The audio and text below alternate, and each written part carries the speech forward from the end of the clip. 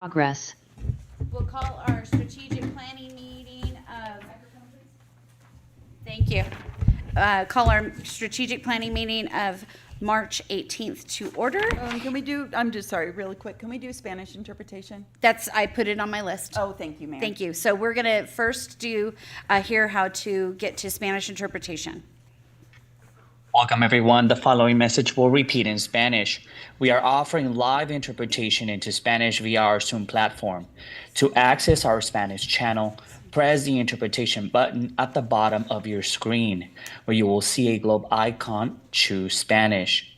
If you're joining via Zoom smartphone app, select your language by clicking More, or the three dots at the bottom of your screen, select Language Interpretation and choose Spanish. Bienvenidos. Estamos ofreciendo interpretación en español en vivo y en directo durante esta sesión en nuestra plataforma Zoom. Para tener acceso a interpretación, oprima el icono del globo terráqueo al pie de su pantalla y seleccione Spanish o español según su formato.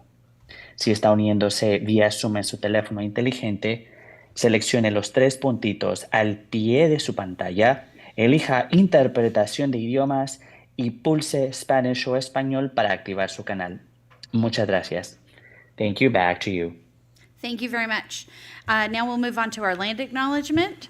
The City of South Lake Tahoe acknowledges the lands we occupy today are the lands and the home of the Washishu, the people from here known today as the Washoe Tribe of Nevada and California, a sovereign nation. Since the beginning of time and for thousands of years before the arrival of any other people, the Washoe lived here and cared for this place with values and intention that we can all learn from. On behalf of the City Council, I would like to acknowledge, thank, and honor the indigenous Washoe tribal communities that are the past, present, and future stewards of the Lake Tahoe Basin. Okay, with that, we will do our Pledge of Allegiance. Pledge allegiance to the flag of the United States of America and to the republic for which it stands, one nation, under God, indivisible, with liberty and justice for all.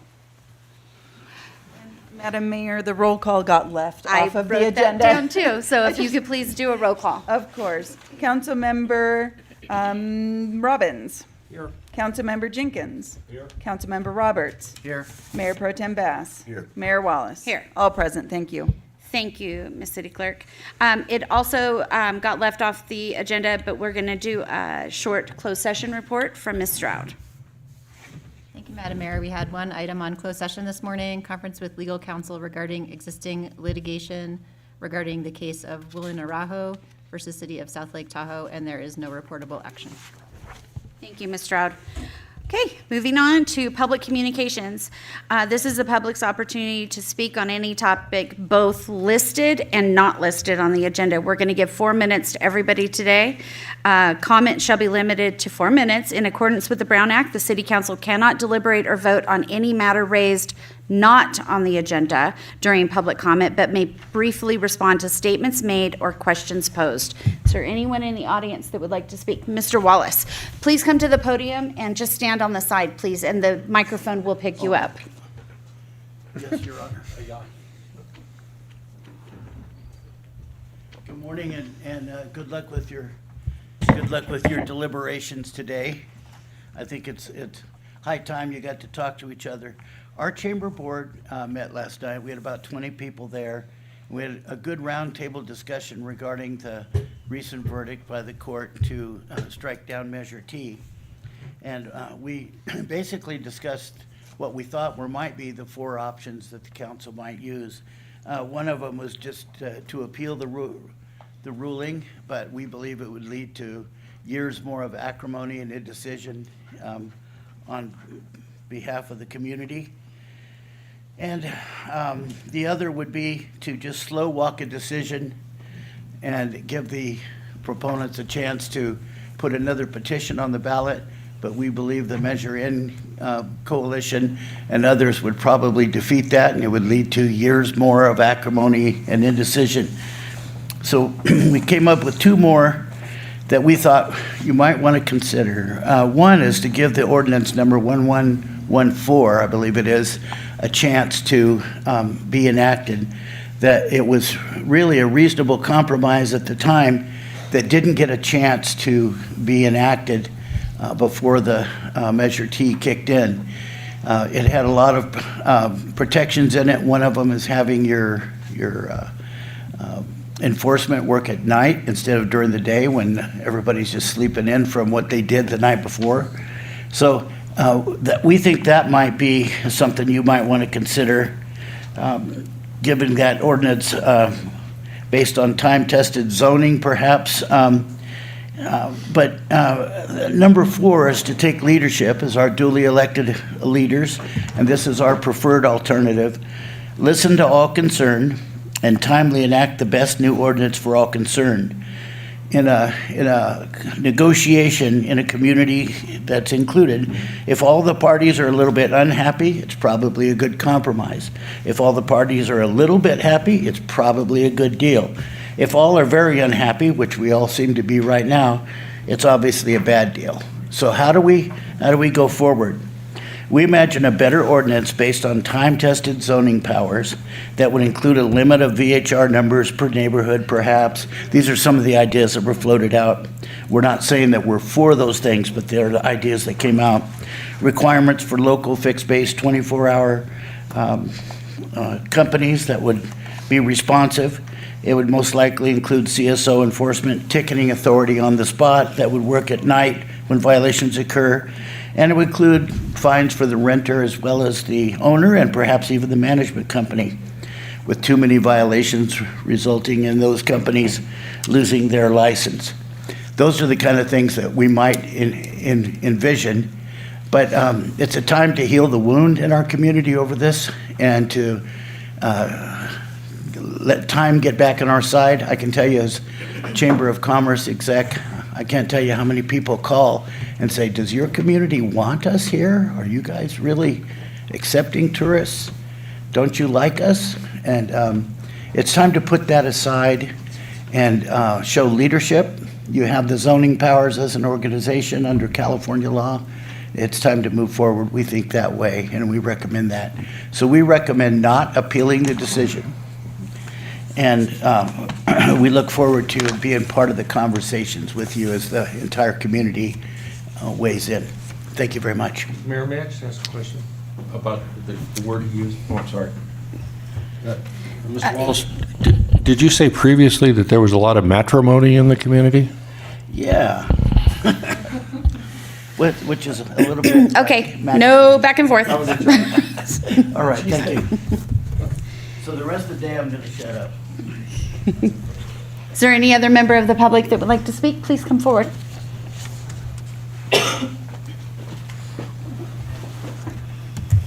Good morning, Mayor Wallace and members of the council. My name is Lauren Gresh. I'm the general manager of R&R Vacation Rentals. I share Mr. Wallace's comments as far as not appealing the measure that was overturned. Several of us management companies who professionally manage vacation rentals in South Lake Tahoe and in the county agree that we need this measure to be reinstated. This is an opportunity to regain a lot of the TOT taxes that we lost when Measure T went through. We understand that our general fund is hurting. I'm concerned as a citizen that we don't have the money that we need for our police, our fire safety, our different programs that go on within our community. We had a lot of job loss when that measure went through, and this is an opportunity for our community to come together and do what's right and get some more taxes to fund these programs that are so essential for our community. It would also create more jobs. I personally live right off Ski Run, right in the middle of the tourist core. My house is in the tourist core that I live in, and you know there are occasional people having a good time out in the yard. I think that's a very small sacrifice for what vacation rentals bring to our community. That's jobs for my coworkers, our friends, endless amount of tradespeople that we employ. We've got housekeepers, electricians, plumbers, landscapers, snow removal. on the daily basis. We are employing all these people in our town. We need this industry in our town. I don't know what else is coming and giving us the type of opportunity that these TOT taxes bring in for our community. So I definitely recommend that that you guys do not appeal this decision. We think first starting with giving the permits back to people who had their permits in the first place would be the first step. And then going from there, also reinstating the regulations that were put in place that we worked very hard on, and that was a good step to regulate the vacation rentals. If we have local management companies that are there and can respond quickly when there's issues, we see it working in the county, it can work here too. So please take all this into consideration when you guys are meeting today and do the right thing for our community. Thank you. Thank you, Ms. Grush. Just for clarification, this is not on the agenda today. Is there any other member of the public? Seeing none, do we have any Zoom participants? Yes, Madam Mayor, we have 5 hands raised. First, we have Rick Curry.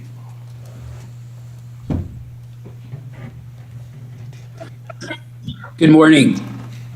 Good morning. I'm Rick Curry, longtime South Lake Tahoe vacation homeowner. And I definitely would start off by saying I agree with the previous 2 speakers on everything that was said.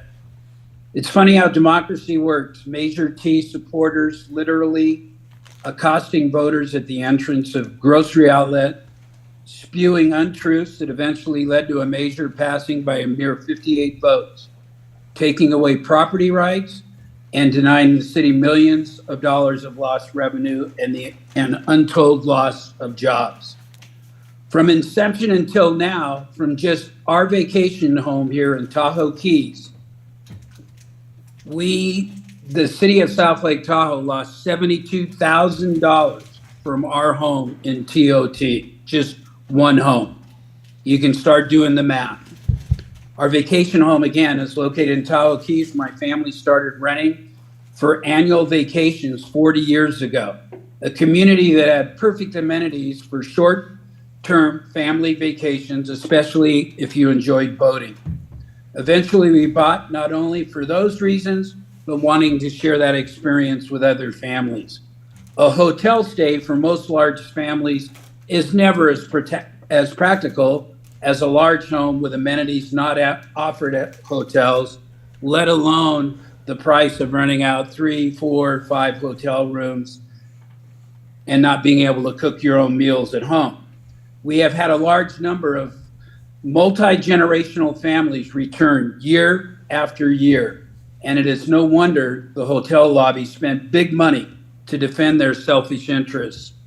During the time we rented our home, we never once had an issue with increased permit fees, more regulations in regards to protecting the neighborhood. We worked with Lauren's company, R&R, who was really ahead of the game in coming up with our own strict rules. We have a noise monitor inside the home. R&R is available 24/7 in regards to any complaints from the neighborhood, because neighborhood peace and quiet is an important factor in this whole back and forth that we're dealing with. I couldn't agree more with the court's decision. Property rights are inalienable. I would urge the council to immediately reinstate the permits to those who abided by and followed the regulations, as we have taken a financial hit. I would also urge the council to look back at all the bipartisan work that was put into the permitting process and stringent regulations and reinstate them to give them a chance to work. We really didn't have a whole lot of time to watch them work as Measure T was instituted. To me, in conclusion, it's a no-brainer. A huge revenue boost for the city, a huge increase in jobs that will support these vacation homes, and lastly, but certainly not least, vacation homes, as I mentioned, that provide multi-generational families to be together. To ameliorate neighborhood concerns, keep tweaking the enforcement side of the issue. And I will close with a quote from George Washington. Freedom and property rights are inseparable. You can't have one without the other. Thanks for giving me the opportunity to speak today. Thank you. All right, next up, we have Caleb.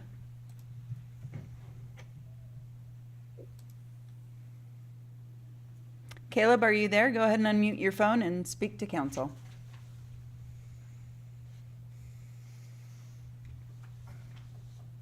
Okay. Can you hear me? Yeah, now we can. Go ahead, Caleb.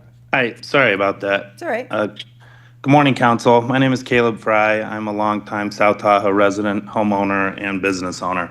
Thank you for allowing me to speak this morning. I'm calling regarding Measure T being overruled in the court. For the last 20 years, the city has mismanaged this issue, and never is that more clear than now. For years and years, they crafted new ordinances without ever really enforcing what was in place.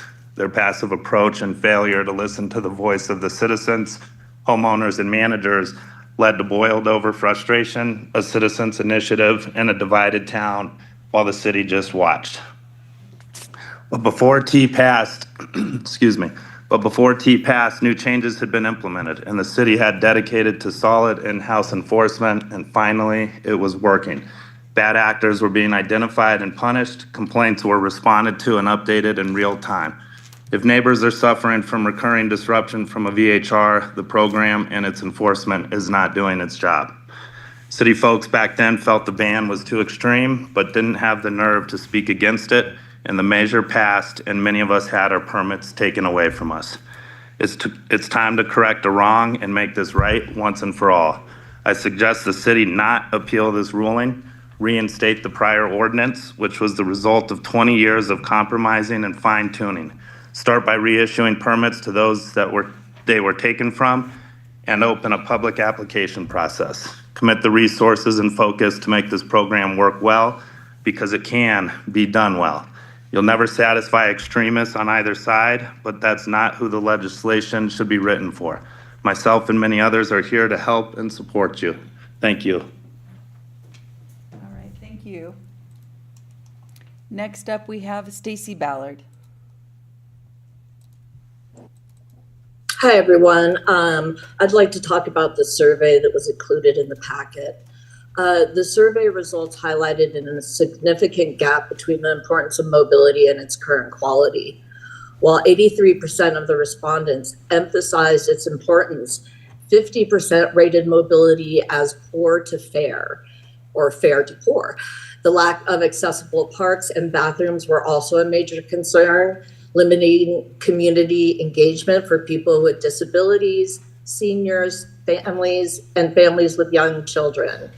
Many of you experienced firsthand on our outing in wheelchairs with Access Tahoe what it was like to traverse even a small part of our town. And you agreed that changes need to be made.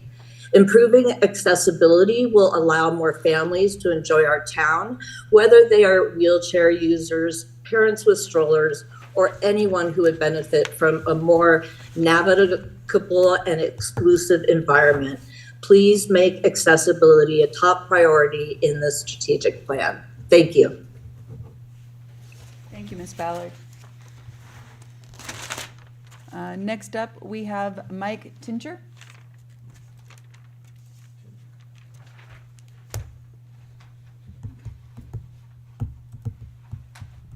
Is Mike Tincher available? Please unmute your phone and Hello. address council. Yes. Can you hear me now? Yes. we can. Sorry. Yes, we can. Go ahead.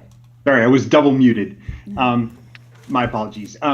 Thank you for giving me a moment to speak here. I don't have any prepared remarks, and I listened to what everybody said before me regarding Measure T and it being overturned in the courts. I'm a vacation homeowner, or former vacation homeowner. I used to rent my place. My appeal is really on behalf of, families like myself, when our kids are now in college and beyond, and so this is no longer an issue for us. But I had 3 very young children when we started trying to travel as a family, and I went through everything. I think Rick was the one that said it best when he talked about, it's just not practical. We tried sometimes renting 2 hotel rooms It just was just painful. And when we discovered, Airbnbs, VRBOs, et cetera, it was just a wonderful experience. And when I had an opportunity to buy a place in Tahoe, it's a modest, 2-bedroom condo. It's on the Pioneer Trail. It backs right onto the noisy street. But it's still a wonderful place for a family. We have one of the rooms has our old bunk beds that our kids, when they were young, used. And, you can throw a pile of kids in one room. You have a parent's room, and it's a wonderful place for a family vacation. And, we were able to rent it for a few years until Measure T passed. And it just made me super sad to not be able to share that experience that we had with others. I love South Tahoe. I used to travel there as a young child with my grandparents. My grandmother loved casinos, but I loved the lake. I loved Tahoe. I would love to see you guys let's revert back to what we had before. I don't know all the history. When I had the opportunity to buy, I learned a bit about what had been going on. I could see there was a lot of controversy in the community. I had a very good property manager that I think did a great job managing my place. I don't know that I ever had any complaints or any problems. I have a neighbor on one side of my unit is another unit that is rented out. I would always, get to know my neighbor and say, hey, let me know if there's ever any complaints, any problems. Never had any issues.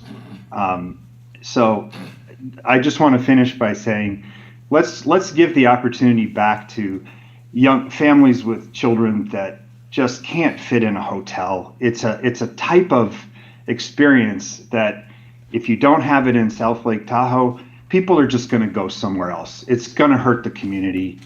I think we can do better. Thank you very much. All right, thank you.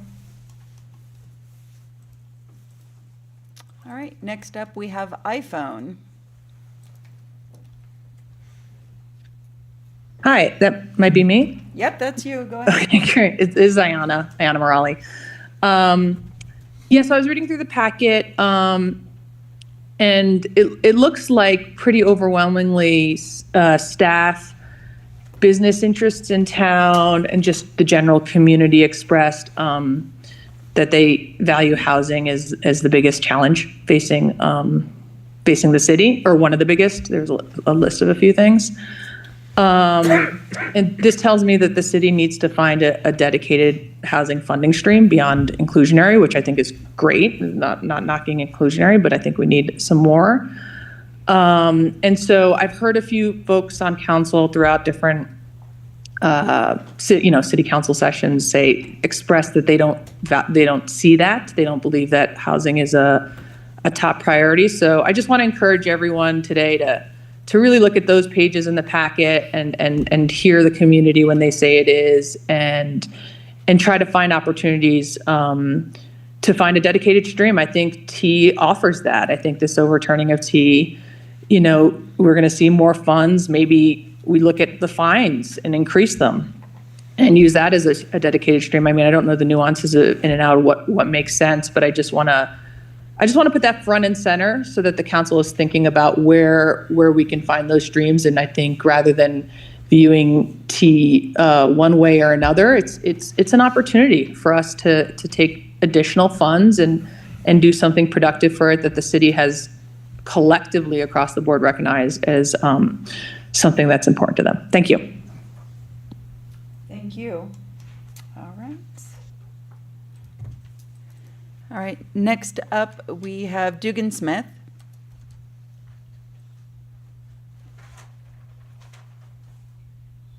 Dugan, if you can unmute your phone. Have I got that right? Yes, you have. Go ahead. Okay, great. Thank you. Hi, my name's Dugan Smith. I'm a South Lake Tahoe resident. I came here 1998 as a J1 worker to work at Heavenly. I was lucky enough to meet and later marry my wife, Angela, who moved here from the Midwest to work at casinos. We've made our life here. Our daughter's at Bijou Elementary now. Our son's in middle school. Beginning in 2010 and until about 2021, well, exactly 2021, we owned and operated a small vacation rental business that we were very proud of. We had many cleaners and managers helping us part and full-time over the years. We spent a lot of money at local businesses to maintain, improve, and service our properties. We contributed tens of thousands of dollars to the city each year in permit fees and TOT. We certainly enjoyed sharing Tahoe with the guests that came, the families that came to stay in our properties, and they themselves spent lots of time and money at our local businesses. We took pride in being good neighbours, and we constantly utilised new procedures and technologies to control and reduce disturbances. Of course, we were devastated when Measure T took our livelihood from us. The business we were passionate about was taken, and the financial toll on our family has been huge. We've watched our former employees struggle or leave town, and we felt like we couldn't contribute to the community like we used to. We were surprised and disappointed the whole time that the city chose to defend Measure T, calling it the will of the people. That draconian measure was supported by the slimmest of majorities, even as it was sold with false promises of cheap homes and rents. It was always clear, then and now, that the will of the people has been some balanced compromise position. Now this week, Measure T has been struck down and control of the HR regulations can be back in the hands of the City Council, where it belongs. I urge the City Council to seize that control and to start representing the will of the people that you were elected to do. There is a perfectly good vacation rental ordinance already in the code, the one that was arrived at after many years of community outreach and compromise. It had only been implemented a short time prior to the 2018 election, and it never really had a chance to take hold and work, and the new measures have effect. So I urge City Council to, as soon as possible, reinstate VHR permits to my family and other property owners that have weathered this storm. Anyone whose permit wasn't renewed in 2021 due to the illegal Measure T, who still owns the property and wants to continue vacation renting, should immediately be issued that permit under the existing ordinance. And then you can decide how to roll out the remainder of the ordinance. The owners and professionals in the vacation business are, with rare exception, are and always have been productive and responsive members of this community. And they stand ready once again to contribute in a really big way. And I think it was the last caller that said a dedicated stream for affordable housing, and this is it on a platter at the perfect time. So just once more, I urge you to stop the damage, choose to represent the will of the people and justice, and allow us to get back to supporting local business, city revenues, and ourselves in a responsible way as soon as possible. Thank you very much. All right, thank you. All right, next up we have Annabelle Yonan.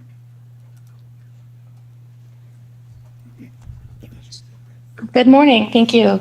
My husband and I own a home in South Lake Tahoe on the Keys.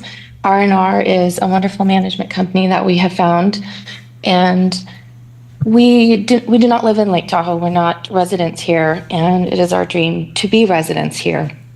And having this property has been a huge investment for us, for our family. We had, prior to Measure T passing, spent almost half the year in South Lake Tahoe with the intention of becoming full-time residents. And as many of the other people have mentioned, this hurt us financially and just took away some of that dream. So we have 2 children now, and we happen to be in Lake Tahoe right now and enjoying everything that this beautiful, special place has to offer. So it's really the point of view that we feel it's our right now that Measure T has been overturned, that we would have our permit reinstated, and we hope to become more active participants in this community and see the benefit return once short-term vacation rentals are no longer prohibited. R&R has done a fantastic job of maintaining our home. Our neighbors know us very well. We've never had a single complaint about any renters. Our renters are family and friends and return customers that also enjoy Lake Tahoe and want to spend their time here.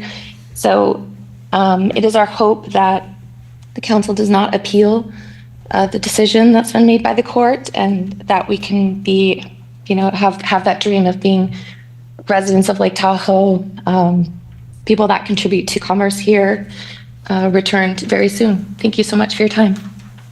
Thank you very much. There's no additional Zoom public comments, Mayor. Thank you, Ms. Blankenship. Okay, with that, we are going to move into our regular new business, which is our strategic planning retreat. And I am going to turn it over to Mr. Irvin. Yeah, thank you, Madam Mayor, and members of the City Council. I've been looking forward to this agenda item for quite some time. I appreciate everybody being here. This is a City Council's opportunity to have general discussion about policy and goals that you want to establish for the next 5 years, is how we've done it in the past. Every 2 years after elections, we hold another strategic planning retreat, therefore allowing the new City Council members who are elected the opportunity to have their voice heard and have an open, honest discussion with the existing City Council members to actually establish those priorities and goals. In the past, I've facilitated this retreat. We've hired a strategist to assist us in facilitating this retreat. An added benefit of hiring them is they've been working with our staff on conducting survey analysis. They've also facilitated a retreat with our mid-level managers. And tomorrow, following this, me and the directors will be recapping what we hear from the City Council today in an effort to formalize the strategic plan in hopes of bringing that back to the Council for adoption on April 22nd. So with that, I'd like to turn it over to Shannon Flowers and Sandra Hathaway to lead the discussion, and happy debating, I would say, because that's what we're doing, is expressing the opportunity to have open dialogue and work towards consensus on the priorities that the City Council wants to work on. That's the goal for the day. Thank you. And you're welcome to walk around with the microphone too. Awesome, thank you. Good morning, everyone. Very excited to be with you all and see you in person today. My name is Shannon Flowers. I'm one half of the Strategists team. As most of you know, I've talked to most of you, and Sandra's talked to the other kind of half of you in the room. I started out my career in local government and was a finance director for just under 15 years in Central City, Colorado, which it doesn't have the skiing and recreation right there, but it has some very similar components to South Lake Tahoe. Some of the same economic difficulties, struggles, challenges that you've all discussed and seen in the work that we've done thus far. It's why we got into strategic planning, to really make sure that we are helping communities bridge the gap between what the elected officials and the community sets as the vision, the goals, and the priority, and then how the directors and the staff can go about actually making that happen and implementing that plan, really making sure that those things are connected and cohesive across the board. So with that, I am very excited to be here with all of you. We've got a long day ahead of us, but I'll let Sandra introduce herself first. Good morning. Thank you. I feel like a rock star with this. I'm Sandra Hathaway, and I worked for public sector almost my entire career. Took a couple of brief stints into the private sector, and then when I met Shannon and we formed our consulting firm, it was like a unique merging of all of that experience and being able to work with cities like you. I don't want to take up any time talking more about myself because I'm sure we're anxious to get into the process, so let's go. All right, so just a brief overview of everything you all have to do today. There's a lot of work and discussion to be done. We're going to start introductions. We're going to talk a little bit about expectations and what you all hope to get out of today individually. We'll get your reactions to that pulse check report that was sent out. That's that document that had several appendices that made it very overwhelming and big, but a lot of good information in there that hopefully provided a foundation for some discussion today. We'll then briefly talk about your mission, vision, and values. Your mission and vision statements are really things that should stand the test of time for several years, but you may see something that you feel like needs to be tweaked. Maybe there's something that you want to adjust a little bit. We'll give you the opportunity to do that, and we'll also share with you the reactions and kind of feedback that staff had yesterday during their session. You're then going to be put to work and you're going to identify your strategic priorities. They might end up being the same as the 5 that are on the wall right now. After your discussions, you may decide those are the priorities we want to stick with. Completely fine. You may also decide that you want to tweak them a little bit, come up with a couple of new ones based on the information that you have and the discussions that you have today. After you determine those priorities, you're going to develop a medium-term goal for each one of them. What are we trying to do with this priority? What's our target? If somebody says built-in natural environment is a priority, what are we trying to do? What are we trying to accomplish, and how are we going to measure it, really importantly, all right? After that, you're going to look at all of those projects that currently exist in the strategic plan. There's a lot of them. There's a big old stack of them printed out. But we want you to look at all of those existing projects because likely most of those will belong somewhere in your new priority schema. So you're going to want to make sure that those projects are placed in the appropriate priority. And as you look through them, there may be ones that fall off. And you think these are not things we want to be focusing on. There are other things we need to be focusing on that are going to get us more impact for our efforts and our resources. So you'll have that conversation with each other about all of them. Last but not least, we're going to talk a little bit about commitments and expectations. Once you adopt this new plan, how are you going to commit to it? As an elected body, how are you going to use that document to make sure that your time here today, the time of your staff, the time of the organization, it means something? And you also set some expectations around reporting so that when we talk to the directors tomorrow, and then after the plan is adopted, they know what you expect in terms of status updates, reporting. What do you want to hear about and when? All right? So with that, I'd just like to start, and we'll start with you. Just what are your expectations for the day? What do you hope to get out of this? Well, there are a couple of specific items that I'd like to integrate into the strategic plan, but before getting to the project individual issues that I think we should consider, I would like us to consider the structure of the strategic plan. Right now, the strategic plan is organized around solutions, not problems. And we should be organizing ourselves around the problems we wish to solve rather than the tools you bring to bear. As an example, the built environment. The built environment is not a goal. It is something you use to achieve a solution. A problem is public safety, how to provide effective public safety. With the built environment, say, for example, a new Fire Station 3 being achieved through building something. Affordable housing is an objective goal. With the built environment, say, Sugar Pines, that is building something, being one way of achieving that goal. But at the same time, there are other ways of achieving those goals of public safety and housing and other things that include policy, that include funding, that include other types of solutions we bring to bear. So right now, we have our structure organized around the tools that we can bring to bear. We can bring building things, zoning things. We can build, government efficiency as solutions to problems, right? But I think we should be structuring our strategic plan around the problems we're trying to solve rather than the tools we happen to have handy. Because a strategic plan should be a statement of what are our objectives for the community for the next 2-4 years and moving on. And these documents have a way of sort of sticking around for a while. Certainly their structural nature sticks around for a while.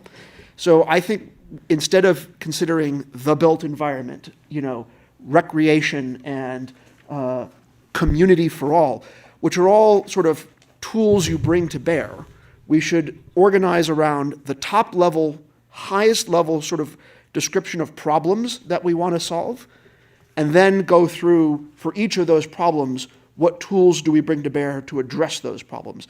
Because they're not all the same. And then the strategic plan then, rather than simply being a document for staff to figure out which department, gets assigned which things, right? Because building things is sort of, the department of building things, and it rather than being a tool for that, it becomes a tool for public communications as well.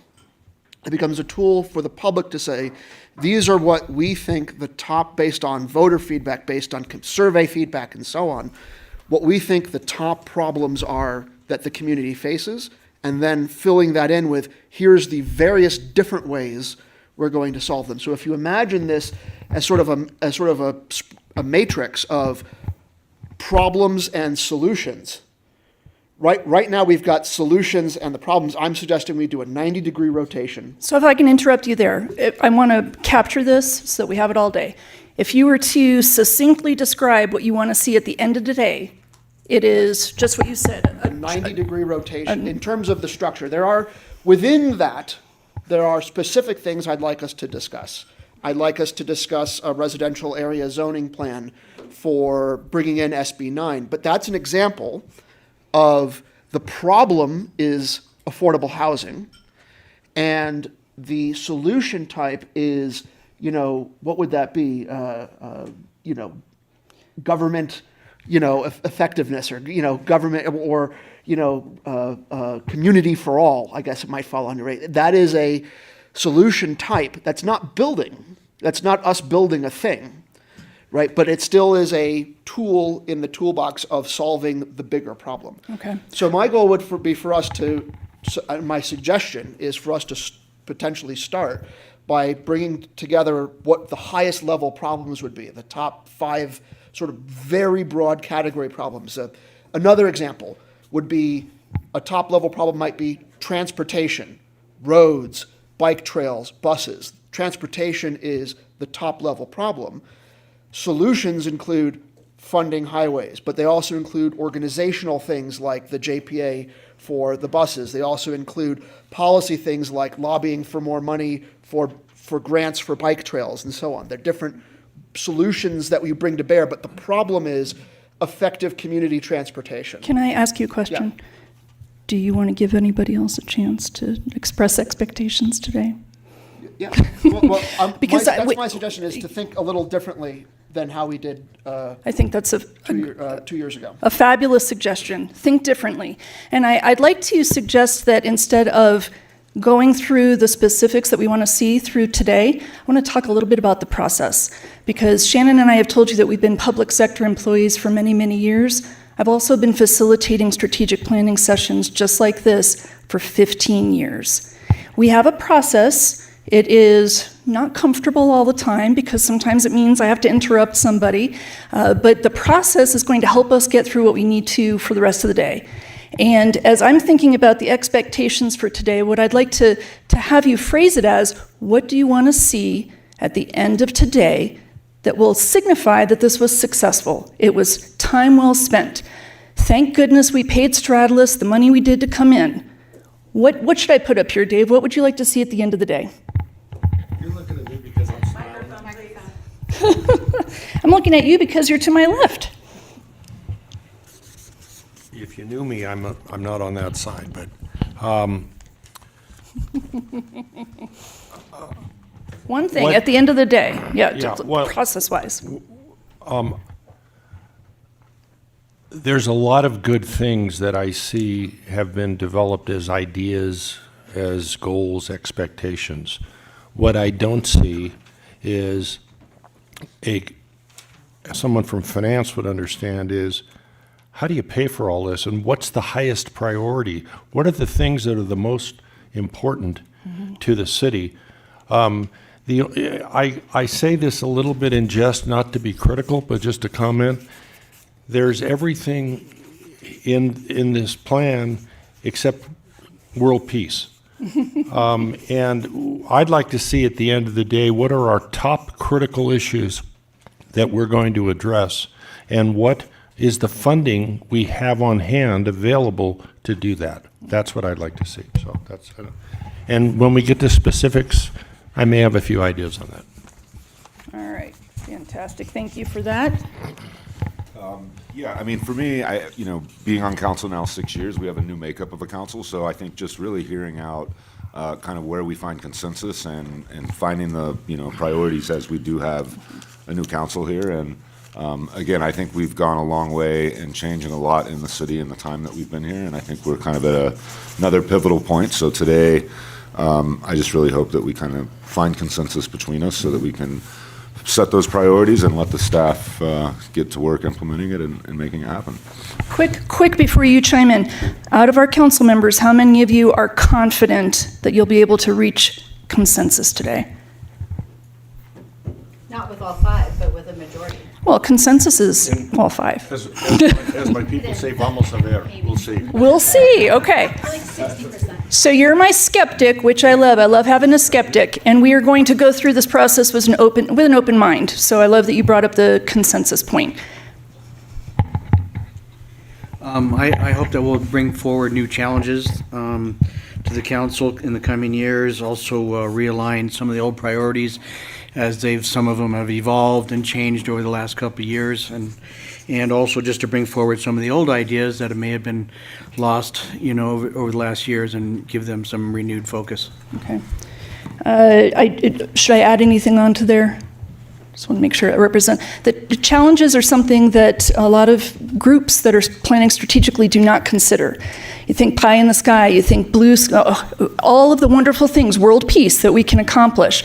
And if we don't think about what stands in the way of getting there, then our strategic plan is not going to be effective.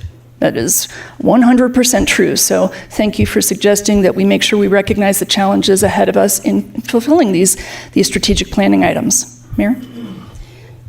Sort of going off of what Mr. Bass said, I think that whether we reach 100% consensus or not, if we have a path going forward, my one thing that I would like to see is that we all get behind it and then push it forward, because that is what we are supposed to do for the city, the community.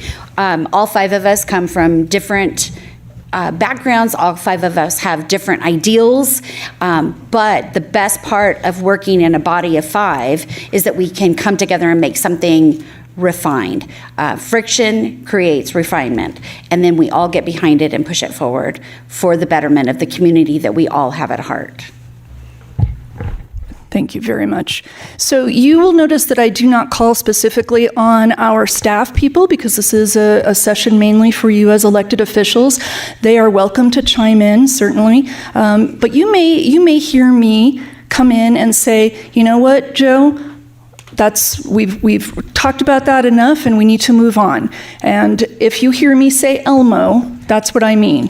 Enough. Let's move on. And I'd like to invite all of you to say the same thing to each other, respectfully. Because if we don't keep some boundaries, if we don't keep this thing moving, we're never going to get through it in the day, right? Basta no más. A lot of Spanish today. All right, so would you like to jump into the pulse check highlights so we can get this ball rolling? Yeah. Cool. All right, so this is really just some more conversation and feedback. Out of that pulse check report, I wanted to get some reactions. What were the things you saw in that report that surprised you?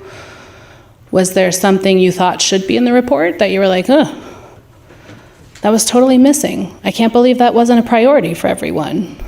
What are some reactions?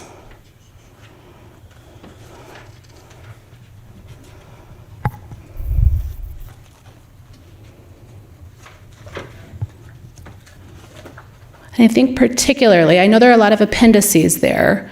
If you look at pages perhaps, I think it's 18 through 21, there are some graphs and charts around priorities and where those priorities fell for staff, for supervisors, for elected officials. Get some reactions there. On one of these, I guess it's page 21. Interesting that, the majority, or 100%, is in the area of fine funding, which absolutely is the truth. We have all sorts of unfunded liabilities, as well as deferred maintenance and all these different things. However, in all of my time here, we've also had, upwards of $4 million to $5 million in undesignated funds, meaning that we've funded all of the kind of core services and things that we need, along with capital projects and still ended up with undesignated funds. So I think it's just interesting that fine funding, but I guess it makes sense. It is also, we always need more money, but it's a little bit surprising because, again, we've never been at a deficit since I've been here in 6 years. We've actually always had a positive undesignated fund reserve. Thank you. Yeah, I really appreciate Cody's experience and business sense also, but when I have never, I respectfully say I don't know, when I look at our street system and I look at the condition it's in, and I look at the cracks that just get worse, holes that aren't filled, and then I find that we have at the end of the budget year, we have, after we budgeted excess capital, with excess dollars, and I'm trying to understand why we haven't given the resources to the department to have a regular maintenance program, not just to build and replace. And when I ran for public office this time, a lot of people had the same concerns, which is probably why I did so well, to my surprise. So I don't know when there's unmet needs how you end up with a surplus. And I mean that with respect and humility. I just say I don't understand it from my own experiences in government over a few years. So one of the things that I found was the survey results. I thought were interesting because the priorities misaligned greatly with some of the things that we spend the most amount of time and money on. And and I don't know whether it's because we've done so much that the priority has become reduced, or that it really isn't or shouldn't be a priority. And I'd like to flush that out. Climate resiliency and sustainability is really low, but we've spent a lot of time and effort on it. Weirdly, housing, recreation, and green space. Some of those things that really scored low, and even into the median, moderate, like transportation. We've spent a lot of resources and funding for that, and yet it is pretty low on the priority list for people. And I'd like to find out what the reason is for that disparity. It's very common to see a mismatch like that and priority misalignment with funding when you do these kinds of surveys and engagements. And that's often because for all of those things that you just named, you're pouring a lot of resources into them and have been for several years. You see a lot of the projects in the existing strategic plan relate to those things. Mm-hmm. The staff, the community, the elected officials, you're like, well, we want to keep doing all of this, but is it really as important? They want to maintain all of those things and prioritize other things, which takes you back to where do you get the money to do all of that, resources. Right? That disconnect between we want to maintain doing all of these great things. It's not that it's not important, that housing isn't important anymore. There's this sense of we're doing a lot for housing. Maybe we need to prioritize something else. And folks, when they're giving those responses, they're not thinking, well, does that mean housing just drops off and we leave housing alone? Yeah, go ahead. Hang on there. So with which survey are we talking about? We're It's talking on about page 18. Yeah, but that's a survey of city staff. It's a survey of elected officials, city staff, manager, directors, supervisors, and the total. But we're the page ones. 96, right, we have the National Community Survey, which is a survey of the population of the people. I totally agree, but It there's lists- a it disparity, lists- is what I was talking about. It lists availability of affordable housing, availability of affordable quality housing as poor, 72%, right? I don't think that's a mismatch in disparity when 72% of the, we're not here to represent the city employees. We're here to represent the electorate. You are misunderstanding what I said. So then, yes, please elaborate. I said there is a disparity because we all agree when we're together that housing is important. And yet, when the five of us answered these questions, including you, maybe that wasn't so high because elected officials on, let's just say housing, is still in the lower end. Yeah, okay, so you're saying It was the mentioned. mismatch is on our, is the problem is on our side. That's why I was Okay, that talking makes about sense. the Yeah. disparity. It's not that we should be dropping that off. No, It's that not at what's all. going on when the survey of city staff says housing's not And the top elected priority. officials, us, because we're included in this. Yeah, I'm pretty sure I said that would have been at or near the top. Yeah, and it was certainly mentioned. Yeah. It was the frequency with which things were mentioned across the different engagements. So the survey, interviews, right? And that's why that pulse check report tries to compare these different components against what your community and that national community survey are saying, or your businesses. Go ahead. Let's take that example. If our community is, the council member says, is saying that affordable housing is important to the people who live here, and we have a policy that says that first, that people who live here should get first priority on affordable housing, but the policy is not being enforced, then what does that say? And doesn't that, in order to achieve what the people want, we have to give the people what they want by saying if there's new affordable housing, however it's funded, except for private side, we're talking public, where there's public subsidies, that we need to say that's the standard and tell people who want to build housing in this town, you want to build it? Fine, then you give a priority to the people who live here first. Now, afterwards then, because otherwise I don't know for whom we're building housing. That's my comment. Great, thank you.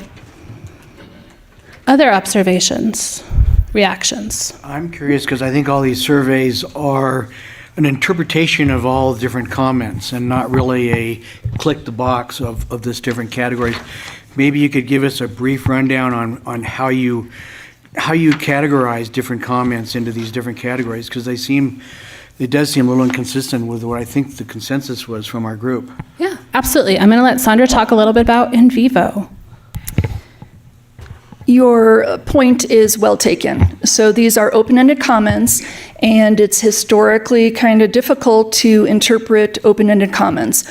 We, to correct for that, use a survey software where we go line by line, and by we, I mean me. I go line by line and I take every single comment that somebody has made, even if it's a paragraph worth of text. If they have, we need better housing, we need better security, we need more policing, I separate those, I put them each into a bucket. Those buckets are then refined over time so that, for instance, at first I had it named essential services, and then we changed it to core services. We put police and a fire under core services. So it's a data point. It is not something that I think you should look at and say, clearly, it's supposed to suggest what the priorities are. If somebody mentioned sustainability 5 times in their one survey, it's only going to reflect as one person naming that as a priority. Does that help a little bit? Yeah. Sure. I think there's just, I think what I'm trying to say is maybe we need to just, as we look at these graphs, that incorporate a little bit of gray area in between each of the categories. Absolutely, yes. When terms are used, Oh. well, it doesn't like me, which I understand. My wife understands too. When terms are used like, we support sustainability, what does that mean? What, and when you get to the specific, we all say, yeah, we support, but what specifically does it mean? And that's where I think when you see goals that say, we believe in a sustainable community, you mean a strong economy? You mean where we retain businesses?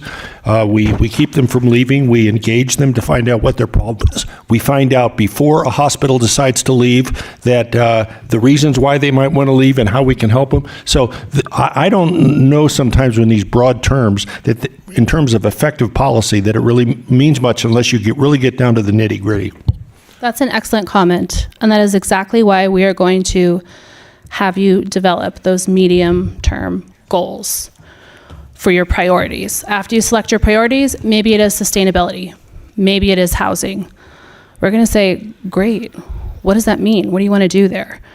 So that when you look at that goal, it's going to give you that context rather than just like, well, sustainability, that's a huge bucket. What are we going for here? We're going to make you do that work and define that today so that, to your point, when you're talking about the problem, what are we solving for? What are we actually trying to solve for? That medium-term goal will do that for you all. And so I think, as Sandra said, these surveys should be used as a data point to give you some general, this is where the different groups that make up South Lake Tahoe fall with these things. But ultimately, it's your decision here today to use those data points and your discussion to decide, what are those priorities? And are we going to structure them around the solutions? Or are those priorities going to be the problems, right? Shannon? Yeah. If I may. It's a couple times already in the short time we've been talking that clarity on the specific goals is needed. And so I think that I want to make sure we capture that and that that's given time as part of this retreat. I also want to ask our finance director to give a brief update, if that's okay with the council, on some of the questions regarding surplus and our finances, if that's okay. Olga, please.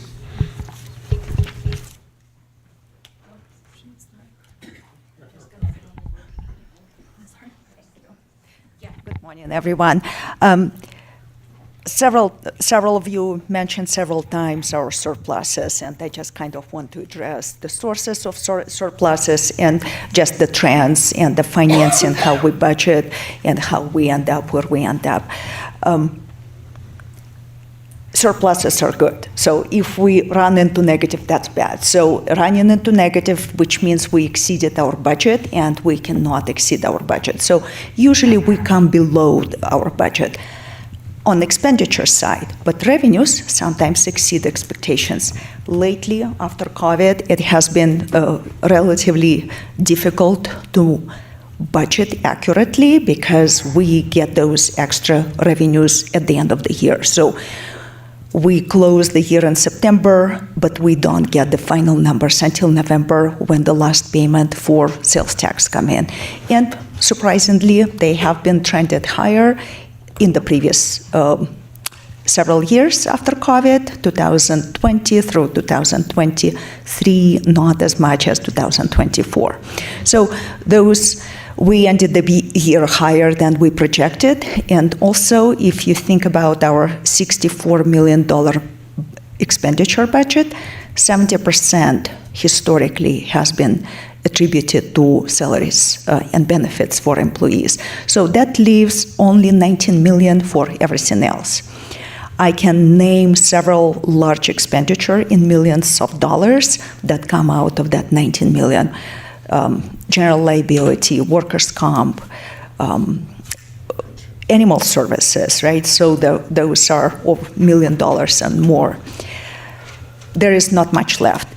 Also, if we have 200 employees and we have only 10 vacancies, for example, which is very reasonable, it's less than 10%, right? That comes to several $100,000 savings.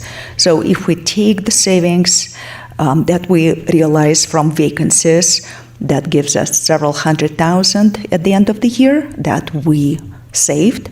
If our revenues come in higher than we projected, that's also adds to the surpluses that we realize at the end of the year. Those surpluses we have been very fortunate to have them, not as much in 2024. We actually balanced the year and we had a much lower surplus because all revenues are stabilizing and the economy is stabilizing, and maybe just it's a lot of uncertainty to have very risky budgeting strategies at this time. And just wanted to mention, we have a low, as of last year, we have a low surplus, lowest that we probably had in the last 4 or 5 years. But those surpluses we know by mid-year. So we have been adopting the strategy to allocate those surpluses to strategic goals and objectives. I think it has worked well, and I propose that council continue doing that. Council develops goals, and as we end the year and come to mid-year budget, surpluses, those can be allocated, whatever is available. But adding it in the budget, during the budget process, in the adopted budget, has been very difficult. Last year, we had about $2 million. We started our budget preparation with $2 million deficit. And we had to cut several expenditures from last year's budget, including South Shore Tahoe Management Association funding, $500,000. We couldn't put it in the adopted budget because adopted budget was not able to support that, as well as several other expenditures. Body cams, we had to cut it from the operating budget because we have to present balanced budget to City Council. So, but once we progress through the year, as we get closer, we realize, okay, yes, revenues are coming in. It's safely to assume that we will have those surpluses. And then we bring back to council additional expenditure appropriations. It has worked well. I propose we stick with that, but I am also open to any other budgeting strategies that council might have. Thank you, Olga. The one thing I'd highlight is those surpluses that we bring back at the mid-year, those projects and those items you addressed are one-time expenses. This should not be planned for ongoing, in my viewpoint. Can I just make a couple of comments? Please. So when Cody and I got on to city council, they had somewhere in the neighborhood of 16 to 20 million in undesignated reserves that they were saving for a rainy day on top of our 25%. We made the policy, the council at the time, to spend that money on the priorities of the community. That's how we got all of our new snow removal equipment. We have now developed a dedicated funding source for roads through Measure S and other things, the replacement plan with the utilities that was never in existence in the prior 55 years of the history of the city of South Lake Tahoe.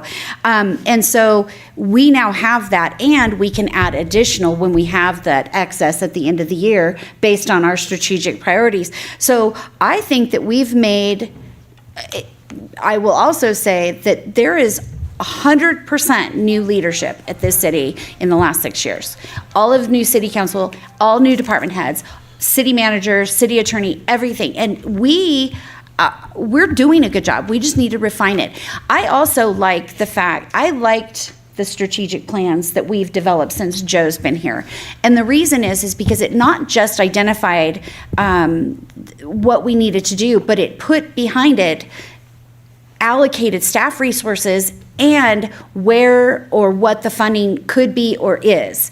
And it wasn't just a plan that got built and then set on a shelf. It was an active plan that we worked every single day, every single meeting. And I don't want to throw that out.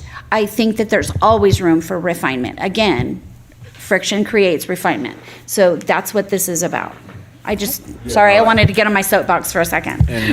I agree with you in a lot of ways. I mean, definitely when we joined council, our total road maintenance budget for the year was $480,000, and it had been that way for decades, and that's why we ended up in a situation where our streets are crumbling and cracking, because I've accustomed it to painting the Golden Gate Bridge. It's something you never stop.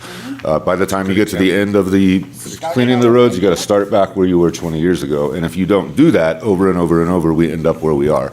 And so a priority when the roads are definitely what our residents want to see, how do we take that? We have a $120 million issue. Do you go out and bond and try to get all the roads repaired in 3 years and use our bonding capacity just for roads? Or do you try to start with a $3.5 or $4 million budget and make sure that, it's going to take us 15 years to catch up, but we've got to know that we have to, keep that commitment. Same thing with our facilities and deferred maintenance. We have so many facilities that no deferred maintenance account was kept up over 20 years. And so here we are with this huge deferred maintenance issue that we have to create a budget for, and we have to start now. So I think that's kind of, what our priorities need to be is. I don't know that we have that bonding capacity, even if we wanted to go that route. Your underlying point is well taken. I'm just saying in terms of when you're looking at what do we want to do about it, it's I don't know that we could borrow 100 well, we could have, but we went with a hole in the ground instead, and we didn't finish the redevelopment, and we also used it in the rec center. And Yeah, so Yeah. so Well, I don't and- know if Goes we back have to that those- capacity Even if we were to bond it, we would have to start over again, and where would we get the funds to do that? So we're doing it the right way. We're taking off little bites, and we're going to eat the whole sandwich pretty soon. David, you had something to add? I want to be sure the sandwich is something that we all can agree on what we eat. And my comments, please, they sound like they're critical of the council and their staff, and they're not. It's just what I see. And some of the criticism could go back to when I was in the chair because of road maintenance issues. But when you say we have $120 million, if we completely repaired every city street, but if we don't maintain those streets, if we let the cracks get bigger and they undermine the base, we don't give the Public Works Department the crews to do the maintenance on a regular basis, the cost is not going to be $120 million. It's going to be higher as time goes on.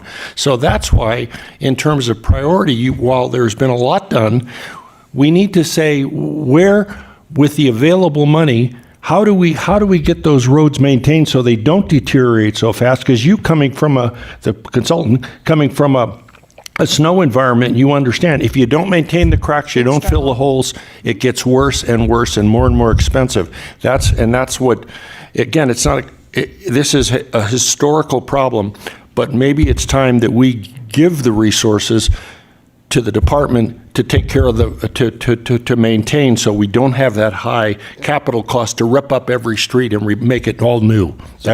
I think that's well taken, and I think we've heard from Anush many times on this topic, and part of the challenge, of course, is that it's not just repaving that you need to do in terms of repair and keeping up on maintenance. We have to install drainage so that the roads don't continue to be undermined at the rate that they're being undermined.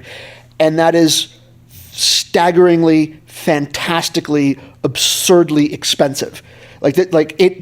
Putting in drainage and digging up the street is an eye-wateringly expensive proposition. And it would have been great if we had spent the last 20 years nibbling away at that rather than deferring those costs to now. But we can't go, as we've discussed several times, we can't go back in time and fix bad decisions that were made 20 years ago, because if we could, there's a lot we could fix. But being that we are here where we are, right, I think, the point is well taken that if we are just repaving and not doing the infrastructure, the drainage, then we're continuously putting a Band-Aid on a problem that we're not actually properly solving. So, I think this is the kind of thing that should, and I'm going to bring this back to my original suggestion, is we should understand that this is this is in the category of problem of transportation, and that should be our sort of top line item. And then the question is, how much funding do we want to put against transportation? Because this is, the way to solve this problem properly, so that we're not just pushing the bill down the road, which I don't think we want to do, requires a level of funding that doesn't really, to solve this problem promptly, requires a level of funding that doesn't really exist right now. There isn't a source of revenue that will generate $250 million in the next 10 years to axe this problem. So we have to decide, if we want to increase funding for roads, and doing roads the way that doesn't push the can down but doing them properly is very expensive, what things should get cut? So it's not just, when you say it's not just, should we give them the resources? Everybody thinks they should have infinite resources. That statement needs to come with, they should have these resources in lieu of what thing do we want to get rid of? What thing do we want to reduce? Do we want to reduce? And bearing in mind that in terms of general funds, more than 2/3 of our funding is police and fire department.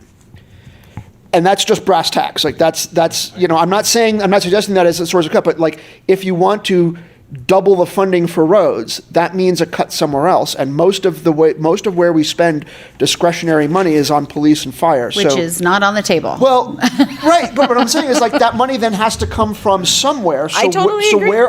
We have to be real. So where would that come from? Or we need to do it in the pathway that we've been doing it. I agree So include that in police that- and fire should be held harmless from any cuts, but when you only have so much of a budget, you have to set priorities. And the priorities are based on what are the most important things, and that's a policy issue that I understand we're all doing. But in the end, we can't do 120 million. I agree with you. We can't do 125 million unless you can fund it, maybe personally. But yeah, it gets your pocket. But I mean, we can't do that. But we can do some things that will mean that we don't have to do as much. We can do it later. It gives us more time if we can maintain those streets. You take a ride on the roads anytime in this town. They're in crappy condition. And not the newly paved ones, but they're in crappy condition, and people in the community complain about them all the time. What can we do on an interim basis to address the issue while we're looking at financial tools like TIFs and other measures? Look at taking TDA funds and using, as other cities in California, oh my God, we are a city in California, uses for road maintenance. While we look at other options to address the drainage issues we have basins, and God bless the staff for looking at these massive fire-ridden, I would argue, public parcels that Forest Service and CTC owns that can be used for drainage basins, because that is a real opportunity that a lot of cities don't have. And I'm really pleased that y'all are looking at that as a way to address in a shorter term draining water off the streets into these basins. So I want to pull us back for a second. Yeah, that's exactly what I was going to do. I will just say, I actually like your idea, Scott, of identifying the problem so that we can then work towards solutions. I think that if you're trying to solve a problem that doesn't exist, that is an ineffective use of our limited resources. So I am 100% okay with that. You two, and I think that everybody does. So let's identify what the actual problems are, but let's not beat every dead horse. So I have some suggestions for a set of initial Are problems. we at that point? Hang on, let me pull you back for a We're second. ready to have that conversation. I'm going to let you loose on that conversation soon. Which is based on page 3, So Yeah. we have some. Perfect. We have some initial point to start that conversation because Perfect. we got these we- themes here. So. You're not understanding. We agree with you. Let's move forward. Yes. All right. Before you jump into, and I think that's great that you've decided your strategic priorities are going to be framed around the problems and identifying those problems. All right. I want to just talk mission, vision, values very quickly. There's not a lot up for debate here, but I wanted to share with you when your staff met yesterday and they looked at them very quickly as well and just, what are your reactions? And I asked them for, what do these phrases mean to you? I just want to share that with you, get some brief reaction. We don't need to go any rabbit holes because really your mission and vision are good. Maybe there's a tweak here or there, but those things over the course of a strategic plan should remain pretty much the same, right? You're not looking to change those in a short midterm. Those are long-term things. So let's look at your mission. Least favorite part. Sorry. We'll go fast, Mayor, I promise. I'm just, it's an individual preference. The city was established to provide essential, outstanding, and cost-effective services that enhance environmental sustainability, economic vitality, and the quality of life of our residents, businesses, and guests. Right? This is your existing mission. Why the city exists, what it's meant to do. Staff's thoughts. We just read the same sentence, then I said, give me your reactions. Is there anything you changed? Do you love it? Do you hate it? These are their thoughts. To change the is to provide or exist to instead of was established. They're like, was established. That means that it sounds to me like it used to be the mission. We want it to still be the mission, right? Replace outstanding with innovative. There are a couple of other ways they came up with that were very clever to introduce innovative to a strategic plan.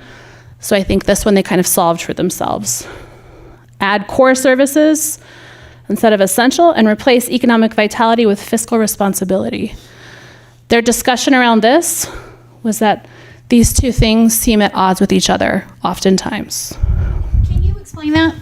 Because I see that slightly differently than the way it's being expressed. Yeah, absolutely. So they felt like to have economic vitality, the things that the city is going to need to spend money on to create that economic vitality is going to cut into your surpluses, your fund balances.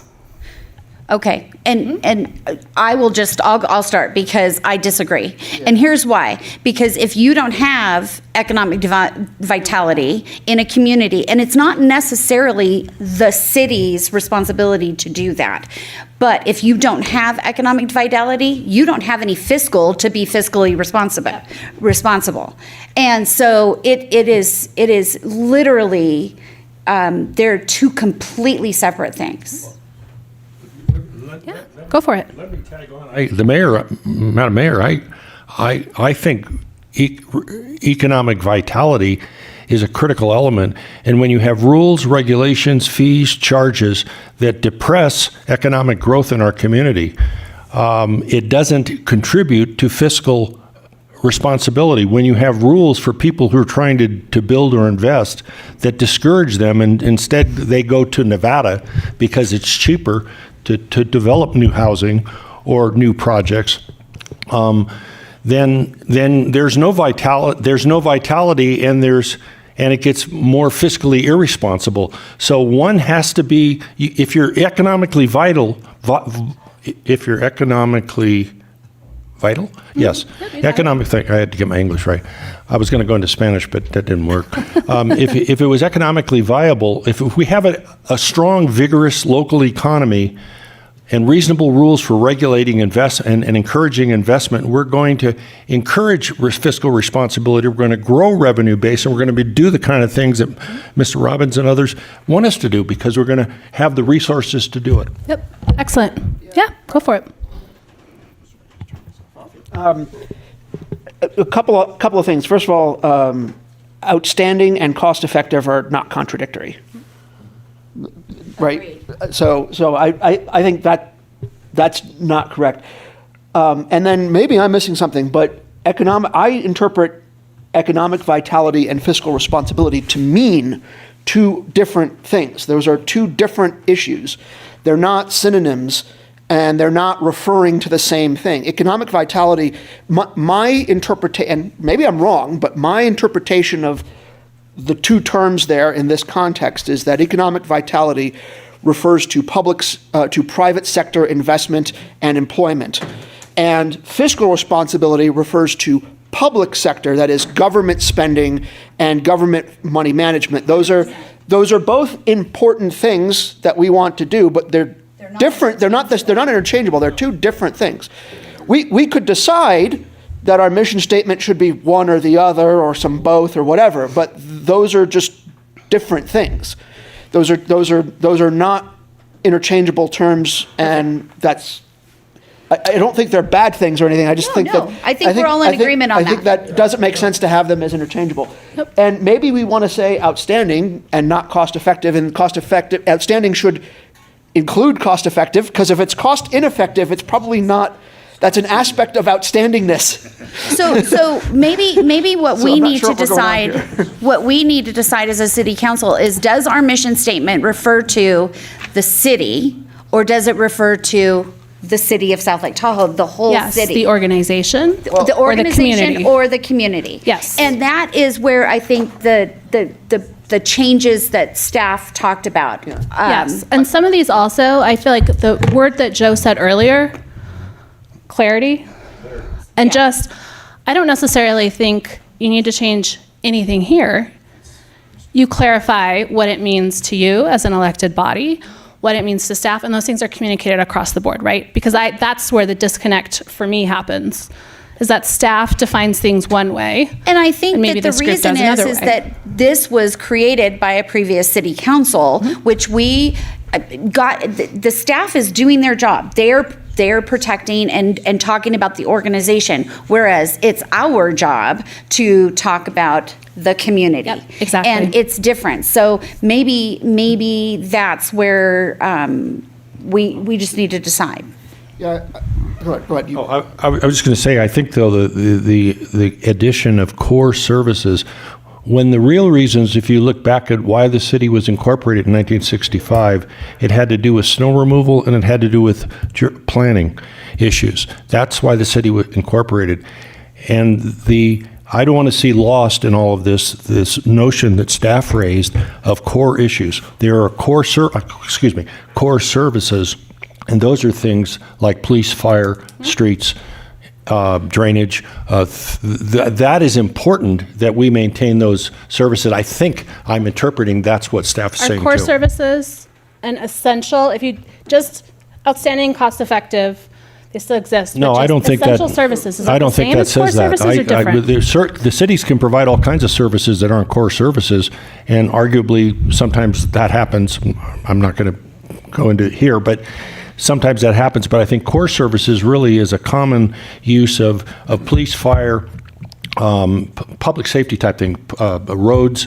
And sidewalks, trails. I mean, those are really core services, and I think that's an important reminder to us of why we're here too. And maybe it says it was established and exists too, because it's what happened previous and what we're doing going forward.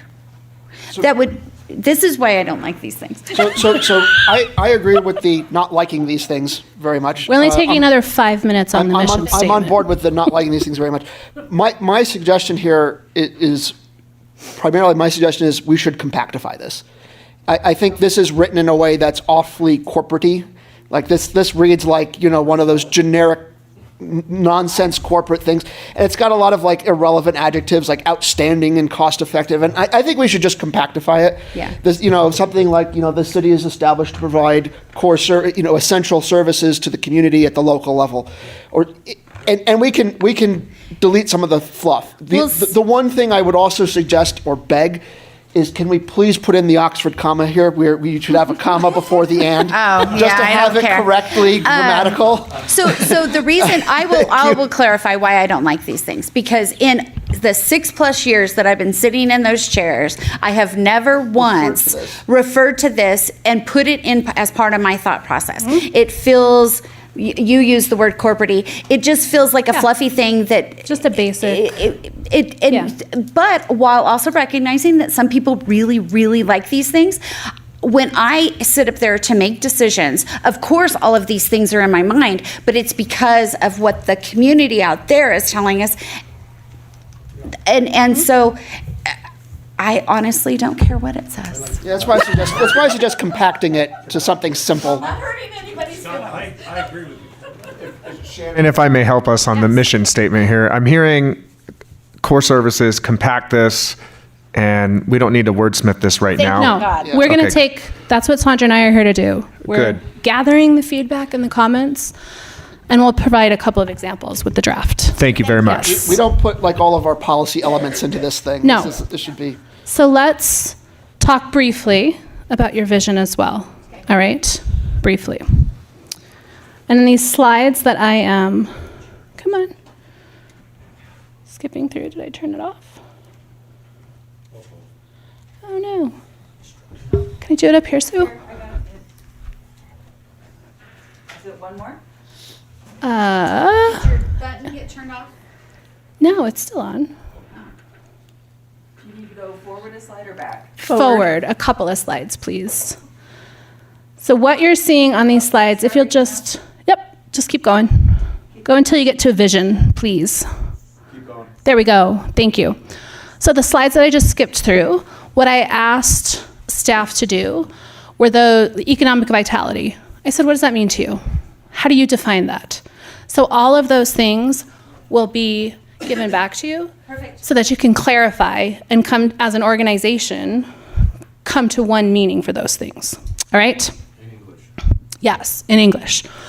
For your vision statement, elevating South Lake Tahoe by providing service excellence for an inspired future that values the natural and built environments, civic engagement for all, and economic prosperity. We'll put the Oxford comma in, Thank you. but outside of that, I think we're going to take 10 minutes on your vision statement. Honestly, I think similar to the last one, this is a bit of a word salad.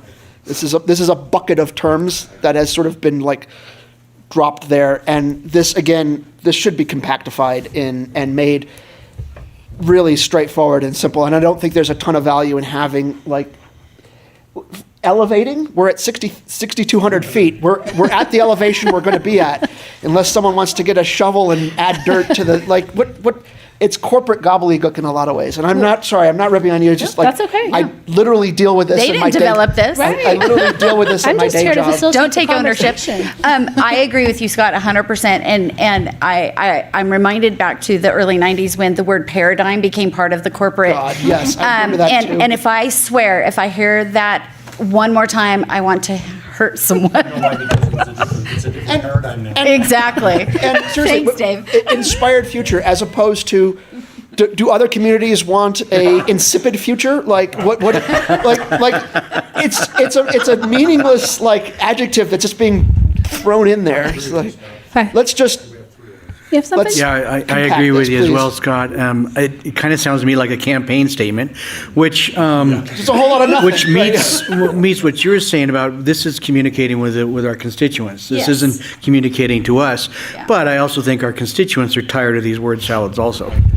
Like I don't even know what this means really. So. Like to see it be a lot more action oriented is as opposed to, I mean, it is a vision statement, but we can envision being more action oriented as opposed to being, well, not even just process, but like, oh, it's sort of the kumbaya thing. You know, we need to talk about what we can do. What I recommend. Let's be doers. What is service excellence? What is, How do you define excellence? Providing service excellence. What is that? What I recommend for vision statement is that after you all have identified your strategic priorities that are focused on the problems, those goals, how you're going to measure outcomes, look through your projects, Sandra and I take that back with us, and we generally do 3 potential vision statements. I much prefer you do it than I do it. Yes. To come to an with- agreement on one But I sentence, we guess would the be idea is, here like, all with week. direction. Well, of course. Yeah, Yes. So But I think your vision statement will take shape as you discuss the priorities that you have. defluffify. Very clear. Okay, good. What's going on All the right. notes? Defluffify. Values. You're all familiar? Are you all familiar with the Chiefs, the values? All right. What we asked staff to do, and this was really just to get them going for the day, I asked them to pair off in groups, pick one of your values, and come up with 3 examples as to how they personally, their team, their department, the city exemplifies these values. And we won't go through all of them, but these are the examples that they came up with. And what was really cool to see as they were reporting out to the broader group on these is the excitement they had about these things and how much everyone in the group, as someone was talking about one thing, it was in their head, they were like, oh my gosh, when you say that about communication, we also do this, we do that. They had so many examples, I couldn't keep up with writing it on the sheet. And what is 2 things that were really cool outside of their excitement for sharing with each other. One, a lot of these things are projects and activities that are reflected in your current strategic plan. South Lake Tahoe is living out their values by implementing the strategic plan. That's not always true in communities. Sometimes we ask that question, we have them talk about values, and they're like, I don't know why accountability is on here. We don't do anything, nobody holds anybody accountable, we're not transparent. South Lake Tahoe is not like that. You are living out all of the values, and you have good, solid, concrete examples of things that you are doing as a city for the community, with the community, that support those values. And I am going to say that it's Joe Irvin because of the way he developed and helped us to develop our strategic plan. Now this is our 3rd time. And it's because it wasn't just a, pie in the sky, put it on a shelf kind of thing. It had action, and that's the results of Yep, it. it's realistic. And it's exciting to hear that the staff was excited about it because it feels like they've accomplished something, and that as a whole, the They got to organization share is- all of these cool things. It's amazing, and I am going to give kudos to this guy. Okay, while we're giving kudos, it seems to me that, we have excellent staff, we have an excellent city manager, we have excellent legal counsel. and it's just our job to set excellent policy, but we don't run into the problem that some people do. If you ask them, how did you serve this week? What did you do this week? Our staff would have answers that are real answers about our community, and I too congratulate all of you for that. Yeah, it was cool to see and be a part of the conversation. And one thing I would recommend for the strategic plan is that this, in some form, maybe there's some description around it on a page, gets incorporated and reflected to celebrate those successes over the past couple of years as you're starting on this next phase of the strategic plan. It also highlights what I believe, and this is my opinion, but I think it goes for what we're doing, is that the city council is the what, and the staff is the how, and that they're the ones that have to implement it, and that we should always try to stay at that 30,000 foot level. Let me go. So based on what the mayor's saying, 30,000 foot is where on this chart? Goals and projects. It's above 20,000. I should have had Go higher, elevation 'cause markers. we're already 6,000 feet high. Yeah, that's right. So goals and above with some informing and recommendations around projects? It's definitely goals and above, and identifying projects, but not, at least, again, this is my opinion, at least not getting into the weeds of each project. So that would be action. I interpret that as that would be action plans. Yeah. Like that's what you do to implement a project. But Which what is projects- Yeah, Yeah, but what project should we be doing? That's Would ours, be yeah, like projects, 3,900 yeah. would be an example of what project. Right. Right, and so we should operate at the point of interface should be at the projects and goals. Can I give an example of something? So, for instance, in the past strategic plans, one of our goals was local control, and it led to the formation of moving in a process to develop a process to annex certain lands. So we did a study to see if that was cost feasible or not. That was more of the action planning. The council said we want to look at annexation of certain areas. The action plan has so many steps that are behind the scenes that the general public has no clue what's going on, and maybe even council. And it's our job to make sure you know what our action plan is, what the cost of implementing that's going to be, and whether or not we're getting progress forward or not. And so I kind of say that the action planning is really at the staff level. Sometimes staff identifies projects that we need to bring forward to council to consider and review, but I think it's very common, especially in cities that are smaller like ours, where the council does say, we want to build a complete street on Johnson Boulevard or something. I mean, those are things that are community projects that the council's voice needs to be heard. That's my opinion. If I can, I appreciate the city manager's comments. And all of us bring things to the table as elected officials with experiences, with knowledge, with things we want to do or things we don't want to do. And I think it's important that we all draw on those experiences to bring those forward. I'm afraid of flying, which is why we don't go places as often as we should maybe. So I like there are some things that we may have intimate knowledge about that we can share with, but let staff evaluate those. But I think it's important that we bring our experiences, in different ways and say, okay, here's some thoughts.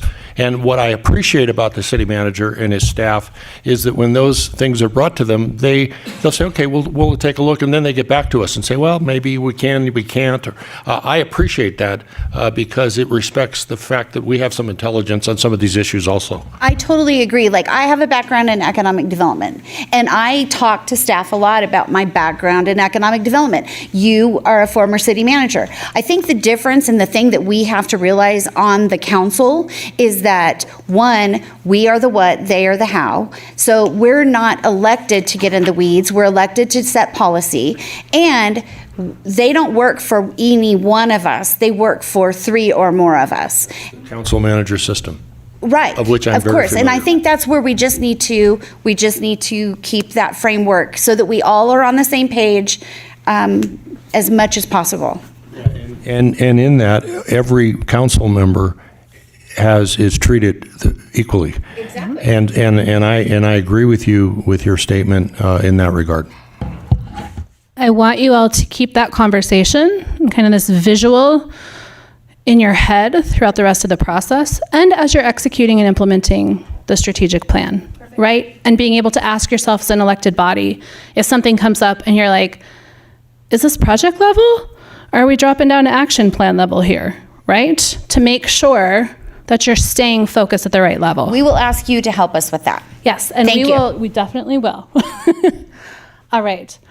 I want to give everyone 5 minutes to get some coffee, shake your legs, do what you need to before we ask you to start identifying your strategic priorities.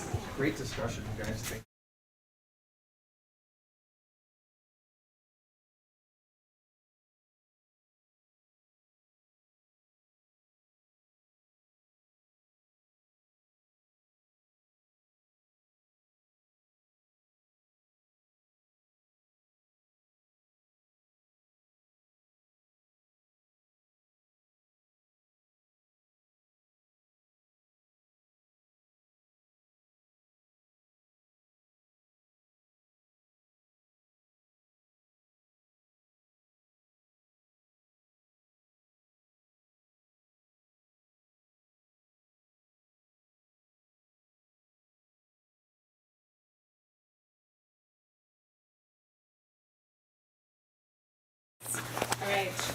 All right.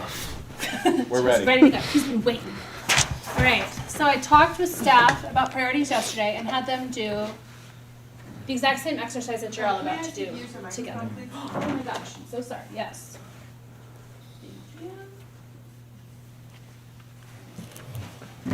There we go. Okay. So when I met with staff yesterday, I had them do the exact same exercise that you're all about to do, which starts with a couple of minutes of individual work and then group discussion to ultimately identify your priorities framed around your problem statements, right? When I did that, and I asked them, what is important to focus on or continue focusing on to achieve the vision you just discussed? So this part of the process, a little bit different, right? Because we're going to take that vision and build it based off of your strategic priorities. This was the question that they were responding to. And these were the priorities that they came up with. Infrastructure and asset management, fiscal responsibility and economic resilience, environmental sustainability, core services, and community development. Right? Something that I wanted to, one, congratulate your staff for coming up with, and two, talk to you all about, as they were having their discussions kind of throughout the day, everything they talked about. The word innovation kept coming up. High-performing government kept coming up. Organizational development kept coming up. Quality of life kept coming up. And they were like, organizational development, it doesn't really seem like it should be a priority on its own, because a lot of that is internal work that we as a staff or within our departments need to do to make sure that we can do all of the goals that council sets for us, right? And they're like, it's not really a priority, but what do we do with this? And what about innovation? That's something that really we think should apply across all of our priorities. So they decided that the strategic plan should have what they called cross-cutting concepts. These 4 areas, in some communities, they call that a lens that you look through, right? As you're looking at your strategic priorities and the projects and action plans that you have to do, and thinking about, are we being innovative? Are there ways we could be more innovative with how we're looking at this? Is the way we're about to approach this project high-performing government, right? Are there things organizationally that we need to address to make sure that we can hit a home run for this project? How's this impacting the quality of life for our residents, visitors, and businesses, right? There are a couple of components there. So I wanted to just take a couple of minutes, 5 minutes, and get your thoughts and feedback on this. What do you think about this? I actually really like this. I would venture to say that the council could probably come up with a few others that we can take off of what is currently an action item and put it into this category so that the lens that we look through for all of the things that we do it captures all of these things. And it would, that's what I'll say. Okay, great. Any other thoughts? I'm looking at you, David. Come on, what do you got for me?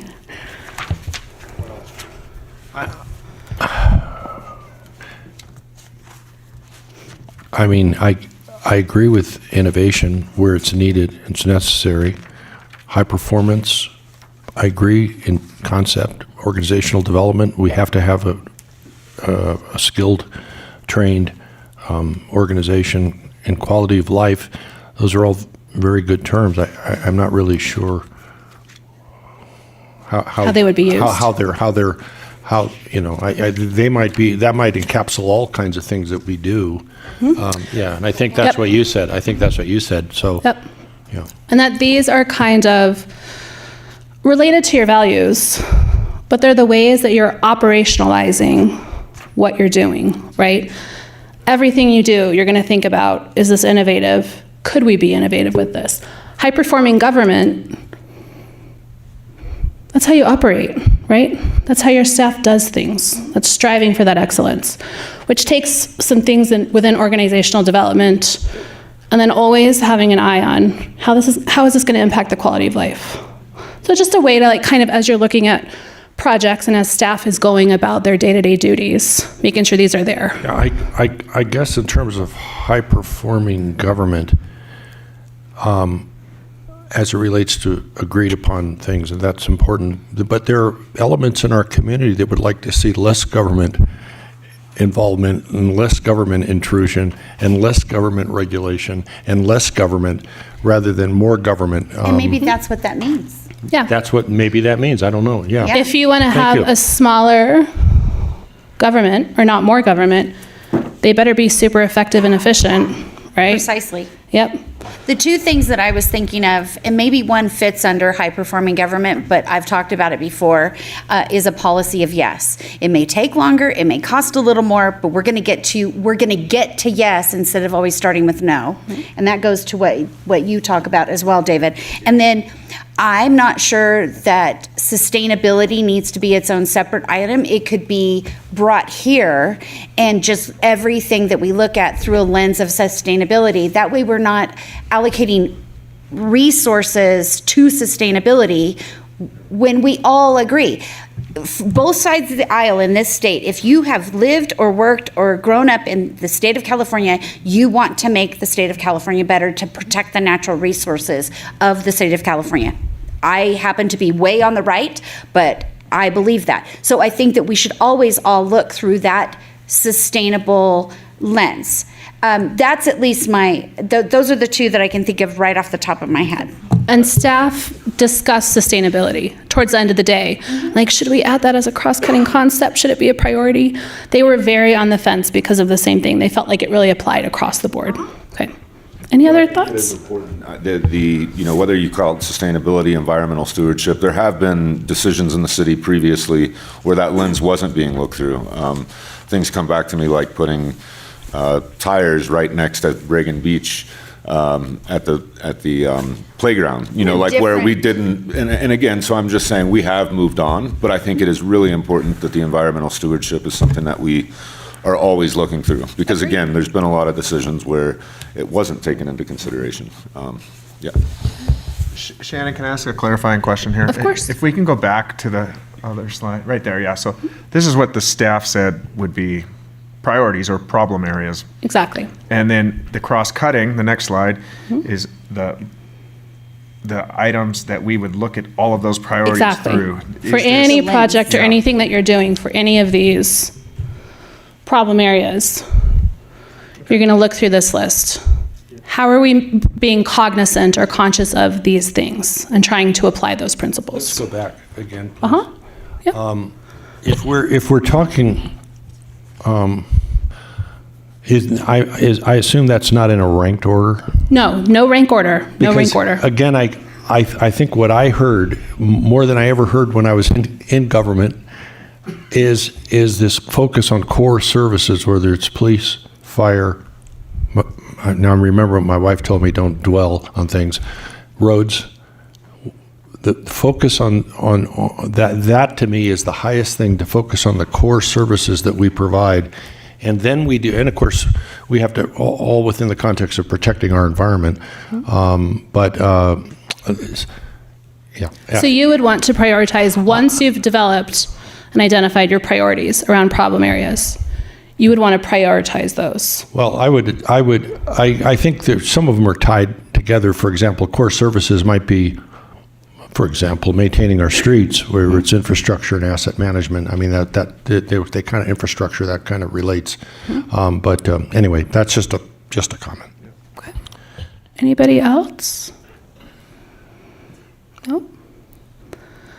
I mean, the only thing, I kind of agree with the environmental sustainability. Like, if we're not, is that an overall priority or a lens that we always look through with I every like the single lens. project? I think it makes sense to me. And then I think that honestly, priority to me is our economy, and what are we doing, to support the economy as an overall, not just in the Agreed. I would process of the change- city. I agree 100%, Cody. Okay. So, Shannon, what I'm hearing is, if this is obviously council, is maybe some refinement to the fiscal responsibility, economic resilience. The environmental sustainability is actually a lens that might move to a cross-cutting concept, which actually reduces the amount of our priorities, which is a good thing. If we're going to have Lets you focus. discussion on over anything where we more. put resources, having less priorities helps us.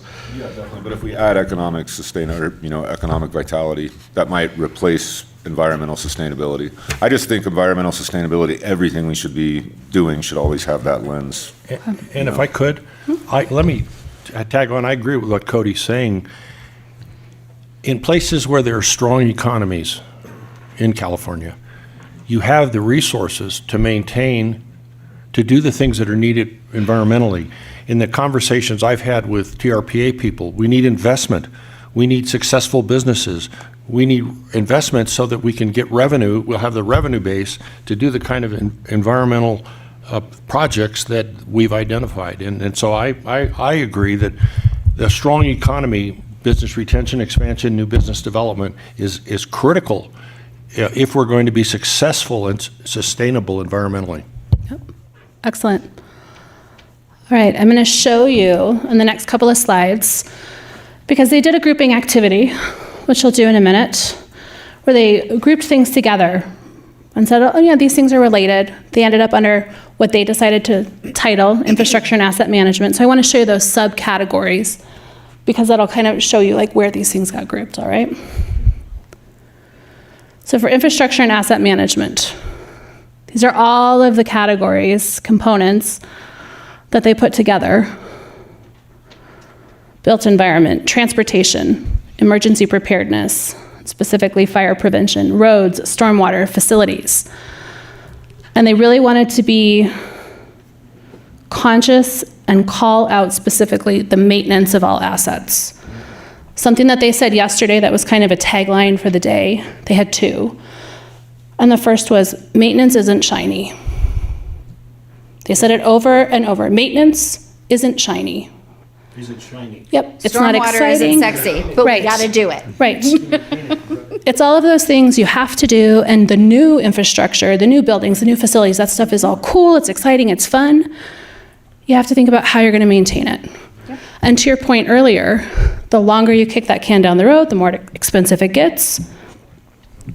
So they really wanted to be really intentional about calling maintenance out specifically as a category. What does built environment mean in this context? Would it be the things that are underneath there? Not necessarily. I mean, I understand like generally it's the non-natural component. In this context here, in the context of this slide, what does built environment mean? Anything that is not a facilities that needs maintenance and improvement. So built environment means city-owned buildings, city-owned infrastructure? Or does it mean the community? It means the community. Built environment means community. Facilities, I think you can, city-owned Got it. properties, facilities that need maintenance, but are not new. Right? Built environment, things out in the community. So private Right. houses, that kind of thing? Probably the is business, the 50 corridor, I'm speculating, but like all of, I mean, Mr. Roberts has identified like 38 empty buildings on Highway 50. Well, and then we have, one of the biggest priorities for me since I've joined has always been the hole in the The ground. hole in the Finishing ground. redevelopment. It's probably the biggest issue, in my Yeah, opinion, in so our entire city. I'm speculating, but I'm assuming that's what they mean, is our, Okay, that makes sense. the community housing maybe too? Housing is not under here. Well, I meant like the houses that are in disrepair. That. I mean, that doesn't suggest any of those. That's what I'm saying, is like. Well, the except built- that that's what that is, built environment. It's the, Right, but it's also all of the other things at the same time. This is where they put anything to do with housing, got it. development, redevelopment, and homelessness. So It's under redevelopment community and development. would suggest things like the empty, dilapidated buildings, the hole in the ground. So then what does the built environment refer to that's not this? And that's not the other things that are already on that list. Well, I don't know that we need to get in the weeds on No, what the 'cause staff you- said. We're just you- getting an idea of what they Right. meant. All right. We still You're have going to to come create up your with own. It ours. might look very similar. One of my underlying, not policy specific, but underlying objectives here with the goal orientation in terms of the problem spaces, I think there's also, and I'm bringing it back to this item here, an opportunity for us to streamline this a bit, because Agreed. the strategic plan's got a whole lot of stuff in it. And it's a strategic plan, not an implementation plan. Doesn't have world peace, though. Right, yeah, but I mean, in addition to there being a handful of things that I think are done, like the broadband for all, broadband thing, there's also some things that I think we can leave to staff. And, you've got, here is a minor example of where we've got too much fluff in there. We've got the built environment, but then also talking about like our roads and our facilities and our everything. Maybe we can streamline I'm this all and for laser defluffify it focus. a bit here. I think that's great. Since we've got redevelopment is clearly the hole in the ground, that's the specific of that implementation. So, Well, I mean, that kind of goes to my earlier comment about the graphs and the gray area, because, I think going forward, we do want to define the terms that we're using more clearly and simplify them, because, as clearly you can see, you're pointing out that some of them, they mean different things, or they two terms for the same thing, and so on and they so on. both overlap, they're Yeah. ambiguous. Let's compactify. Let's where we laser can focus. and Compactify. clarify It's our word where of the we day. should. Totally. I like it. But It's I going to turn into a think, paradigm for me. I mean, This is a paradigm shift in the strategic plan. Compactify should be a cross-cutting concept. but aren't we kind of getting caught up in these terms here? And this is really Yes. just a starting point for I- us. Well, and it's I not wanna even flash starting through point. these. This is what the staff came Yes. up with, and Right, that's right. why I This said is we don't just need to to get show- into the weeds right. with this. Taser focus is every Just to time we kind add of- a new thing, Joe hits us with a taser. I'm going to help. This was just to illustrate where all of those sub-priorities, Thank you. what built into that. Taser focus. All right? So fiscal responsibility, economic resilience, tourism revenue, a healthy relationship with tourism. This one I do want to call out specifically. Staff put it in here because it was related to tourism, but was also a broader concept. That they said, we as South Lake Tahoe really need to create a South Lake Tahoe identity. And that is wrapped up in this conversation, but it's something that they called out specifically. I love that. Environmental sustainability, parks, rec, trails, and preservation. Core services, the only additional sticky they had on here, because I think by the end of the day when they were doing this exercise, core services, they were all speaking the same language. And they're like, oh, we don't have public safety in here. Let's make sure that's specifically called out too. Well, there's roads. Yeah. Police, fire, roads, snow removal. Roads are in infrastructure. By the way, That's where they put snow it. was one of the original reasons. Yeah. That's what I said. Yeah. Yeah, well, no, that's, I was agreeing with you. All right. And then community development, they had housing, development, redevelopment, and homelessness. Yeah, and the term redevelopment, that's a special love that I have. So I think that's that's used in the broadest sense. It's the definition, but not the legal term. Gracias. Like, wouldn't you say? Because redevelopment no longer exists. No. Redevelopment, No, no. there's redevelopment light, But but that's redeveloping different. is a word. Yes. Yeah. Gracias. All right. So you've seen what staff came up with, where they were thinking when they looked through the same information that you have gotten and with their conversations. I want you to use that as you work through the same process, right? It doesn't have to match staff's. It doesn't have to match what's on the wall. It can if you end up getting there. But I just want you to use those thoughts and that discussion in context as you're developing your own. Now, Sandra is going to walk you through this exercise. That's a good question. What if we just like what they've done? Well, microphone.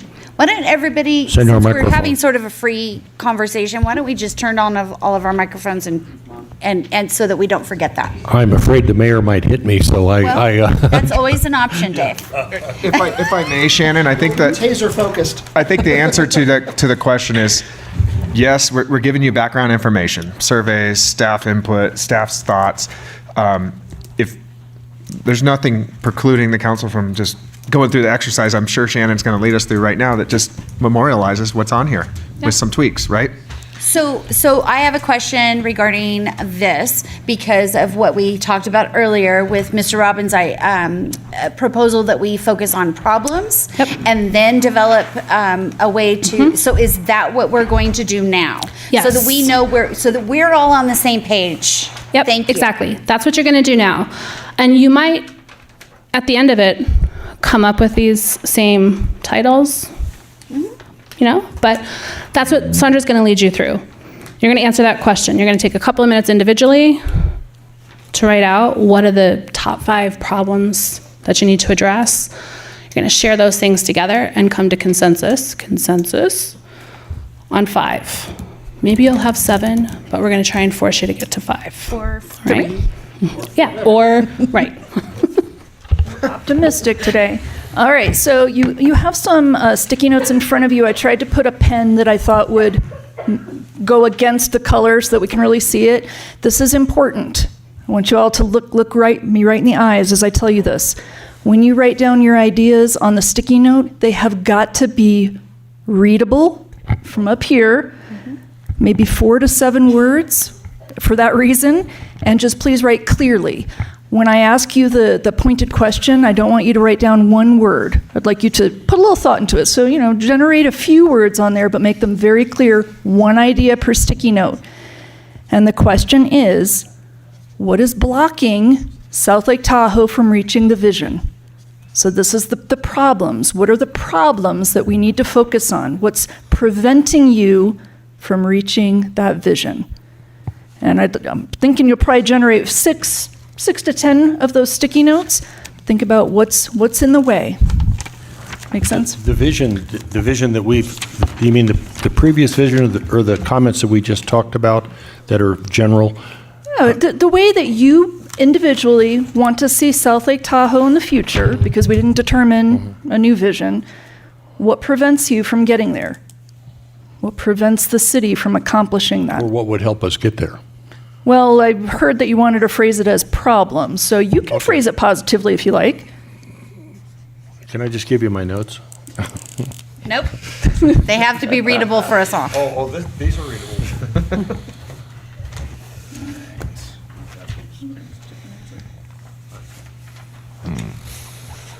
I got your top couple of ones to put on one of those notes.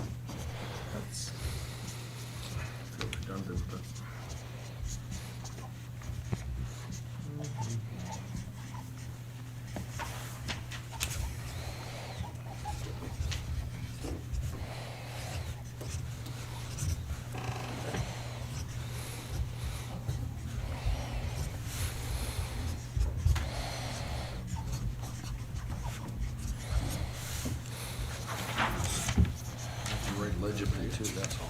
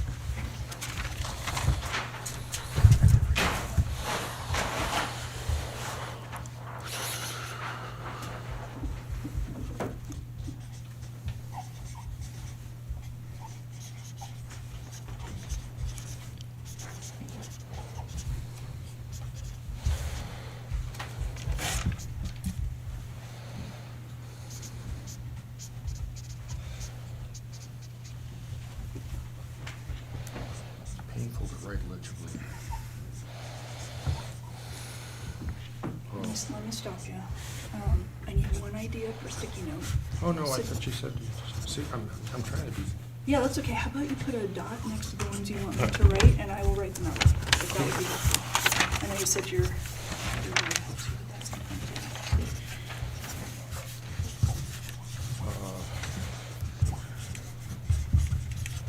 You're so nice. What is that? See, I can read these.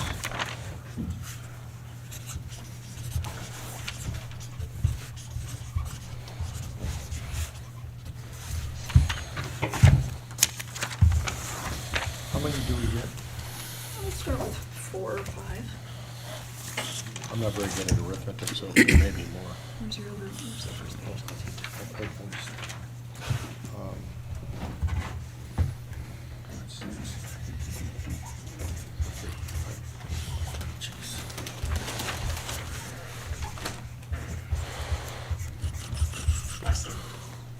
A mí me gusta.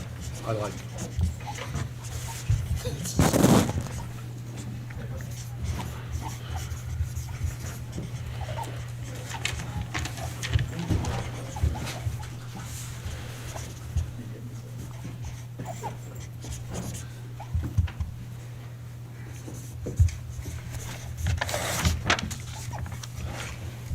Now, when you say sure, that isn't the kind of There's fun that you would drink, is it? Yeah. Well, it depends on the context. Depends. Let's not talk about depends. I don't think it's gonna be It a all shock. depends. I hope not.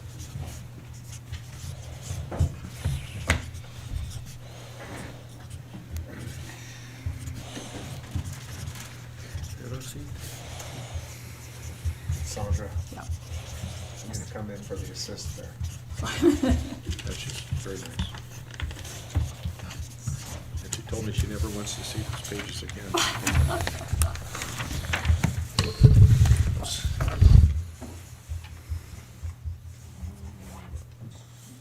Keith, your card matches your shirt. It does. I'm gonna put this in my pocket for later. Oh, let's put the lid on first.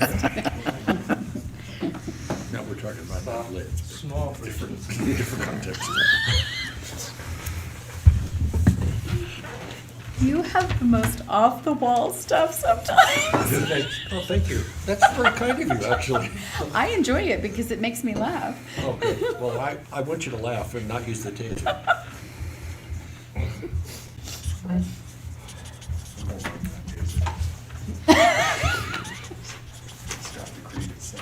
Hey, I'll let you do it.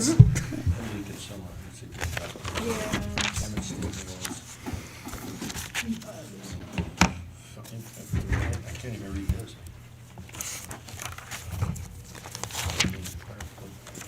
Oh, this is RDA stuff. RDA light. Financing tools. See, Revenue dinero. generation.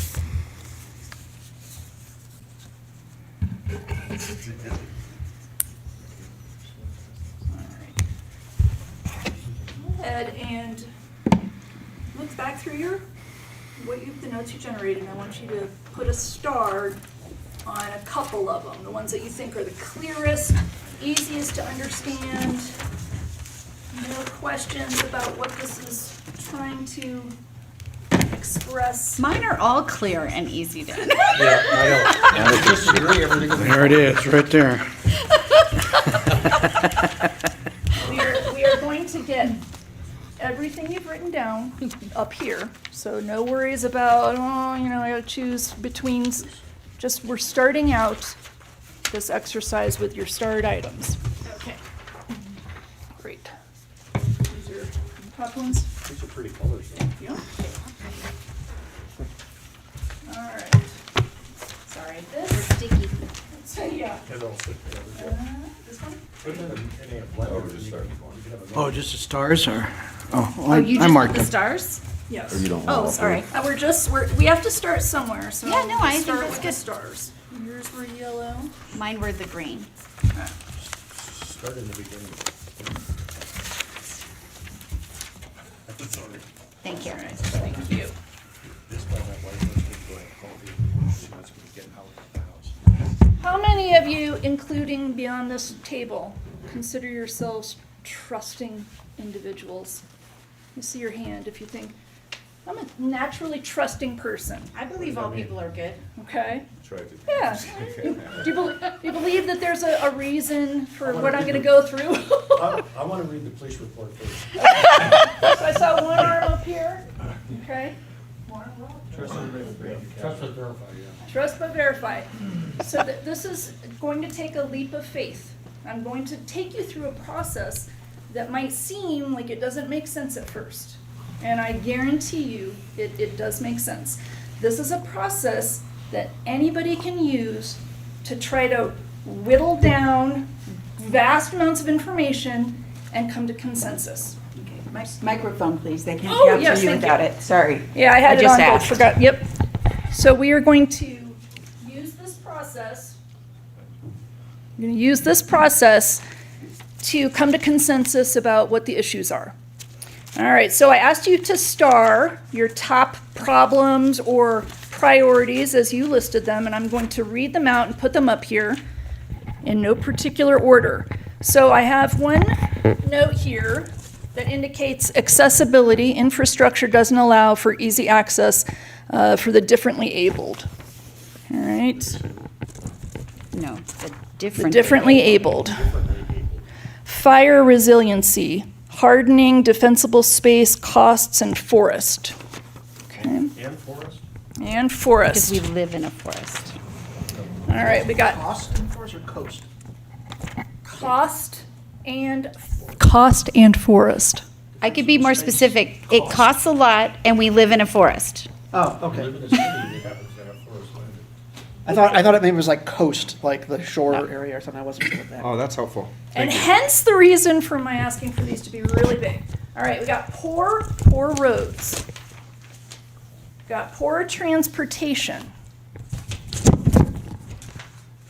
Inadequate transportation system. It's the same hand. Provide recreation and equitable access for all. Okay.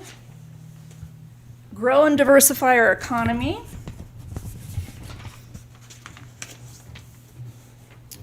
All right. Enable affordable housing. That's good stuff up here. Improve transportation. So toss that up there. And almost forgot David's. So I was paraphrasing David's items.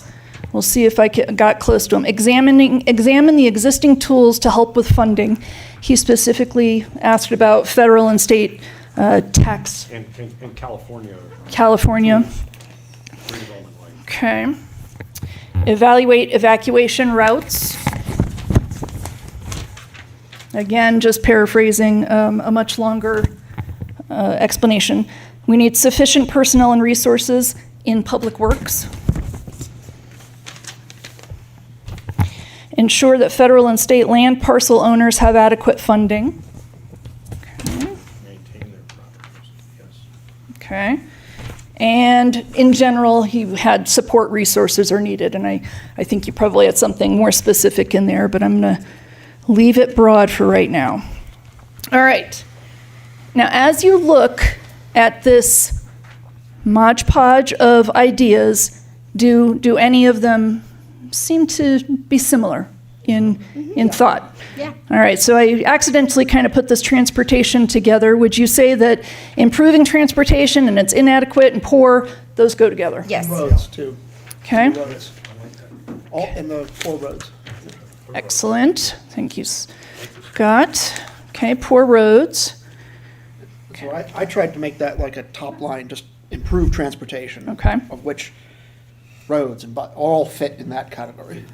Trying to take my job here. Yes. I would say that ensure federal and state land parcel owners have adequate funding goes with the fire resiliency. Okay. They need more money. Grow and diversify our economy is empty businesses. Or businesses that would come. examine existing tools to help find funding, maybe goes with both of those, and transportation. It's sort of an overarching. On this one? Okay. Evaluate evacuation routes also goes there. Great.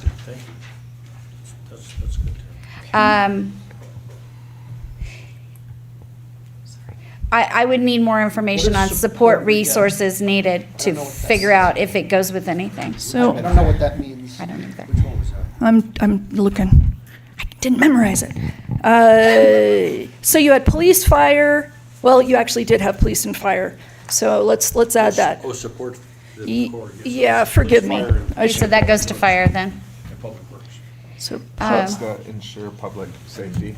I have one, cost of doing business for government, the cost of projects for government compared to private sector. I have a housing one. hang on. Yeah. I'm on support resources are needed in public safety and public works. Where are So we putting that? the fire thing. I think it's Well, it probably goes with public works too, but, Okay. I have a housing one that we could put with that one, I mean, if we're adding to it. We will just as add- long as it's everything will get okay. up there. Yep. I think the rest of them are separate. Standalone? Sufficient personnel and resources, Public Works. Yeah. So maybe, Under public safety? well, Public Works is a way of supporting a goal. Public Works would include things like the rec center. It would include things like the fire station. It would include things like repairing roads. It's a way of solving multiple different of these problems, but it's a tool, not an end. Not a, yeah. Well, the end is in my view, is adequate resources to maintain our streets and improve our drainage. That's my, but that's a subset, I guess, of. Streets and So drainage would be the streets and end. drainage is transportation. The resources and Public Works for streets and drainage. The resources is the means to achieve the streets and drainage end. And this is the ends, not the means. Excellent. Okay. Let's get two more of your cards. I have the cost of doing business for government. Okay. As we see projects compared to what the private sector can build something for, compared to what government is being bid, is unbelievable. And Oh, your something mic's that should be done. Oh, that's great. And where would you want me to put this? Well, I think we should have one that says, provide efficient I think it could efficient be the- government. Business retention. Yeah, I think it could be under the Public Works. I mean, that seems to be, because again, Okay. that is, yeah. Prevailing wage adds cost to public projects. Mine goes with the Yes. enable Too much to do affordable housing. business here. That's what And I. there's a lot of It costs issues too around much. it, some that And are then I not have specific to something the that, city. but- I don't know that it might go into public works. So on this, we got communication, topography, and technology. I think that's one we can start organizing some of these other ones under. Hang on to this just a second, because we still have more cards out there, and then we'll name them. And then we'll put that on top. Communication, topography, and technology don't allow for high-end communications. We have tech, disabilities. Hey, don't talk to me about me that way. I'll give you an example. Is anybody in this town 100% okay with our internet? It's pretty good. Yeah. Wow. So, I've lived in mountain towns with way worse internet. And I've lived only in a handful of mountain towns with better internet. yeah. So The only way I've had it good is Like I through wrote, topography. a private provider, but, yeah. it's mostly like the internet goes out when the power goes out. I have bigger problems with power reliability than internet reliability. Tell me how we get that internet and then I'll. But- how do we- Turn your microphone on, Your please. microphone. Yeah, the issue of internet, I agree, the access is an issue, but when you talk about broadband, or you talk about increasing access, are we talking about underground facilities, or are we talking about more towers? We're identifying a problem. I'm not You're talking about identifying solutions. solutions. We were asked to identify problems. You know, it's like love and marriage. Leave it One on, without the Dave, other. just leave it on, and we'll have a free I think conversation. they go off automatically. I think they might time out, no? They're just super sensitive. Oh, okay. All right. So what is the problem here? Is it topography? Is it I'm not following what that means in this context. The topography isn't? Well, is the lack of the community, read that again, sorry. Communication, topography, and technology don't allow for high-end communications. So we're talking about good broadband? I'm talking about internet and other issues, cell towers going out, coverage issues, especially internet and cell.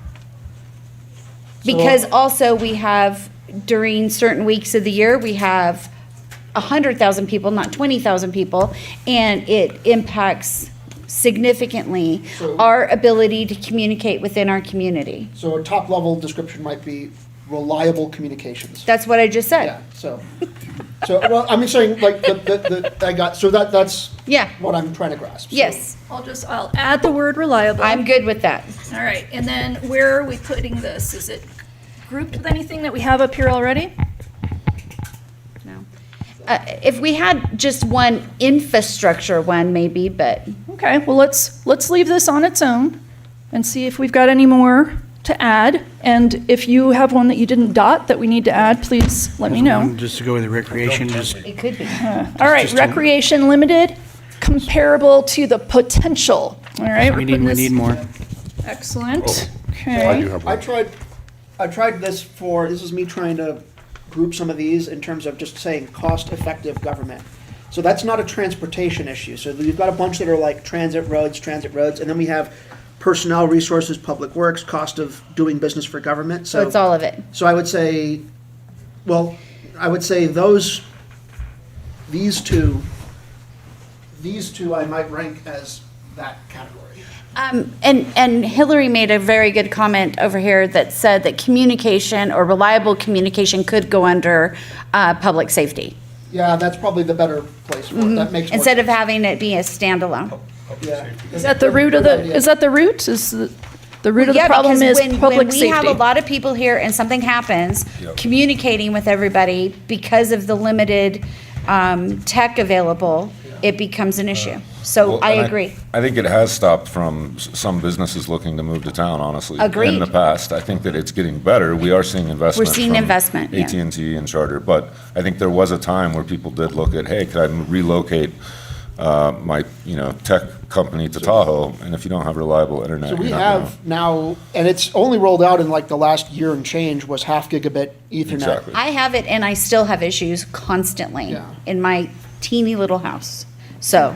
Well, I'm glad, we've got it grouped.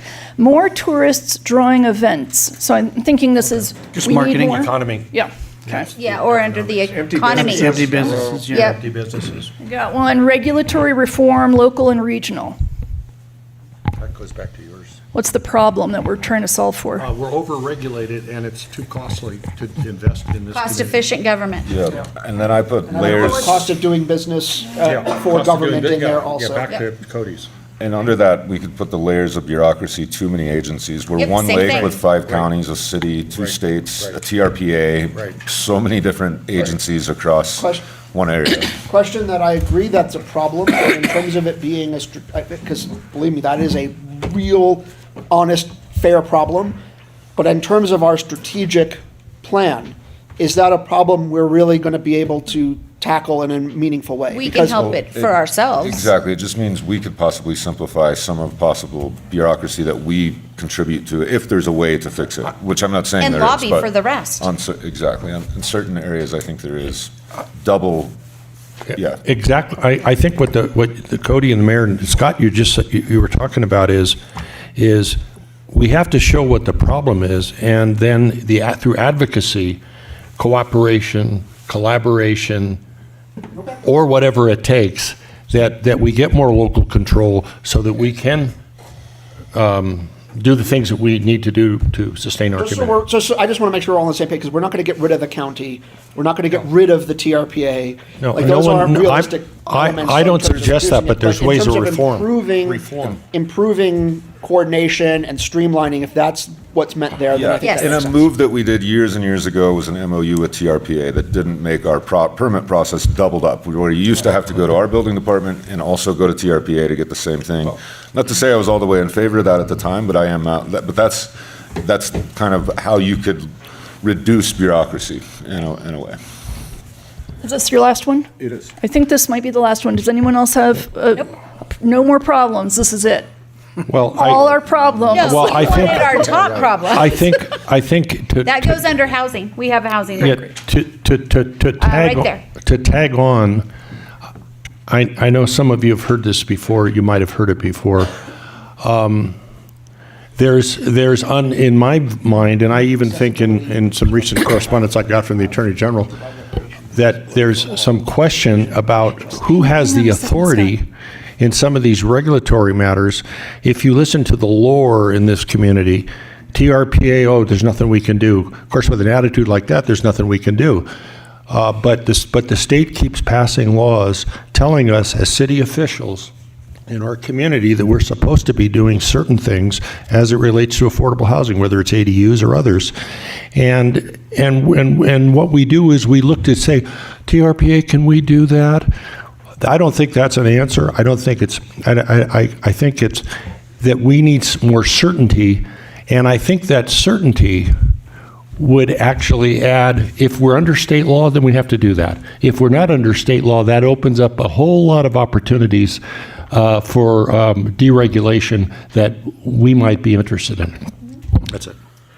Thank you. Hang on one second. Would you write the titles when we generate them, please?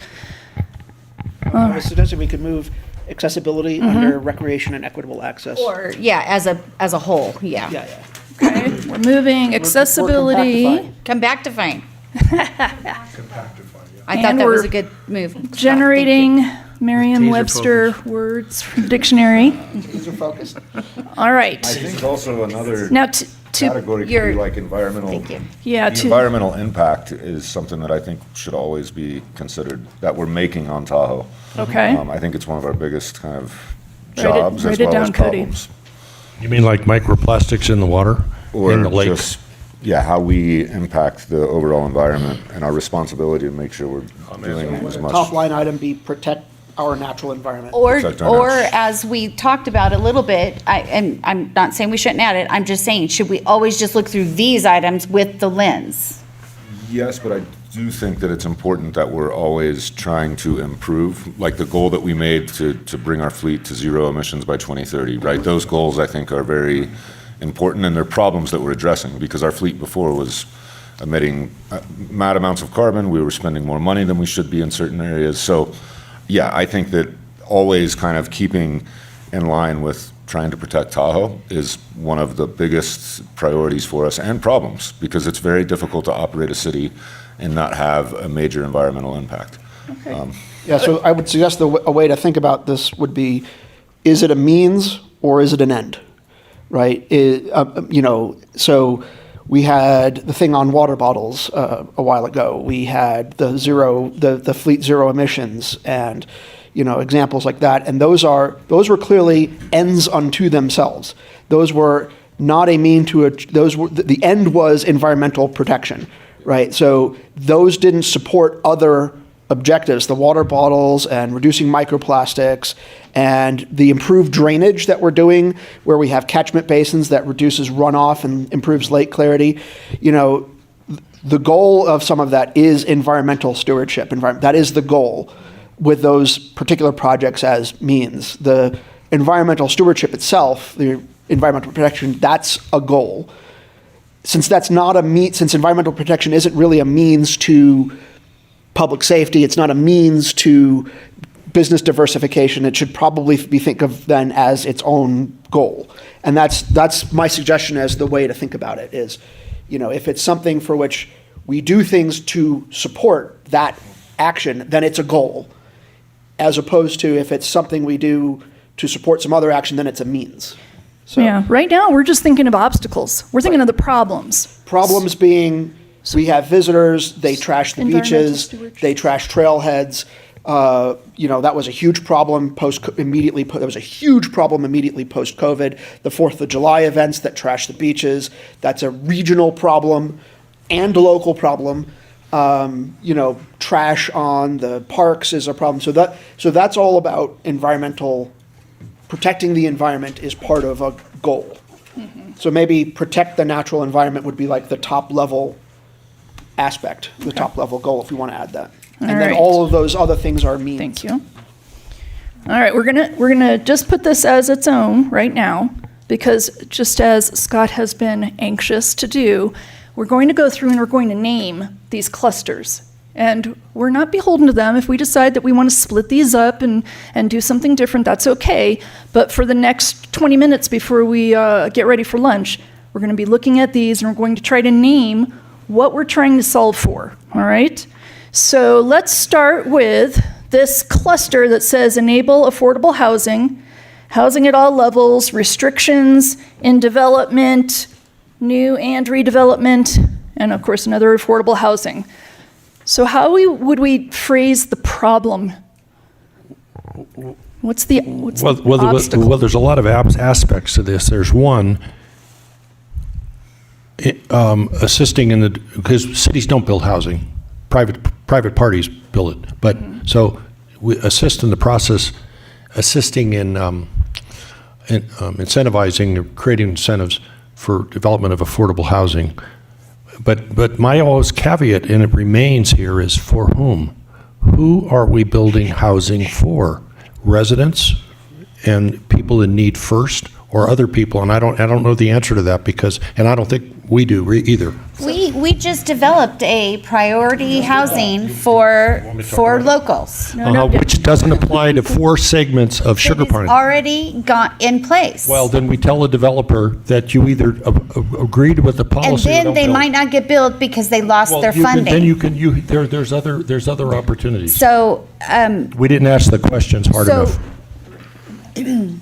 so I am not sure, I mean, you could just call it housing, at the top level, what we name that, or, Well, I've suggested to Shannon that we label this inadequate housing, because I think we need to know why we've got this up here as a cluster, and housing doesn't tell me anything. I'm good with that. Yeah, And okay. I would say a big part of that is the limited and most restricted development rights, probably of anywhere in the country, to be able to actually build something. We have very, very limited, because of TRPA and our land use restrictions, it's not easy So, to develop. And a lot of people clearly come here to build a project, and they go to a different community because of how difficult Let's stay with this thought, Cody. it is to get through. Here's a very relevant case study on this. The city went through a lot of work on our Tourist Core Area Plan Amendment and the Tahoe Valley Area Plan Amendment to add higher density for market rate housing.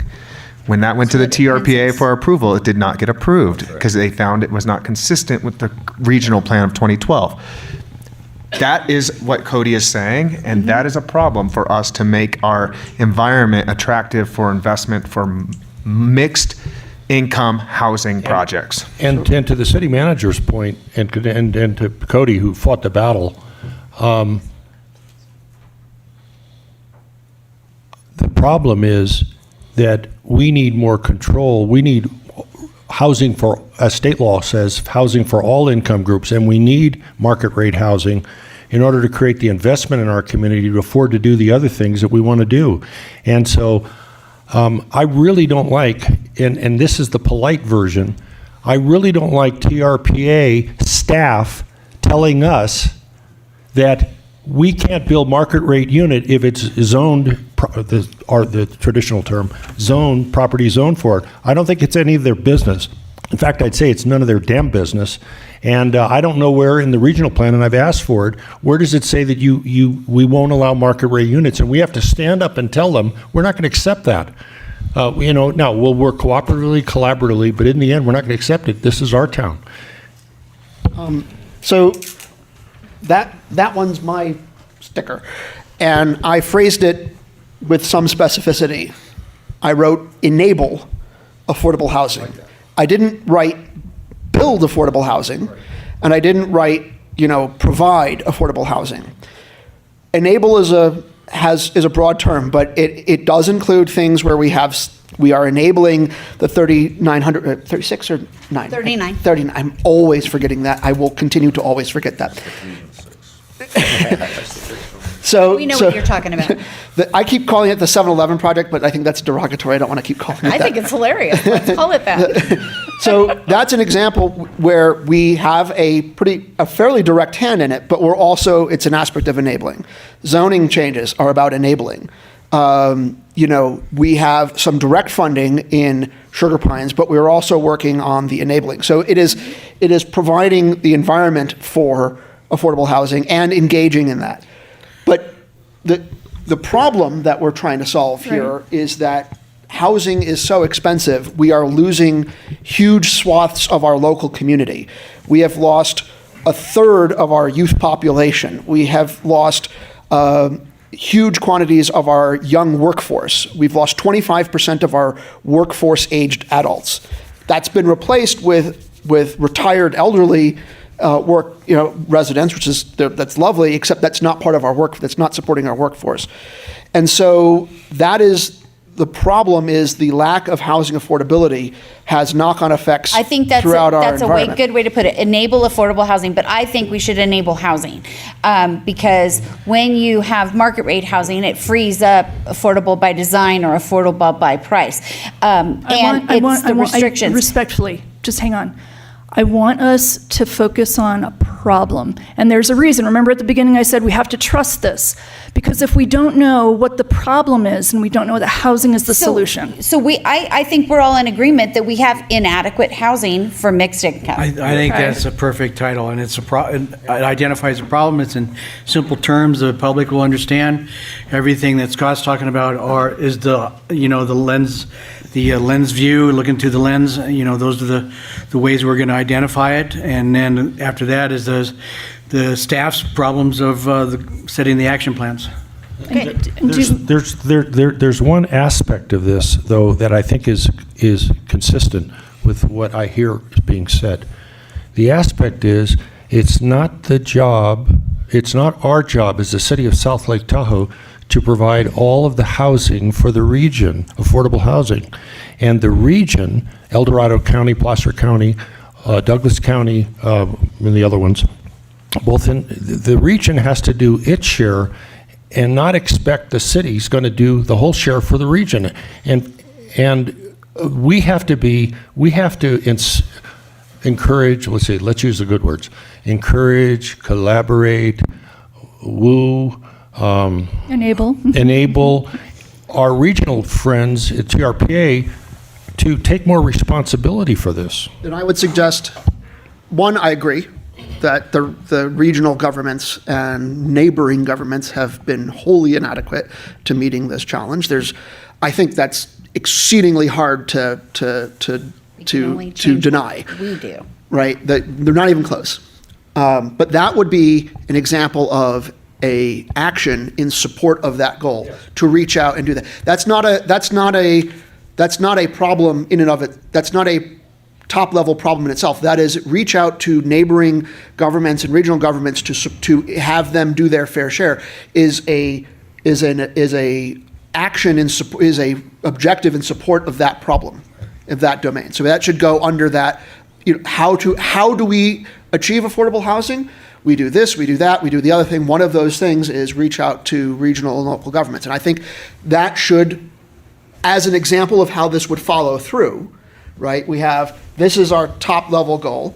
We have other level goals would be like develop the 3900 project and do zoning stuff and reach out to regional governments. And then each of those will come back at some point in time as an agenda item with a staff plan of here's what we recommend to do that. We name you the ambassador to Douglas County to go advocate for that, or something are we similar. all okay with this being inadequate housing being the problem? I'm okay with that. I do think, though, we should also identify the problem that it's creating, which is a lack of workforce for our businesses and having the availability of workforce in town.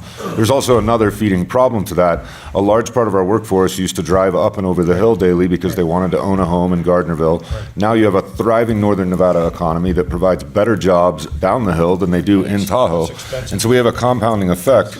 So I think when we look at identifying the problem, it really is the lack of workforce that the affordable housing problem is creating, because people cannot live here and work here and afford to have a house. And do we, because this is a great point, you both made it, that's why. Inadequate workforce housing? Do we know that the inadequate workforce is because of inadequate housing? 100%. It's Well, it's a part of it. I would say it's a part of it because I think it's also just we live in a very difficult place.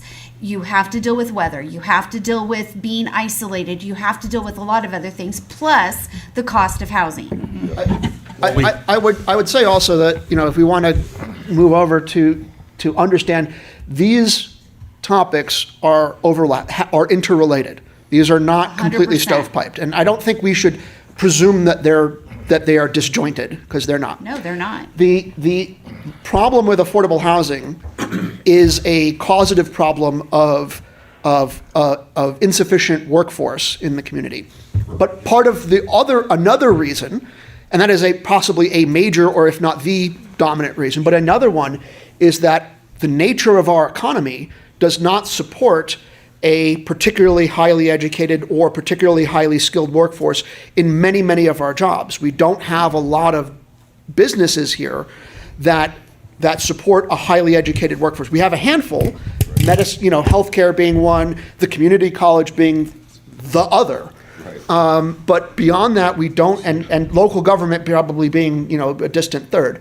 But we don't have an economy that supports a diverse workforce or a well-paid, and more specifically, a well-paid workforce outside of only a few jobs. And that trickles down everywhere else. That means that locals don't have a lot of money to spend on the weekends at the restaurants that the tourists are on, so we become more reliant on the tourist dollars and so on and so on. So these are not, let's not assume these are stovepiped. They're not in silos. And we also They're have, all I think, together. your point is well taken around the higher, paying jobs and better jobs in our town, which also got reduced so greatly from the corporatization of Heavenly, of all the casinos, which all used to have, director positions for marketing, director of finance. Those are all now existing corporate headquarters outside of South Lake Tahoe. So when you want to hire an accountant, the market of accountant workers that you have to choose from in this community is much diminished today than it was 20 years ago. Because you used to have accountants that might work here for Heavenly, for the casinos, for some of the resorts, but now that becomes corporatized and centralized. In order to find those skills, would need to recruit off the hill, and then it becomes very difficult to bring someone in because of the high cost of housing. So these are examples of how these problems overlap. They all work together. Yeah, One and last thing. No, I'm sorry. No, this is a big issue. She's going to get the And we taser don't get to next. and we don't get to discuss this I at know. the council level, I know. because you can't get things on the agenda unless you have two people. Even if there's a whole community that wants it on the agenda. But okay, but let me I diverse. The problem is that the region's not doing their job in affordable housing. We all agree, I think. Large employers need to do a better job. And the third thing that we don't talk about, because a lot of times, I'm being a little sarcastic, as I know it's not unlike me, but is we have agencies that keep taking taxable land off the tax rolls and removing it from the availability for housing. Need I mention some examples? I won't. But I know for a fact, based on conversations that I've had in the past, that one of those agencies has happened to be a state agency that owns a lot of land in the city. I'm not going to say CTC. They buy all kinds of land. They're historically just buy land because it was available, and they take it off the tax roll. Not only the tax roll, they take it off the availability for housing. And so we have to have more engagement, more conversation, and not just agree. We need to look at that and see how keeping removing land off. 85% of the basin is open space. So we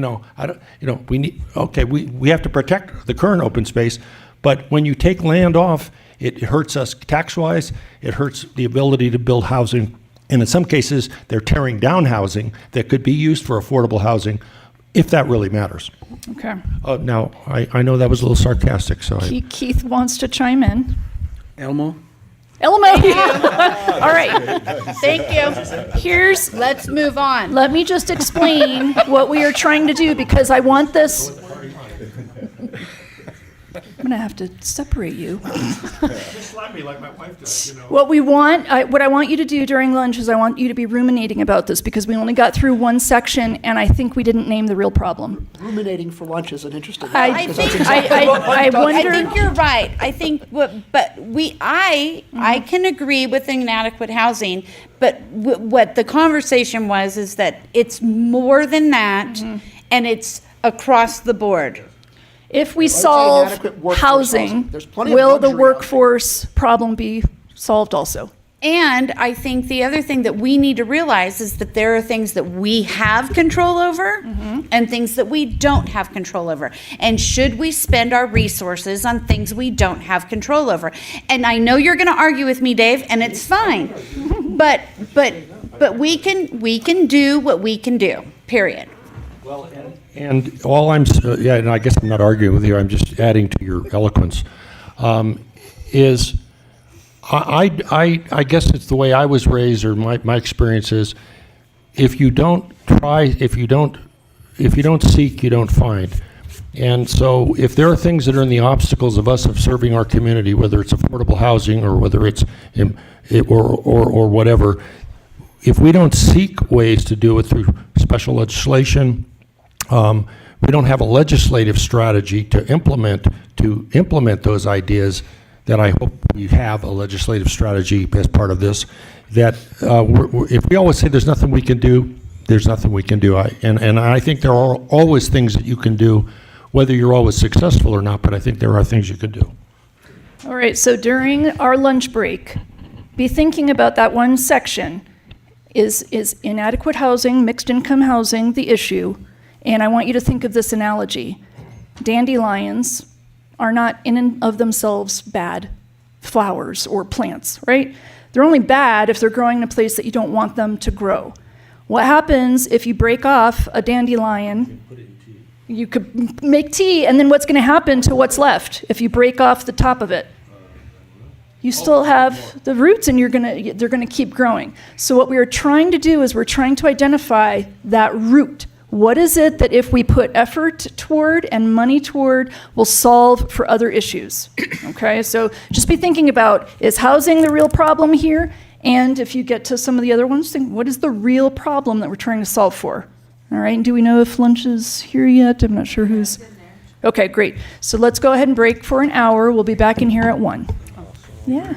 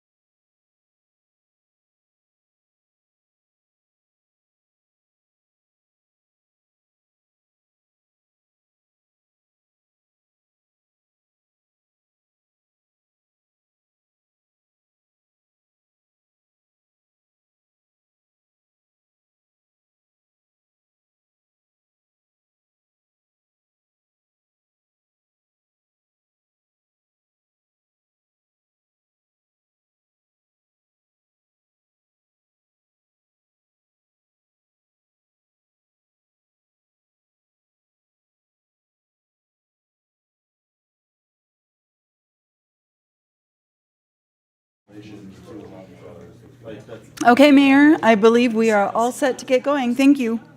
Thank you, Ms. Blankenship. We're ready to restart. I'll turn it back over to you. Welcome back. Microphone. Thank you for reminding me about the microphone. She reminds me all the time. That's right. Remember the microphone? So I wanted to do a little bit of level setting what we need to get done by the end of the day. And we are still shooting for 5 o'clock, but we have to put our muscle into it. So we are going to finish this process. And after we finish this process, what we should have is we should have all of the problems labeled and the solutions. Solutions in terms of what we're going to put in the strategic plan really are the goals. All right, so if inadequate housing for mixed income families is a problem, What do you want to do about it? So that's what we're going to try to do right now and finish that up. Then we're going to take out the big stack of in-progress action items. So these are the things that the city has been working diligently on, that you get updates on, and what we're going to do with that is we're going to quickly determine 48 of these babies. which of these are high impact and with the level of effort. So if you haven't done an impact effort exercise before, it's amazing. I teach it to all of my children, I teach it to friends and family, because it really gets your mind into the frame of, all right, am I wasting time or am I spending time on things that are going to make an impact? So we are going to do that with all of the open action items, because we need to know, stop, start, or continue. What are we going to do with these? After that comes the magic, because that's when you're going to establish some criteria that you can score every action item moving forward so that you know how aligned it is with the strategy that you've set. And that means, what you got, David? So when we decide what we think we're going to do, the broader goals, and then the subsets or the action items, then we're going to hear from whether we can afford them or where we're going to get the money to do them. Well, you're going to decide what to even pass along to Joe and his team. Because if you decide for, let's say, what's a good example? I think I used it before. What if one of you has the idea that we really need to create a sense of identity among South Lake Tahoe employees? And to do that, the only way we can do it is for everybody to wear uniforms. And this is a great idea in your mind. You think this is going to be fabulous. This is something we should absolutely do because it's going to solve the problem of a lack of unification, which doesn't exist, by the way. When you have that idea, you will have a way to score that idea so that you know how aligned that is with what you want to accomplish, all of your strategic goals. How aligned is it? You mean like a tattoo or something? Like a tattoo, yeah. Well, if you want to get a tattoo of this, I won't stop you. All right, so that's what we're aiming for, that at the end of the day, there is I thought you tapped your microphone. At the end of the day, there is a running list of the items that are in flux. We know in general which ones we want to stop doing and keep doing. We may even add some that you want to start doing. And that is going to go to the directors tomorrow so that they can continue to refine that. But I think it's incumbent, and I believe we have that skill and capacity, and through our tremendous staff, is they need to tell us in the end, is this doable? Do we have the resources? Yeah, that's so. I want to be sure that. That's what the plan is for tomorrow, isn't it, Mr. Irvin? To determine whether we have the resource for it or. Yeah, we're going to be working on developing the action plans and coming back as part of the document we would present to council in April and say, this is not doable next year or the year after. And so perhaps it's going to be pushed out late in the plan as a wish list item. And until we secure funding or reprioritize something, that this will not be done. I think that's what we're going to ultimately give to council. Yes, that's exactly right. Tomorrow, what you prioritize here today, the directors will evaluate those things and discuss resource availability and timelines for doing those things. And put those things into a timeline that makes it realistic to do in the context of resources. So they'll do that, and then you'll see that when Joe presents it back to you. Thank you. Does that sound amazing? Exciting? All right, let's go. Did you give some more thought to our cluster here that we had previously labeled as inadequate housing for mixed income? Okay. Yes. Is this the problem?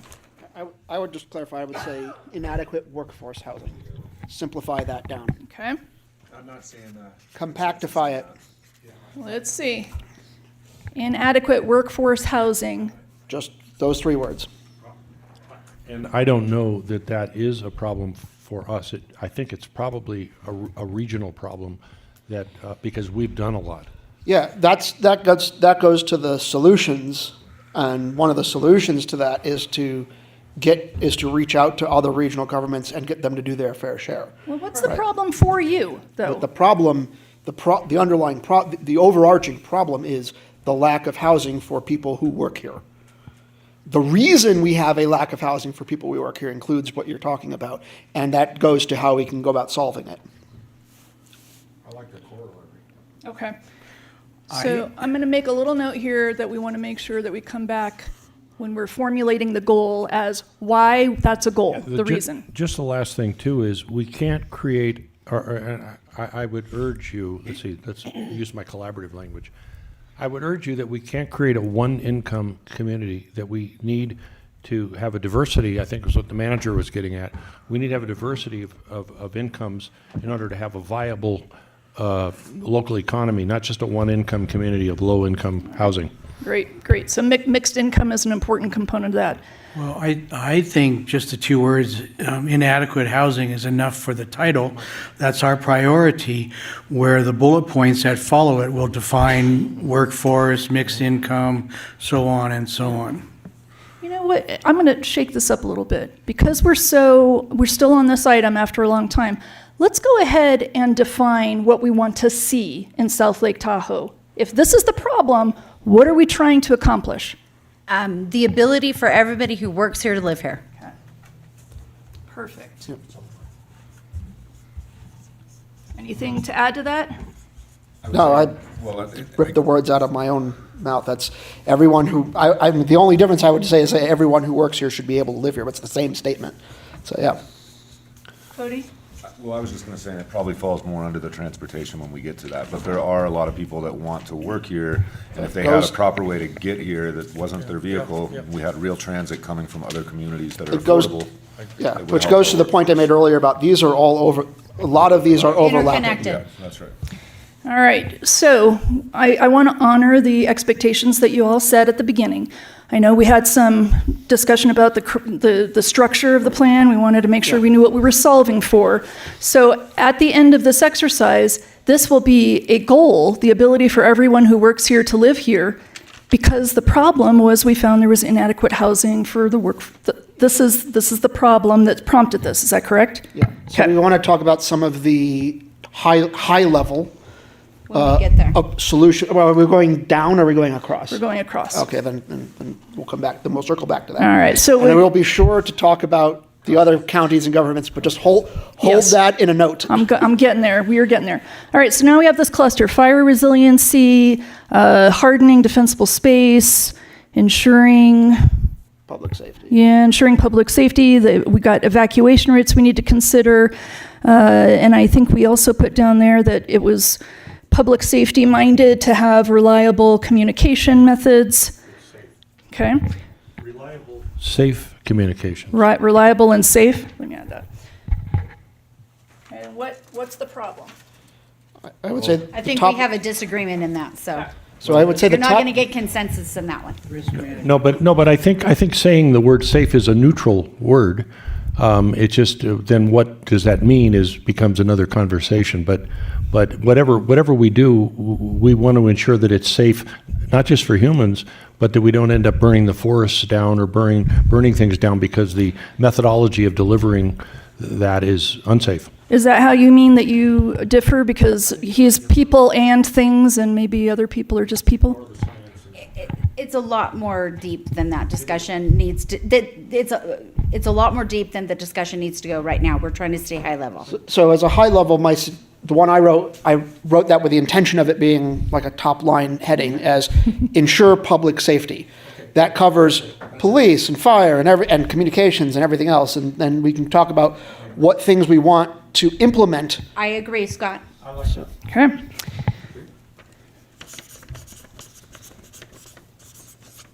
All right, so we've got environmental stewardship as our next cluster of one. I would still say that this needs to be in one of those lens categories, but I'm willing to hear. Yeah, I mean, I just feel like we've made a major commitment over Yeah. at least the last 6 years, and so I think that, and it's also saved us a lot of money. Microphone. Excuse me. It's actually saved us a lot of money in the investments we've made to become more energy efficient, to do these things. So I would think that environmental stewardship, because we are in Lake Tahoe, one of the most delicate environments on the planet, it is a real responsibility for us to continue down that path. And many of the implementation things, not all, but many of the implementation things, for that will overlap with other things. So the Barton Avenue storm drainage project also has the benefit of capturing silt that would have, and road debris that would have run off, while also preventing excess nutrients from entering the lake, while also providing adequate stormwater management to prevent the roads from being undermined. So it's certainly the case going, and it's going to be not just these things are overlapping in topic in terms of what the issues are, but in terms of their solutions, some of the solutions will cross multiple items. So, the storm drainage will support environmental stewardship, will also support transportation, and reducing road traffic, because we'll support, with better public transit, we'll support transportation, but we'll also reduce VMT and car engine pollution. Fire stuff also. And, right? So there's going to be many cases, because we're doing this 90-degree rotation, where the solutions now different solutions will cut across multiple problems. And not only is that okay, that's good. Yeah. They will only do that, though, if we establish that as one of these core principles. Yeah. But if we leave the category as it is, environmental stewardship, that can mean, as you've described, Scott, as the whole breadth of things. Are we being good stewards in these various different ways, and protecting our environment and protecting our community in the ways that one would think that we would want to do? Is broader. So I'd like to leave it broader and let staff look at how we protect our environment, the people who live here, and how do we do that, and come back with their thoughts on it, because I like it broader, because it does leave open the opportunity. Well, Dave, I wrote down, as it happens, the words you just used were the words I used for that topic area, which was protect the natural environment as a top level. I like it. Any objections? Nope, I'm good. Okay. Keith? Well, I just think that if, instead of having it as one of the priorities, if it was incorporated in the bullet points of all the other priorities, it's going to give it a stronger footprint in our focus. If it's just one goal, one priority, then it stands alone. But if it's incorporated in all of our goals and in the bullet points down below, the lenses, if you will, then I think it has a stronger footprint in our focus. But bear in mind, in the structure that we're outlining here, very few of these are going to stand alone. Very few of these, maybe not nothing, but very few of these items will be completely, the solutions sets, very few of them will be completely siloed. Very few things we do will hit exactly in only one item. The way that I would look, and I'm with you, Scott, the way that I would look at this as an employee is I would say, if there's an overarching city goal to protect the natural environment, then my department needs to do things in a way that protects naturally. And if I'm in HR, maybe that means I'm not printing things out. Maybe it's electronic. If I'm in public works, maybe I'm doing XYZ. The difference between having this as a standalone component versus the overarching core concept is that we can assign some goals to this. Yeah. So it's fine for everybody to just be sustainability minded or environmentally stewardship minded, but if we leave it here, there's an opportunity to set some actual goals and in a way that you wouldn't have at the department level. So a goal here might be all city buildings are LEED whatever certified, right? And an example of where it would cross-cut would be, we're going to build a new fire station. That is principally a public safety item. But that building is going to be LEED whatever certified and have some better drainage than the building around it now. That is an element of that project that also meets that goal. Well, and I also think when we go to design different projects, for instance, stormwater projects that we need, like through the Old Tahoe neighborhood where it directly runs into the meadow that's draining into the lake, can we access the Lake Tahoe Restoration Act money that there's $400 million sitting in federal funds? And if you have environmental stewardship as a principal guiding fact, it allows those projects to get designed in those ways. Good. So protect natural, So we're good there? natural environment. All right. Almost. Next cluster, we got empty businesses, grow and diversify our economy, more tourists drawing events. What are we trying to solve for here? So I also structured my suggestion there in a top level, grow and diversify our economy, as a broad category that the ideas that encompasses like addressing the problems of empty storefronts, addressing the problems of having a more diversified, I'll give you another example of where it crosscuts. We have been under this ongoing shift from casino tourism to environmental tourism. That is an example of growing and diversifying our economy and environmental stewardship. That is an item that would sort of cross both those silos. And so the idea is, we want to think in a broader term about, not just growing one thing or doing one thing, but we want to have a growing and diversifying economy. I also think that I agree 100%, but I think we also are in a new day in a lot of ways when we look at the empty storefronts and kind of some of these things are global, right? The effect of the internet and Amazon and what we used to have as local serving locals business doesn't exist in a lot of ways because of the internet. And so but we have also a brand new opportunity for entrepreneurs in South Lake Tahoe because of the downturn of the casinos, because there's not 4 buffets and 5 fine dining restaurants. There's a new kind of opportunity for entrepreneurs in South Lake that used to not exist. And so I think there's a lot of opportunity. And I'll give you a micro example of that. Cody, you and I, not only are we both in the retail sector, but we're both in manufacturing. Well, technically you're in agriculture, but manufacturing, but that is a lateral component to the standard retail dining is small manufacturing, right? That is not something that is significant in our economy. That's an opportunity for diversification and growth. Let me, I would categorize this as business retention, business expansion, and diversified business development opportunity. And I would also hope that as a component that we would look at lands that we have, for example, 10 acres at the airport that's non-aviation lands, as an opportunity potentially for diversification. It went off. Turn off. You pressed touched it. I touched it, I'm sorry. Yeah, I mean, we would look at the 10 acres at the airport as an opportunity for diversification as a resource near an airport. What businesses might we be able to grow that would be compatible? And but I would call it business retention, business expansion, and new business opportunities.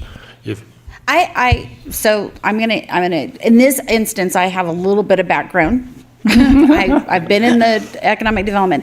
There are 2 different types of economic development, and we need to be really clear what we can do. So the city is more about building an environment, and I mean in the not building sense, but building an environment of quality of life and infrastructure and things like that. But when it comes to business, recruitment, retention, expansion, and the creation of new jobs and the increase in wealth into the community, that is not necessarily a governmental function. It should be a private economic developer, something that is more focused on the city of South Lake Tahoe. And it can come either through a private organization or a chamber of commerce or something. But the city, unless we build a department of 4 or 5 people, we're not going to go out and start recruiting new businesses and recruiting different types of businesses. We need to stay in our lane in a lot of ways. We're not, well, Mayor, if I may, if we're looking at new investment, I agree with most of what you say in regard to we don't build, we don't do the business, I'm not just saying recruiting, but what we need to look at organizationally is what are the things that we do or the region does that discourages investment into our community, and what can we do to correct those things so that we invite investment so that we can do all the other things. So I think we agree. We do agree. I'll give you an example of that, just to make it a concrete thing rather than a general thing.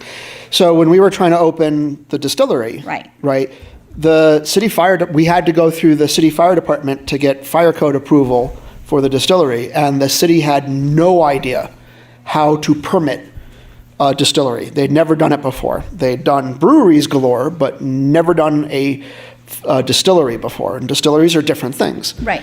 And instead of the city saying, we don't know how to we don't know we don't know how to do the permit, so we'll go off, the city will go off, do our research, figure out what requirements are needed, and then tell you what you need to do.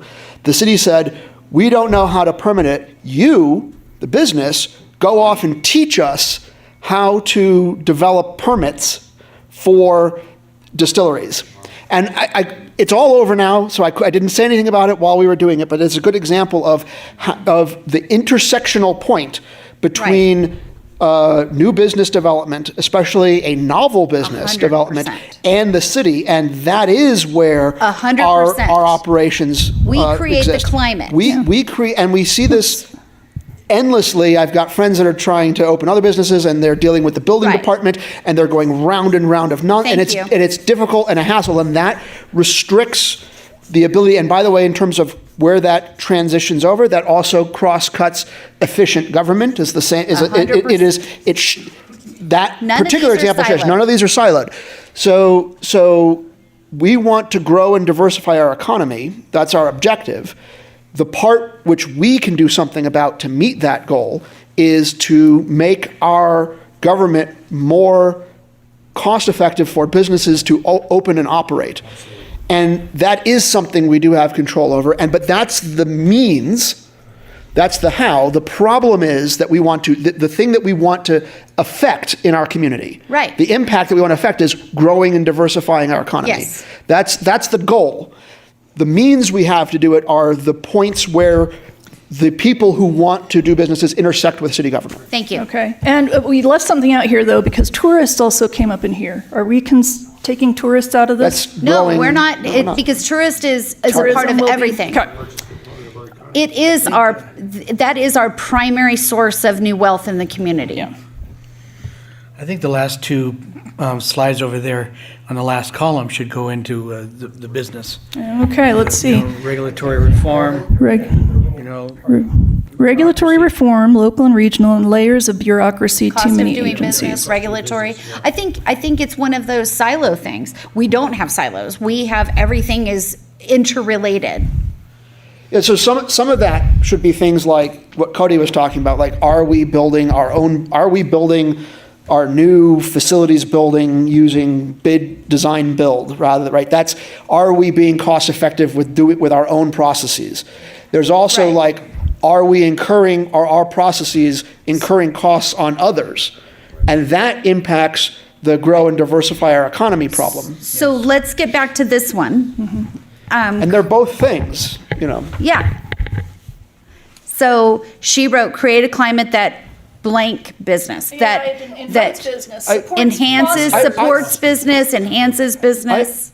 For what it's worth, I mean, and I ask this for you guys to weigh in, I ask, is grow and diversify our economy as a objective of what we want to do by the means of creating a governmental climate that encourages. That's the means. But the top line goal is grow and diversify our economy. Okay. The means is make it less hard for private people to do that. We're all on the same page. Okay. So we'll label it grow and diversify. Okay.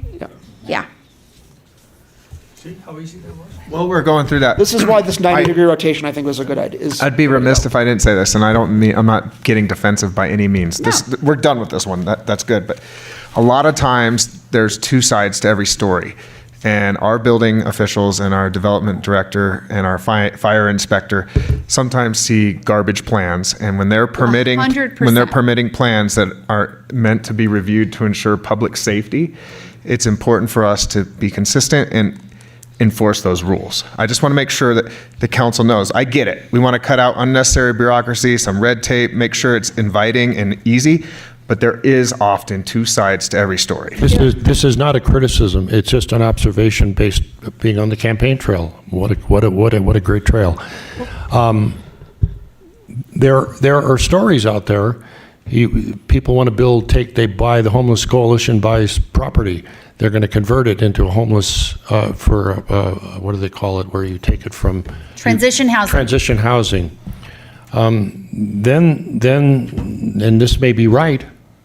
Then they're told by the building department they're going to have to invest $1 million in bringing up code, even though prior to that, it was already used prior to that, it was already used for housing. But they're told they have to invest $1 million, which then it takes a long time, which then they end up in violation of their agreements from the state where they took the money. So sometimes we have to look real closely, and this isn't a negative commentary about people, but we have to look real closely at how we implement, and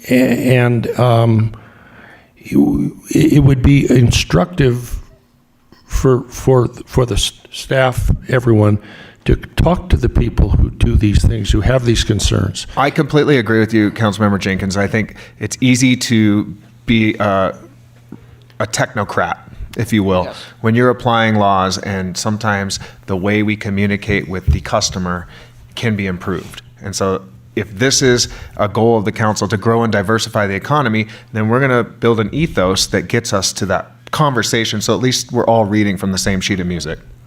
Culture of finding, yes. All right, excellent work.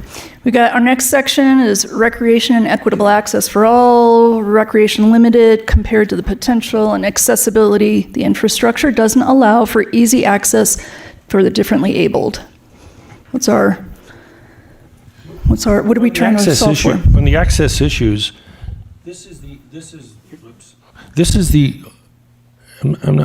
I love where I live, okay, and I love the people who provide service. But this is the only city where they frown on building sidewalks. They frown on putting lighting, so on the sidewalks you'll be safe at night, or theoretically safe. Of course, we also have snow, and I understand that's an issue. So access can mean a whole host of things. For our disabled, is that the proper term, community, or people who have disability issues, it poses an even greater issue, as the lady who called in talked about access. How to get a wheelchair on something on a path that may be paved, and then you have all of these conflicting motorized vehicles. I mean, so we don't even have in our community, we don't even have the basic stuff. Access, we don't have. So what does access mean in this sense? What is access? Well, it can mean, I was the one that wrote that, so it can mean a lot of things. So I have 2 special needs children. One is an amputee who has a missing a leg. He swims a lot. He needs access to the beach in an easy way because he swims a lot. I have another child who is special needs, social, emotional, and has, other kinds of issues. So there is a lot of different ways. But I think that in your past experience in our city, that we did have sort of a stop when it came to, pedestrian lighting, and I didn't say that. I'm just saying that was sort of the look. I don't think we're in that same culture anymore. We are putting in lighting. We are putting in sidewalks. Anush has done an amazing job just in the short time he's been here. So I think now we just have to continue down that path and prioritize it. That's why I wrote what I wrote. And I think recreation is the same when it comes to our parks and our other recreation access that we have available here in the city. Yeah. I think, and this is a good example of another instance of overlap, because many areas of our city are not just not pedestrian friendly. Many areas of our city are pedestrian hostile. Yeah.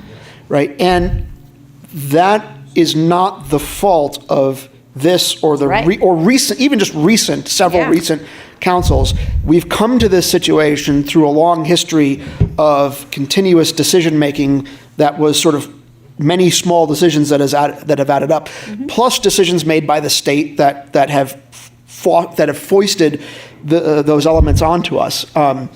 But a good example of how this cross cuts, better pedestrian infrastructure tends to also be better wheelchair infrastructure, especially when it's put in modern as it's put in today.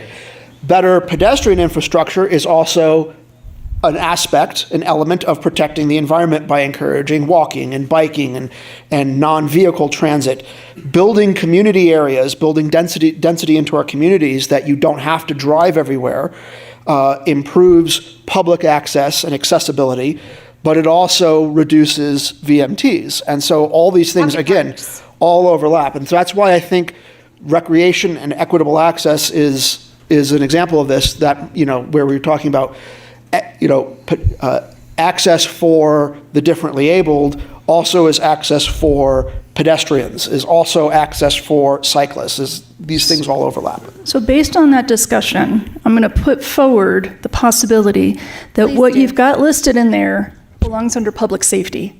Because everything you talked about sounded like it was more safety-minded than it was quality of life.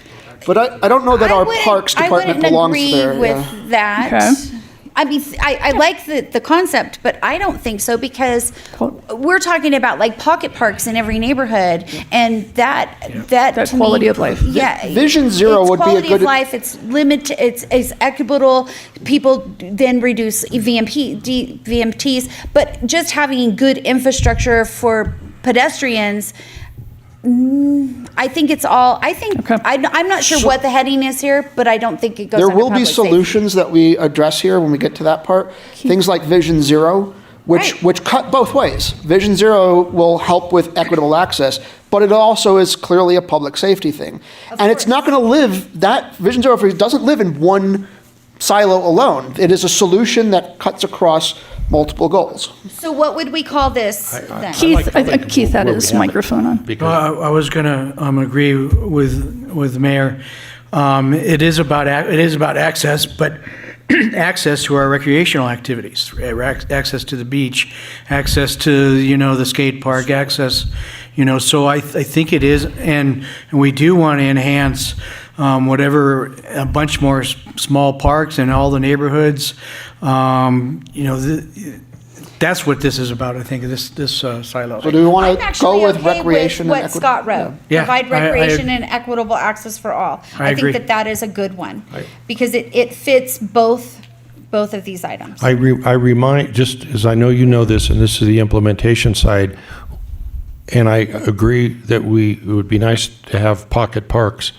And we have a lot of opportunity with the lands that are available, but remember that once you have a park, you have to maintain it. And so we have to, when we're thinking about it, those pocket parks, it's some communities that I've worked in, we've had a lot of those, and they were co-located with drainage facilities that it costs money to maintain them, and if we don't maintain them, then they're not worth the money that we're investing.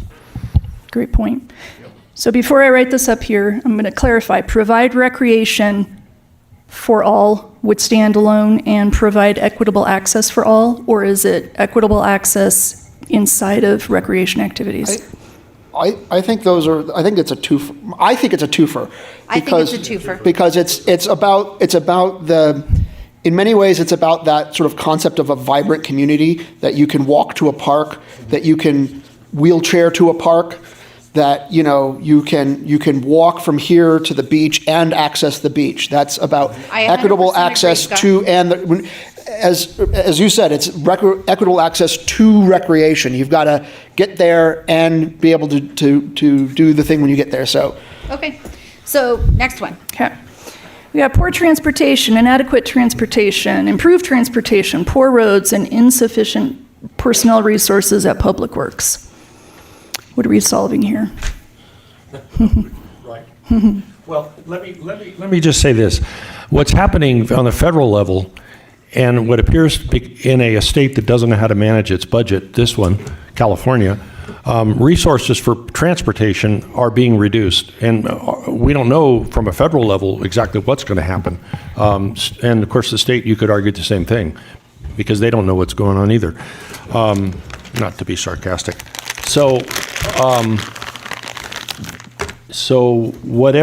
what I sense is going to hit us very soon, and I've heard this from a fairly authoritative source, I think, is the transportation agencies that have historically been getting money from other sources are going to start coming locally And I don't know that how we can afford that with current streams of revenue. Though I think the issue of promoting transport, not the big buses, not the big LA buses that run around here empty, but the mini transits that the city has encouraged and is working on, those are great demand responsive type systems.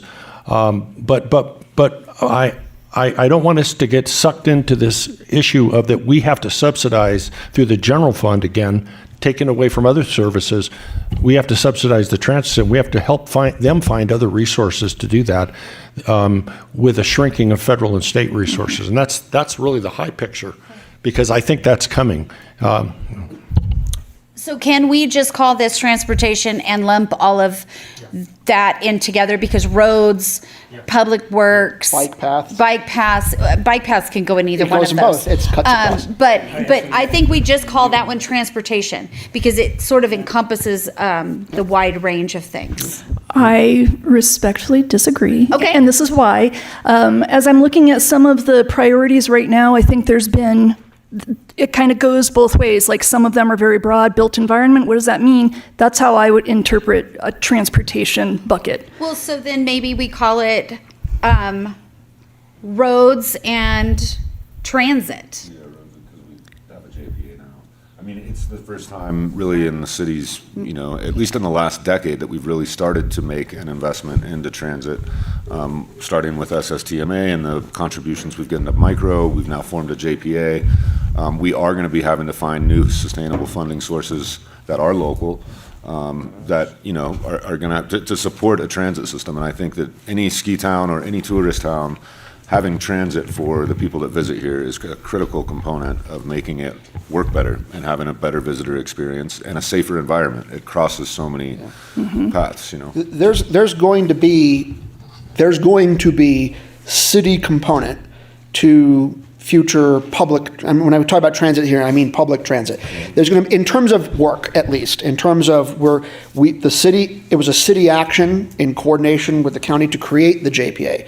So that's what I mean. Like there's going to be city actions and city staff that's going to be involved in affecting transit solutions, the transit solution.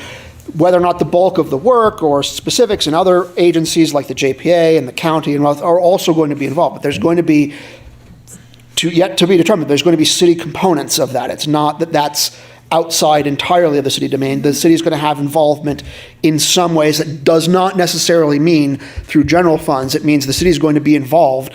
Right now we're supporting for the moment the JPA with a little bit of staff resources to function. If I stuff like that. I think that's actually a good point. I think the message here that I'm seeing is about public works and transit. But transit, essentially, because of the creation of the JPA, is no longer a primary city function. It's true. And I think what Councilmember Robbins was saying there is that the city needs to be in tune with what the JPA is discussing. I would caution the city to not overly invest city money unless the county is on board with us.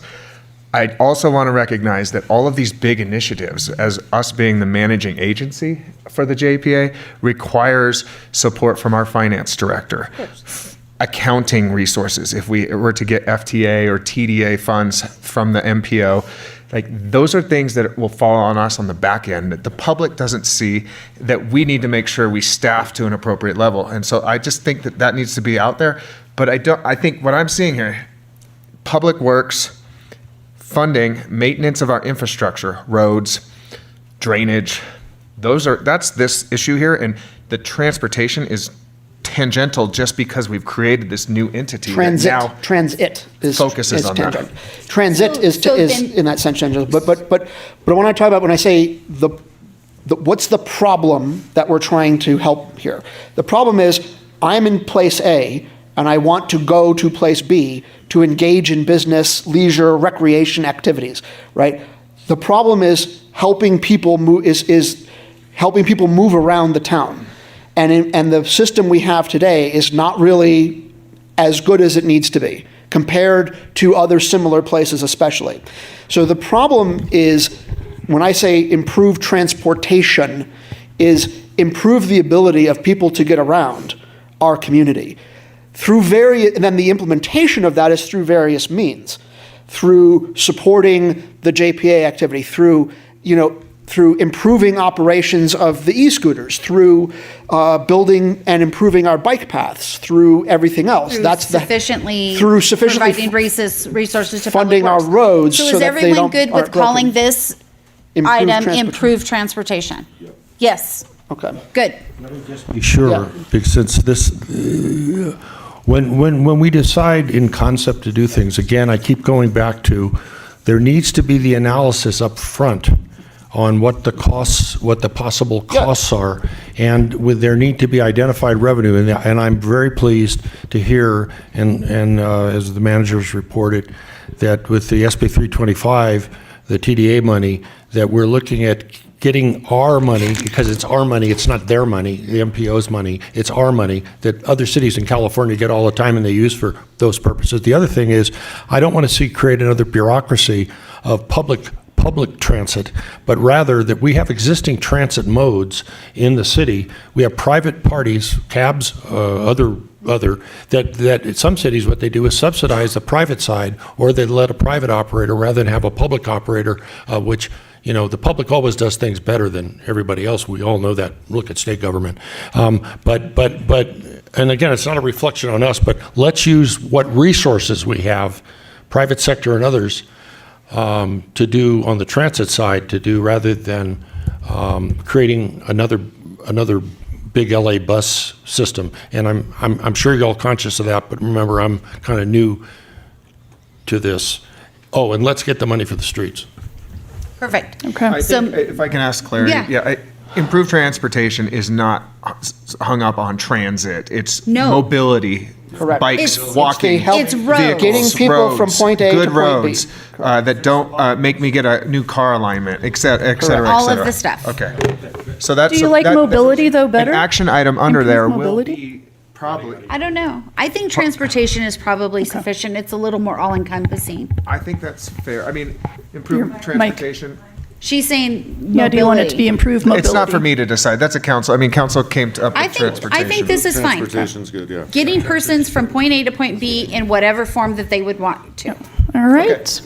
And a gondola window. And the one thing I wanted to make sure is that is going to include, ensuring sufficient personnel and resources. That's 100%. that's in there. But having said that, and I say this with respect, I don't want to see us grow a bureaucracy, a bureaucracy of things because we're assuming too much. So let's do what we have to do. I think I have the highest regard for our finance department, more than you probably all know, historically. But let's not create a bureaucracy internally. Let's try to, where we can, use the private side to Agreed. export services. I think we all agree with that, Dave. Which brings us very smoothly to our next category. So cost-efficient government, cost of doing business for government, regulatory reform. Did we decide to split these up and I didn't do it? I know that was somebody. No, I think that's, I'm good with all of those underneath there. I had originally written cost-efficient government, but I think that's wrong now because it's not just about cost, it's about time, although time is money. So I might amend my own suggestion to just say efficient government. Yeah. Because that, I'm good with that. It's not just, cost-efficient is certainly an aspect of that. That's an aspect that's on And the all of inside. those But items underneath for it are someone who's coming to government to say, I need a permit for whatever, it's about time efficiency on their end. Cost efficiency on our end too, but just efficient government. I'm good. Are we all good with that? And that also includes things like, the cost of personnel. And by the way, that works in reverse because you have... I'm going to Elmo you, Scott. We all agree. Well, I just want to point out, you have sufficient personnel and resources for public works. If you have insufficient personnel, things get inefficient. So that's Agreed. another example of where that crosses over. Okay, we're all good. So we've come up with those. No, you're not done. And you're not getting early as much as the mayor's trying to get us out early. We have to be I'm here. not trying to get you out early. I just... Joking, just joking. I'm just kidding. No, this was a huge effort right here, and that's good Great job. success right there. Great I'm job. just trying to make us be efficient. Yes, you are. We need to be efficient as well. Elmo away. All right, so now before we take a little break, so maybe another 15 minutes or so, I'd like to get some impressions of what would you define success by in each of these areas. So these are things that we need to pass along to the directors and their staff, because ability for everyone who works here to live here is very clear. That's 100, it sounds to me like you want 100% of the people who live here or work here to be able to live here. What I don't know is if you mean every single company here. Is it the people who work for the South Lake Tahoe as an organization? So how would you define success? How would we measure this? Impressions, you want us to make impressions? Turn your mic on, Dave. Scott? No, I was joking, so it should be on the record. So I think when I say everyone who works here and should live here, or everyone who wants to live here, who works here, I mean the community, because I know that we're talking about, in general, we're talking about two sort of separate but equal things: the city and then the community. And this is community. Everybody in the community who works here have the ability to live here if they want. Well, could I add on this? We have policemen, firemen, we have nurses, we have teachers, many of whom can't, even though they be considered higher income people, unless we're in negotiations with them. But can they afford to live here? No. And if they can't afford to live here, part of this must be looking at ways that we can support, particularly those key resources, people resources, to be able to live here. And I know Truckey's got some programs that they use. I know city managers looked at some of that. But if that could be a component of this, because you be a firefighter and live in Minden during a winter storm and try to get up here, it's in our interest, a public interest, that our safety people have the ability, and our teachers and our nurses. Doctors can probably afford to do whatever they want. But so I just hope that includes that. Yeah. The clutch problem here that's called the general term there is called missing middle housing. It's people that aren't on the very low scale, and they're not rich enough to just be able to afford to live here. And the particular problem that we have, that's sort of the biggest central problem, is that for when you're in your 20s and you're working here in low age, it's okay to live in a house with 3 other people. And that's really common. And you have people that are living in, like off-campus dormitory, off-campus college type housing. But the problem you have is when you're a nurse or you're a teacher and you're now in your 30s and you meet your person and you want to raise a family, suddenly it's completely unaffordable to actually establish yourself with a life here as a permanent resident, rather than being here for lack of a better term, as a ski bum. There's housing at the low end where you're renting a room in a house with 5 other people. There's housing at the ultra luxury vacation home end. But the problem is, where's the housing in the middle for young working families? Okay. That's the clutch thing that we're missing. And I would describe that as that's the thing that we're missing in the ability for those who work here to live here, is particularly focused on that. It's not exclusive. We have a lack of housing at the low income level too, but the particular thing is the housing for young families. But when working parents, going based on what you just said, when you build up that middle, the people who are living 10 to a house can move into something more affordable, and then the missing middle gets infilled into those houses. Yeah, there is an economic shift that is an aspect of that. Absolutely. What I'm just describing is the critical problem that also, particularly the one that impacts growing and diversifying our economy as well, is that's the particular that's the housing for that particular sort of level of career that we're missing. I agree. And that's where I think we're agreeing that we'd like to see some ideas on what would be solutions to that, to keep those essential people in our community, and what kinds of things could be done, could we help in doing to achieve that. So one thing along those lines, if we want to start touching on sort of top level solution sets that would go into this category, that we've touched on a little bit before, and that I've talked about a little bit before, is bringing in SB 9 into a residential area plan. We're not on solutions yet, Scott. I know, it's so exciting. We're getting there. We got to pause though, because I want to get through outcome measures. We need to be able to know when we've reached this? So How do we know we've arrived? For item number 2. What does the ability for everyone who works here, Answer that. so 100% of people, okay. It's everybody. All right, ensure public safety. How do we measure that? What does that look like? Is it reduction in number of violent crimes, no violent crimes? Is it response rate? Microphone. Damn thing. Are we safe as a community on preventing crime? We have excellent police department. We have good relationship with other law enforcement.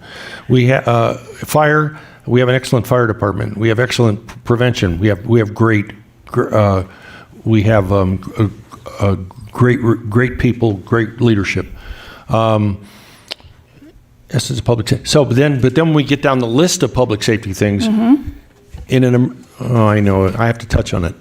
If in a major catastrophic fire, can we get people out of this basin? And I don't want to hear what's happened before, because we have the examples now of Palisades and we have Maui and others, different little circumstances. The fire chief will correct me when he thinks he needs to. But do we have evacuation adequate routes? I'm sorry, Mayor. Do we have adequate evacuation routes? And if not, what are the planning implications when development proposals come forward? This is what CEQA was supposed to be about, and NEPA. How do we do that? Or we just, as my Latino friends say, do we put people as como sardinas en lata, like sardines in a can?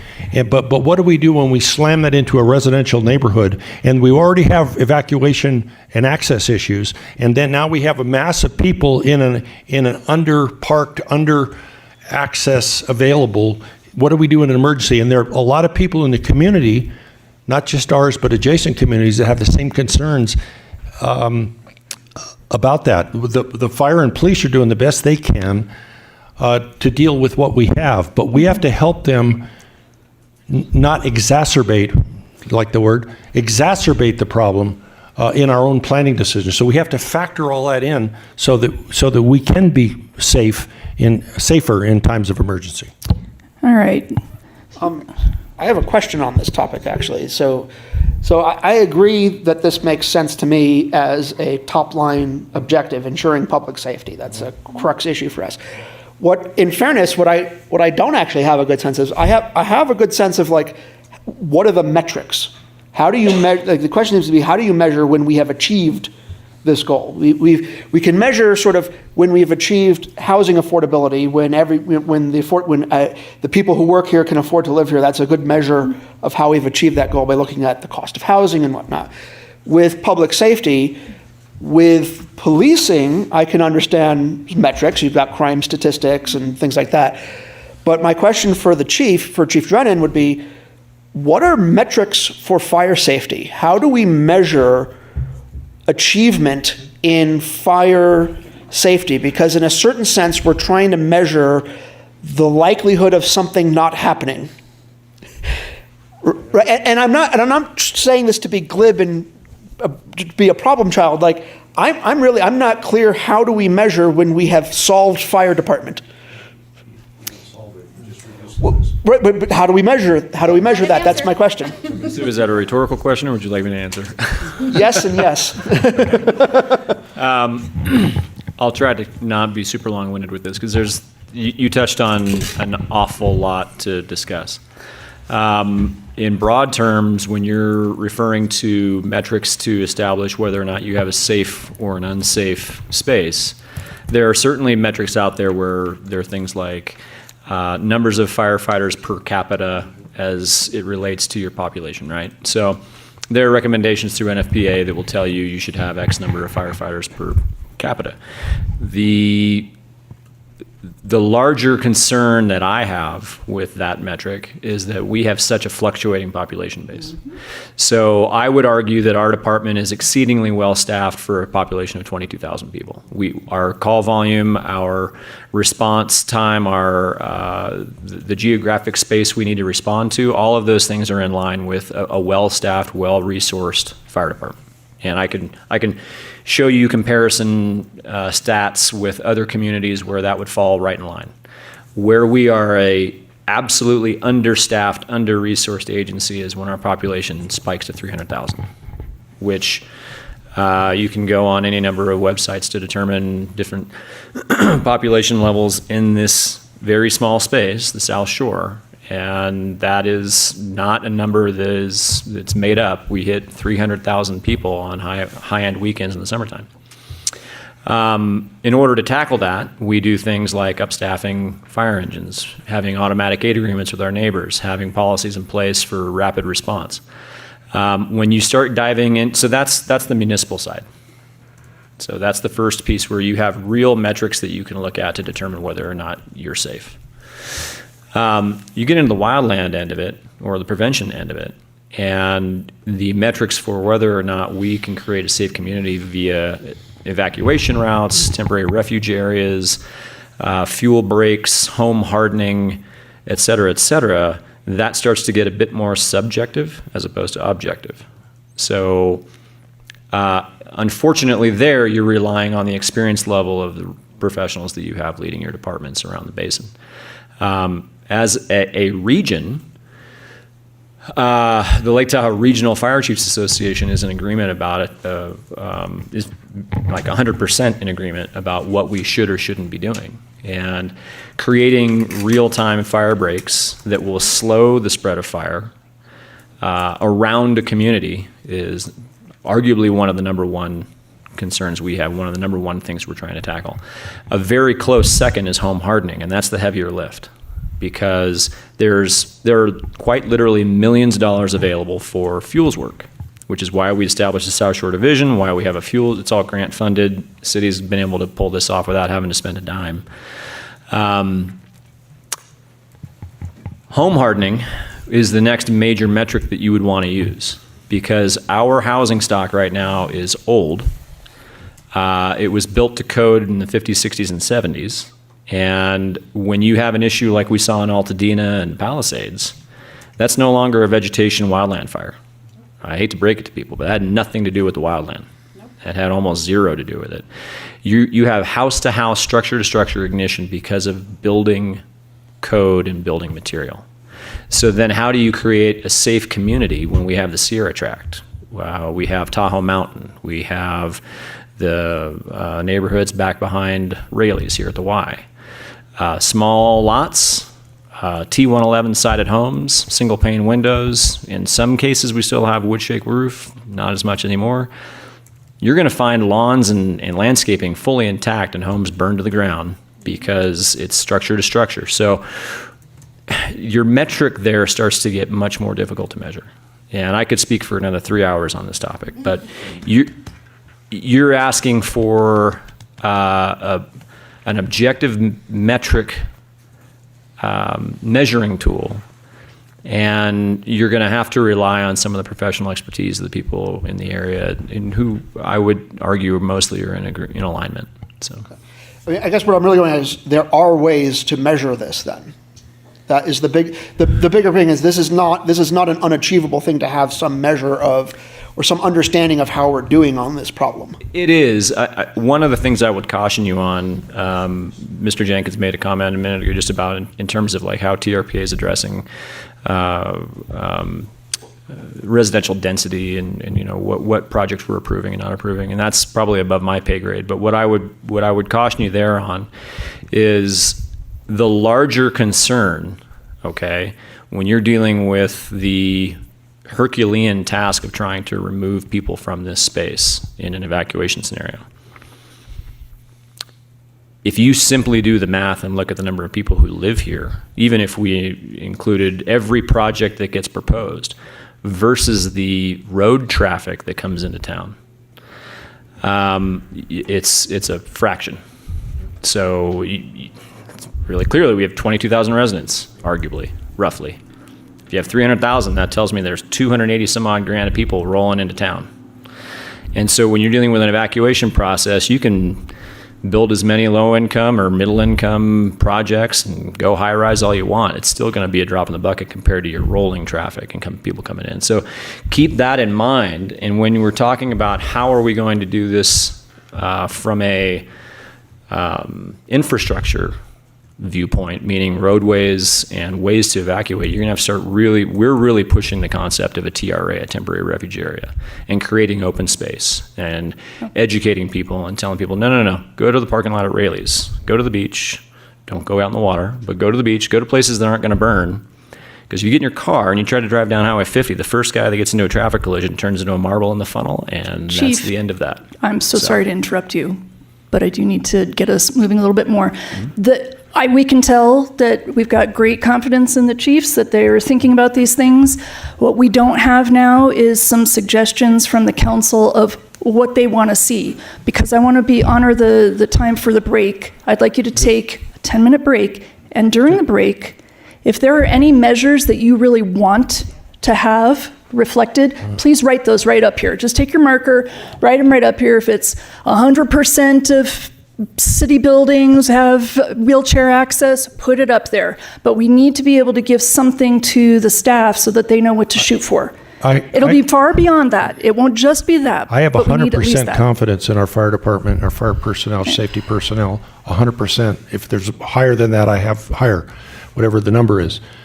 And I believe that fires, as I've been told in the past, that originate in the city, that we can respond, we can do the job that needs to be done for the reasons that the chief has outlined. The problem is that we have a high risk.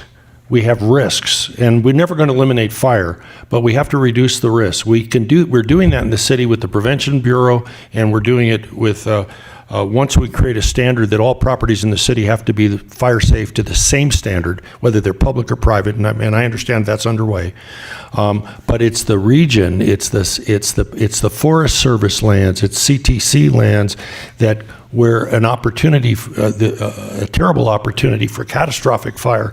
And what we have to do is focus on getting them the resources, A, and secondly, the direction to take care of business and reduce that fuel. Not just, and they're doing some things, fuel breaks and so on, but there's a lot of fuel. Now, the governor has already said that they are going to reduce the amount of regulatory rigmarole in order to get fuel reduction. We have to support efforts like that and encourage to get the resources so that these agencies can make our region, our South Shore, more fire safe, so we're not threatened by that. Does that make sense? So you want us to write on that board? Yeah, just write on the board. Keep it near the section because I need to be able to associate them. But does that make sense what I'm asking? You're, And you're asking for metrics or? Technically, we call them an outcome measure. How do we know that we have been successful in ensuring the public safety? A metric, as far as you asked for, would definitely This is for apply. all the categories there. Every category. Okay, great. yeah. Okay, perfect. And then we're taking a break while doing that? Yes, till 2:15. Okay. Perfect.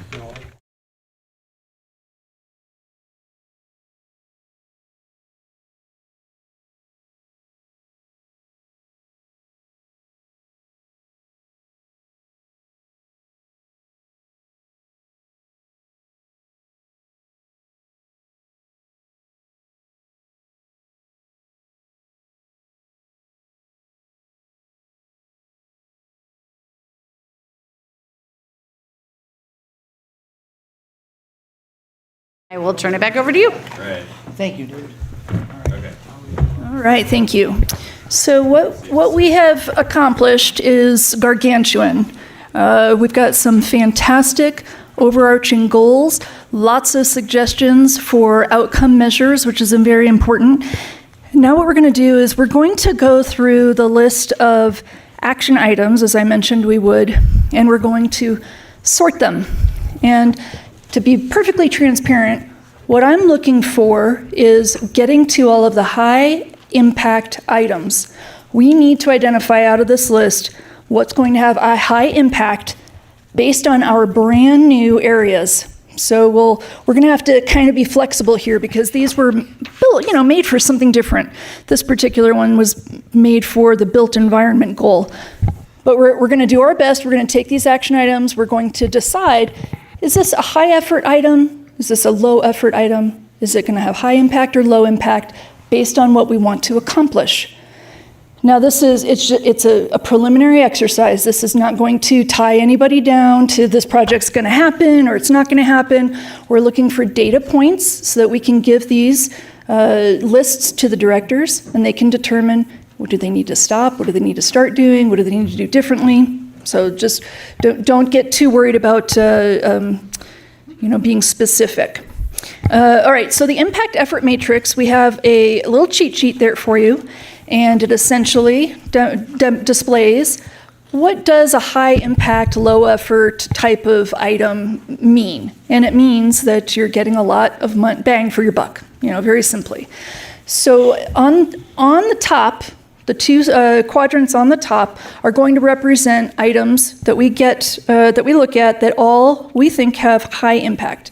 Now, we may be wrong. We may say that it's going to have high impact. The directors may come back and say, we've considered this and it's actually not going to move the needle in the way that you thought. So this is a collaboration between you and the directors. One of the main places that people get a little hung up on is the effort. So we may think, being here in the council chambers, that something's very easy, and somebody on the staff may realize it's very hard. They're going to let us know. So it's just a data point. Concerns, questions, comments? Yeah, I think that probably the things that we're doing we're able to do because we're doing them. Mm-hmm. But I would be really interested in those items that we've discussed to hear from the staff about what they really think we can achieve, because it's possibly some of the most important items are items that are going to be a little more challenging, but yet could be the most benefit. Thank you, David. And you reminded me that I did not mention that the reason we're going through this exercise is because we're trying to minimize the number of action items that you have to score because we have limited time, all right? So there's no point in scoring an action item against criteria if you're already thinking it's low impact, because based on this, we just don't care about it anymore, or it's not a priority. Does that make sense? Okay. Okay. All right, so the first item that we have here, an action item, and these are things that are in ongoing, is complete the new recreation and swim complex, and in the meantime, maintain the current complex for resident use. Done. Okay. That totally goes under complete. our recreation and equitable access Right, all category but now. we don't have anything else to do on that, do we? As far as I know, the last time I checked, we still had to appropriate funding for the But that's on finishing the the agenda. interior. Well, yes, but it's a thing we have to do, right? Yeah. So based on, and well, because she's recording these, is this That's a easy? quick win. Easy? Yeah, well, Easy. It is what it is, yeah. I don't That's know a big that it's. project, it's not something you can just do, right? Except for what's left is easy and it's quick. Okay. Well, Yes, so we have to come back to council next meeting to talk about furniture, fixture, and equipment appropriation. So I think, yes, we need to finish that, and we will be bringing that to council. Okay. But definitely, according to what we've got up here as But we're goals. categorizing it here. Yeah, we're categorizing it as high impact, high effort, or high impact, low effort. So I'm just not using those terms. Here, let me get those. It's a quick, I would put it in quick win. How do we want to distinguish, and I hate to go over this, it's so corporate. How do we want to distinguish between the concept of something that's high effort and high cost? Those are two different things. One thing, right, something can tie up a lot of staff but not cost a whole lot of money. Because that's the next part, the criteria part. This is just to get us to a place where we have a limited set of action items to score against criteria, and cost will very likely be one of those criteria. We're categorizing everything she's talking about in one of these four Yeah, I boxes right understand. now. So effort is measured as dollars or as staff time? Like, that's what I'm saying. Some things are low staff time but Right now, high we dollars. Some things are both. high staff time but low dollars. What is it Effort would not have anything to do with cost in this scenario. Effort, arm over resistance. Yeah. Effort, how difficult is this going to be to accomplish? If we appropriate $1 million, it's easy. Yeah, there you go. Yeah, okay. That's the point.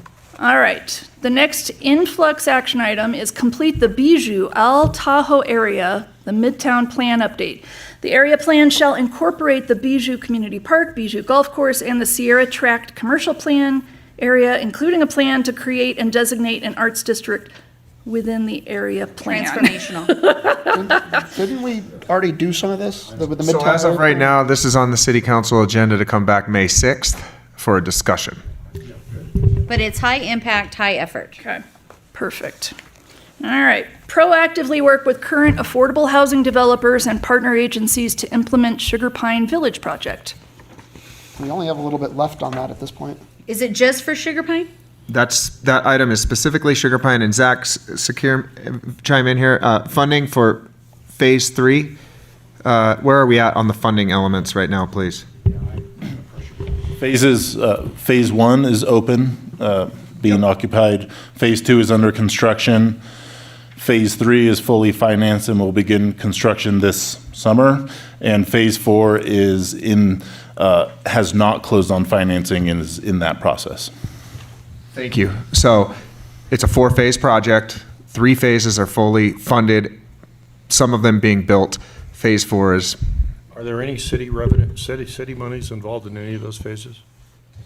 There was an initial city contribution at the beginning. Beyond Phase 1? No more coming from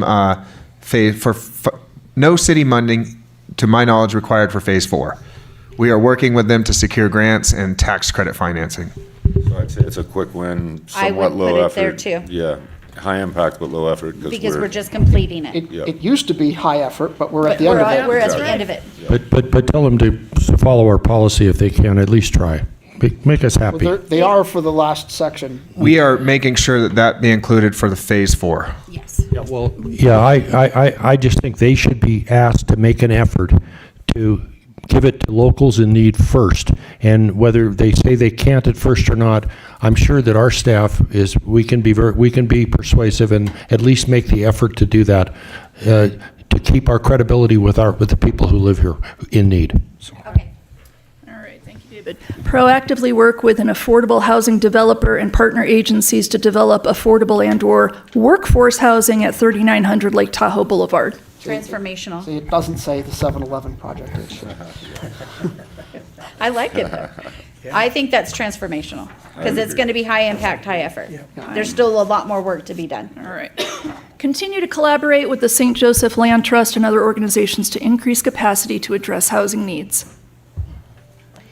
What does that mean? I don't understand what exactly they do with this, and I haven't for many years since I've lived here and worked here. So I mean this with no disrespect, they're all nice people, but I don't really understand their role, specifically what they do. Momentum builders is where I would put that. Yeah, so, let's do that, and then we will leave it up to the directors to come back and say, oh my gosh, this is high impact, and you have no idea how much they help us, or whatever they St. might. Joseph's Land Trust are the ones running Sugar Pine. Well, there's a couple They're a things. partner, right, so- Our involvement with St. Joseph Land Trust has been very minimal at all. Like I said. They partnered with the developer of Sugar Pine Related to serve as the nonprofit. Zach, please chime in really quick. What is There's that? 4 units in El Tahoe, right? So how Sorry. housing developments basically work in the affordable housing world, when you're dealing with these funding sources, in particular tax credits, is that in the instance where you have a for-profit developer, which many housing projects are built that way, you often partner with a nonprofit, what's called managing general partner.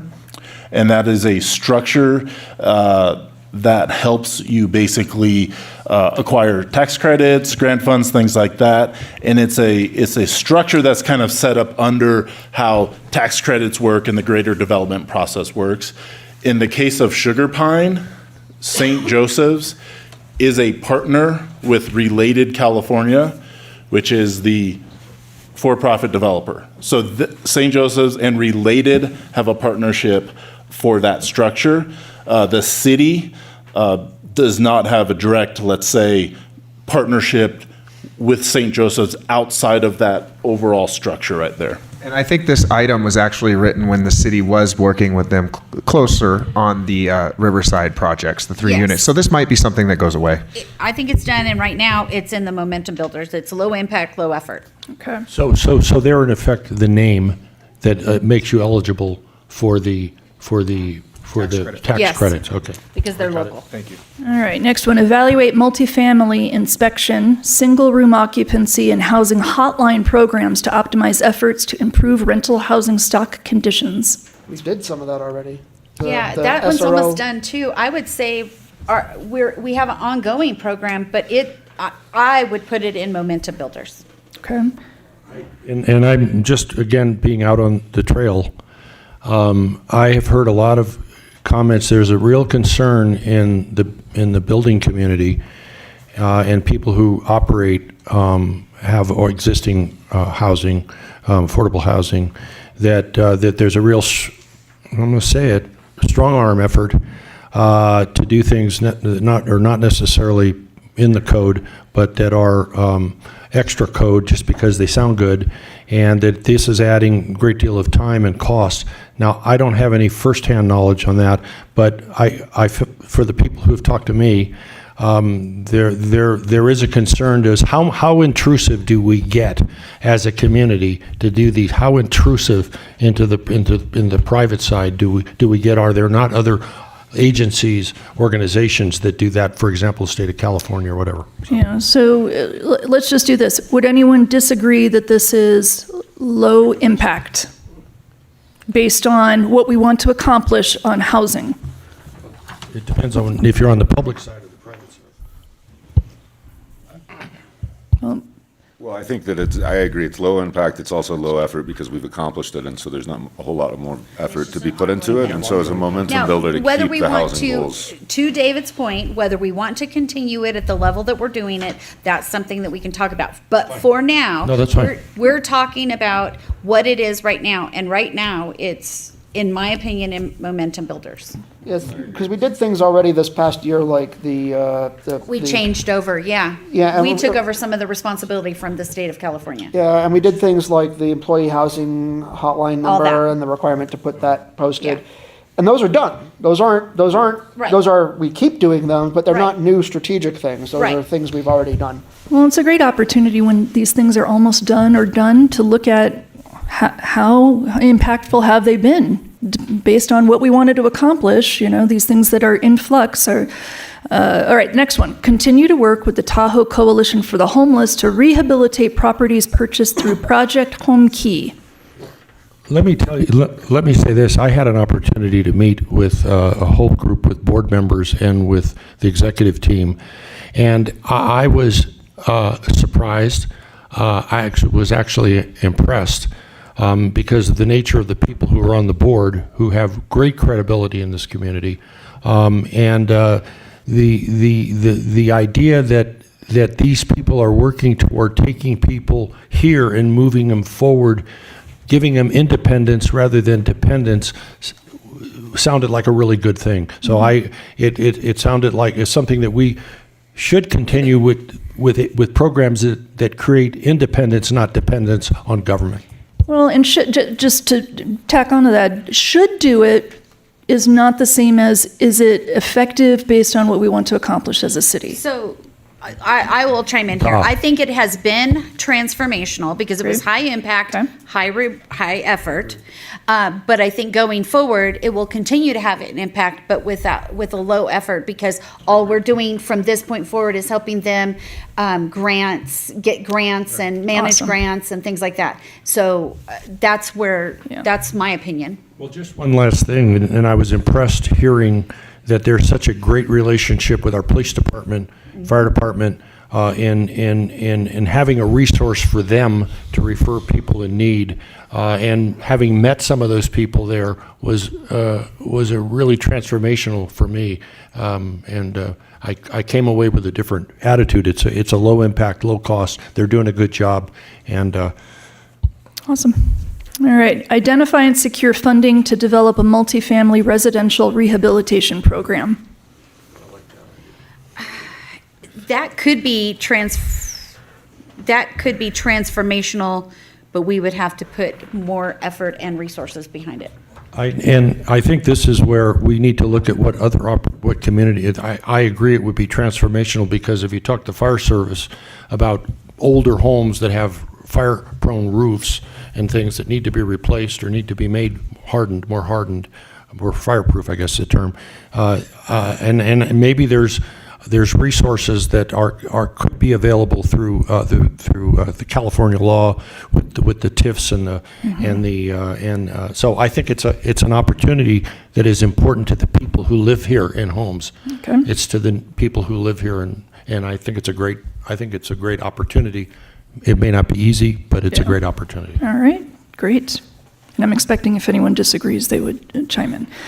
Evaluate the option to develop a local revenue source, for example, TBID, a basin entry fee, paid parking, overnight parking fees at hotels, and enhanced enforcement to support transportation projects. I mean, I think that as much as that is something we looked at, I think now that we have a transit JPA, that will be kind of the vehicle to create a funding source for transit and transportation. So I almost think this is I don't want to call it a derailer, but in a way, I don't know that it's the priority that It's high effort, low impact, especially because of the JPA. I agree. Well, it's transformational for the JPA. For the JPA. So can we just move, can we put this here so that when the JPA meets here, they can pick it up? Sure, yeah, exactly. They'll get all these But that's great what I mean, ideas. It's no longer kind of in our wheelhouse. Exactly. Yeah. Great. Prioritize the implementation of trail and complete street projects, including continued progress of the Greenway to Van Sickle by State Park. Transformational, and we need to continue it.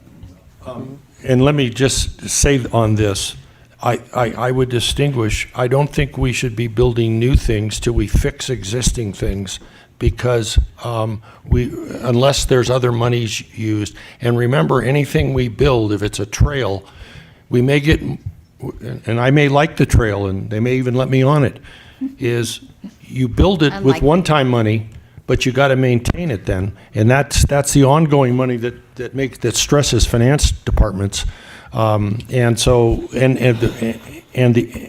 when the street system is if there's going to be city funds going, we need to look at maintaining our street system. In addition to what we are doing. But one of the things about the Complete Streets programs is that usually includes bringing the roads up to modern standards, right? So it involves taking roads that don't have adequate drainage, that don't have adequate pavement, bringing them up to modern current standards so that Undergrounding utilities. Undergrounding utilities, so that they then become easier to maintain because they're not getting undermined by stormwater so much. It's one of those things where that's the complete and complete streets. Well, and I don't disagree with you. I think ideally you have a street system. I think if the streets system is maintained, what we have is maintained, crack seal, a whole pothole repair. If they have the resources to do that, it gives us more time to move toward that complete street system. And I love the idea of a long-term vision using maybe,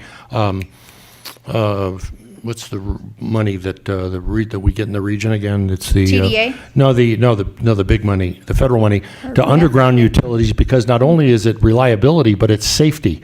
And so longer term, that is a longer term large effort with undergrounding utilities, but I think it's something we need to really look at. We look at our Rural 20 money from the state. We look at other federal and state grants that might be available to harden us from a fire standpoint. And yeah, I think those are well worth looking at. So it falls under transformational, and I think we want to continue it. Thank you.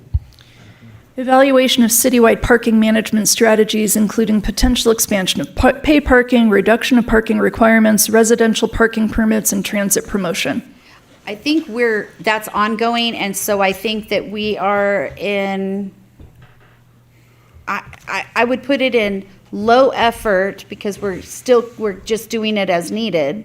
I'm looking at Anush because he gets a new one every time somebody speaks. If I may, Mayor, Yes, please. I think parking management is a high effort for us, for our community. Okay, well, that's good to know. There's been a long history with a citizen initiative prohibiting it in certain areas. We have limited parking, paid parking zones. We've never done a comprehensive citywide parking analysis for how to manage it. And that's a big effort. And that's why I put on the list of the status report, we need clarity from council. Do we want to invest in a holistic analysis for parking management? We've never done it. If we're going to, it's going to cost money. It's going to take time. And remember, we're not scoring it yet, so we don't know your relative. We just know in I want relative to echo what priority the right city now. manager. No, you're good. This issue, we're in a city that, as Cal Cole, former councilman and mayor, used to talk about, we have this thought that somehow if we reduce parking in new development, or that somehow that's going to force people to get on buses and do other things. And I would like to see, from a reality standpoint, or we have new development because it's affordable, that people can park in people's neighborhoods because there's inadequate parking in the facility. I'd like to see some analysis. I don't know how we ever get by that from CEQA, except that they say, oh, that's exempt, your parking requirements from the impact of new development. But I would like to see So where does it fall into the bucket now so that we can then score it later? what the city manager said Saying about doing high an effort. evaluation of parking management. I think it's high effort. Of the high But is effort. it And it's high going to cost effort, some high money. impact, or high effort, it's- low? So let me give you an example here. So because there's like 4 things in that sentence, which is part of the challenge. And you're talking about something like a holistic parking survey, comprehensive survey review, and that's a big lift. But there are other things. We talk about growing and diversifying our economy. One of the things that limits the ability of developers to build, especially things like commercial spaces, are parking requirements that are a function of commercial floor area, which is a silly measure because you have things like the TJ Maxx parking lot, which between that and the sports store next to it and the Bevmo next to it have a lot of commercial floor area, but not a lot of cars that need to park there. And so you have vast acreages of empty parking lots. The parking lot at the Raley's and at the Safeway are vast amounts. Half of them are empty most of the time. So that's an example where reducing parking requirements is not a heavy lift, right? It's an ordinance change, but it could be a significant win for making it cheaper to build here because you can use land more efficiently. This action item, Adam, is evaluation, though. It's the process of evaluating it, not doing it. So to answer your question, I'm sorry, I got us derailed. I think it would be transformational if the council wants to keep this going. Okay, High so we impact. just need to, But do we yeah. want to keep it going? That's the question. So that, get and into we'll that get into next. that next. Yep. So let's put it in transformational. Thank you. Continue to partner with South Shore Transportation Management Association, Tahoe Transportation District, Tahoe Regional Planning Agency, and other partners to identify new and existing funding sources to expand and electrify microtransit service from its initial footprint to the entire city limits as based on the 2022 South Shore Transportation Analysis. The South Shore It's the people who Transportation run- Agency. Lake Link. They're Lake Link.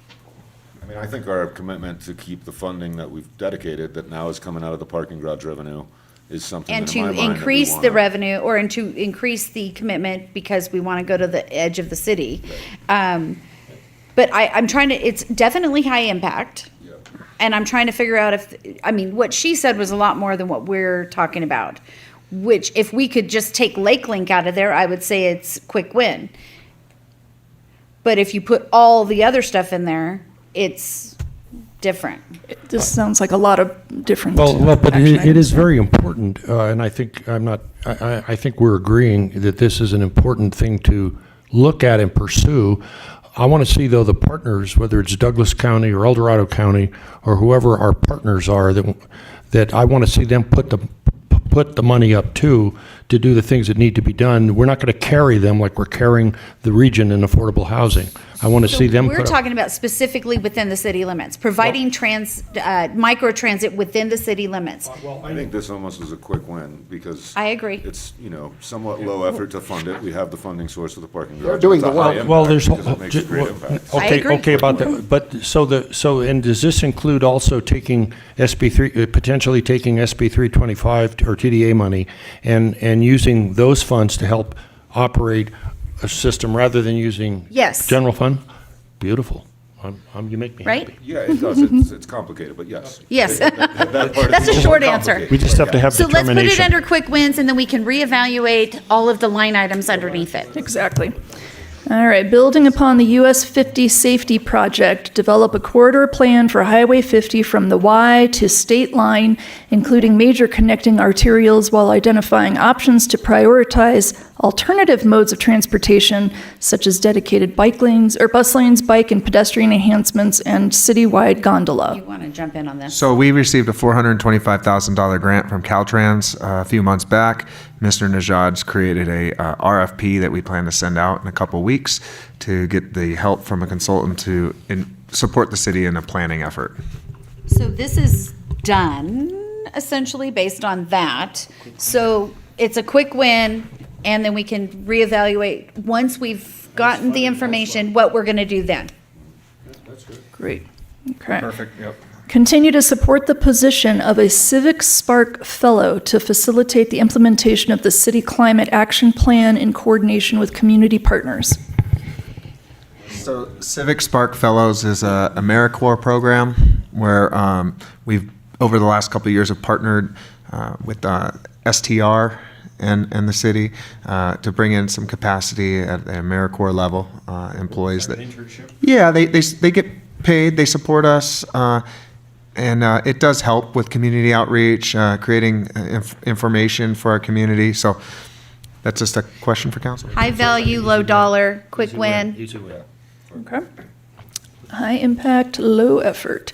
Work with community partners to achieve 50% local renewable energy for all entities and install a robust fleet and public EV charging network by 2025. What I don't know about this is what is the cost impact on the people who are saying we're going to reduce and you have to go to this or that source, but what's the cost to the user?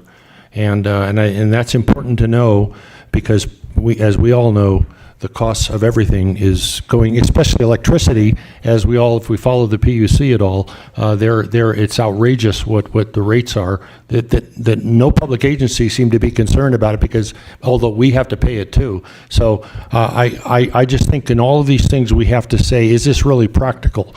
And is it practical to us, but is it practical to the people who pay the bills in the community? So that's fine. Yeah, you're totally right. So I will just say that I think at least 50% of that is done, and so it would be put under quick win, and then we can reevaluate whether we want to continue.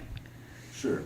Right? Yeah, I would agree. I think that though there are a lot of other things though that we're Of looking at, course, for instance, like potentially using but the geothermal the charging stations and things like that, we've already done We've done a lot of good it, I portion would of agree. that. But we've got more to do, so I think it coming back for our It discussion. needs to be reevaluated. Yeah. And it's high impact? We all agree it's high impact? I would say it's medium impact. Okay, so we're going to put it in the low section because I just need to get it into a quadrant for the purposes of this exercise. Evaluate the feasibility and cost implications of creating a municipal-owned utility in order to reduce carbon emissions and improve grid reliability. Derailleur. At this point, I mean, as much as I support and want to do it, I think that what we've come across is that it is such a heavy lift, and I don't know that the capacity is, I'll let Mr. Irvin speak to that. No, I think that's fair. As much as I totally support. There is some efforts going on, and I put it on the status report that we've been talking with community choice aggregation groups, such as like Pioneer Energy Group over on the west slope of El Dorado County. These CCAs have opportunities and means where they can procure power from sources that might be compatible with what our value system are here, or they can procure power for cheaper prices, and maybe we pay less to the CCA than what we would pay to the utility company. So CCA is probably a more feasible option. I just want to put that out there. So A CCA is about where the power is coming from, but it has nothing to do with how the power gets here. So I just want us to be clear, because if we drop this because it's too much of a lift, we will continue for the indefinite, long-term future of having unreliable power in our community. We have power outages here all the goddamn time, constantly. And it is a huge problem for businesses, especially it's a problem for food service businesses, right, who have to run their refrigerators and their freezers when those go out, and then who lose a day's worth of business when we have these 3, 4, 5 hour power outages, which we have in the middle of the day on sunny days for no reason from Liberty. And if we choose to drop this, that will be our future for a generation. High impact or high effort doesn't mean it gets I dropped. agree that it's a derailer, Yeah. just because the feasibility and the ability of the city to be able to buy the infrastructure from Liberty and actually move that is something that is unobtainable, in my opinion, and that's why I call it somewhat. I think we haven't established that yet. We're assuming that, bearing in mind that the North, particularly because this isn't a hypothetical. The North Shore has already done this. The North Shore has their own power utility. So proof by example on the other side of the lake is an example of this having worked. But they So this is- established that before they had to buy out the infrastructure from a power company. Yeah, that you're talking about Tahoe Donner PUD, Yeah. and they've been around for a long time. So Yeah. they built, you know what I mean, the assets they already own. We're trying to buy assets that have been developed. over- Although I'm very shy, I'd like to have some comment on this. I think it is a heavy lift, as described. The concept's a heavy lift, takes a lot of work. There's all kinds of issues that relate to how do you take it? Is it a free sale? Do you use eminent domain, if that's possible? And I think, though, having staff continue to look at where that's been done, for example, City of Lodi does that in San Joaquin Valley. They've had for a long time, they've had a power system. Some cities, of which I'm familiar, have purchased lights. Of course, we don't have to worry because we don't really have street lights here, do we? Or we don't have that many of them, or they purchase So I think looking at examples for possibilities is something that we should still be looking at, but I'm not diverting a whole lot of resources and time, but I mean, looking at how did they do it? What are the rules and regulations? Liberty has made it clear they have no interest in undergrounding utilities on their dime. And so that's not going to happen, which means we're going to maintain power lines that run through our forest canopy here, right? Which means that every time it snows, we're going to have lines coming down. I love you, Scott, because Disagreeing with I would like to see it happen. I just don't think it's feasible. Time out, That's why I think time We out. haven't established that yet. Time out, because all we are doing right now in this exercise is determining if it's high impact based on what you've decided you want for the future of South Lake Tahoe. Is this something that would be, it's high effort, sure. Yeah, to go to Scott's point, though, to underground utilities would not only be a reliability issue in this community, it would be a fire safety issue in this community. And what maybe we could do is a source for the residents to pay for that. It would be enormous. They can't afford it. But look at Lake Tahoe Restoration Act. We're in a high hazard fire area. This is a fire safety issue. Maybe there's ways that we can lobby to get resources to do undergrounding in the forest, on the streets, for both reliability and fire So safety. based on that, we need to put it in a bucket so that we can then go back and reevaluate it. If And decide whether we had a want to power move forward system- and in what If we had a power system that was reliable, we have Yeah, I agree. businesses regularly in our community that buy backup generators for their business. That is a common thing now. That is a third world thing that we do, right? Because we don't have a reliable electric grid. Okay. So businesses have to spend their money to back up a power system that should be reliable. Where is that reflected up here, though? Exactly. You have not identified that specifically, so we need to figure out if it fits with this, and if it does not, then it's low impact. Infrastructure. Between our economy Mhm. and safety. public safety, right? So it goes in So transformational. let's put it in transformational and we'll reevaluate it. Awesome. All right, work with Liberty Utilities to prepare an MOU agreeable to both the city and Liberty Utilities, which guides energy procurement and operation standards for South Lake Tahoe. Oh yeah, what the hell ever happened to that? They told us no. Didn't they tell us to piss off? Yeah. I think Liberty needs to procure energy to supply our businesses and our community from whatever sources that they can get them from, so that we'll have reliable electricity and service. The procurement's not the problem, because that's So never been. what is the problem? Transmission. The procurement, which is where the power is generated, right? That's one part of the business, is who generates the power. And that comes from solar, it comes from gas, it comes from a smidge of geothermal. But that's never been the reliability issue that we've had. The reliability issue we have is transmission of the power from the generator to the user. That's the lines. So where does it fit in here? Yeah, this action item is work with the utilities to prepare an MOU. What is the MOU? What are we going to do? What we found is that that's not going to happen. Happen. Basically, Yeah, they've told us to all piss kinds of off. derailers. So it's a derailer. So if there's any staff working on this right now. It was worth doing. We tried. They told us to pound sand, and I don't know that we have any other moves here. Yeah. Since, being the Berkeley guy, no is just the beginning to yes. So there's also something called the Public Utilities Commission that theoretically has the authority to direct. Maybe that be examined as an opportunity to because of the reliability issues that we have. And you can shake your head, but if you don't try, the answer is always no. Okay. So that's off the list. It's in derailer. But there might be other options in the same realm. Implement the Reagan Beach master plan improvements with available funding as it becomes available, and prioritize ongoing improvements to maintain the asset. Did we write this available funding as it becomes available?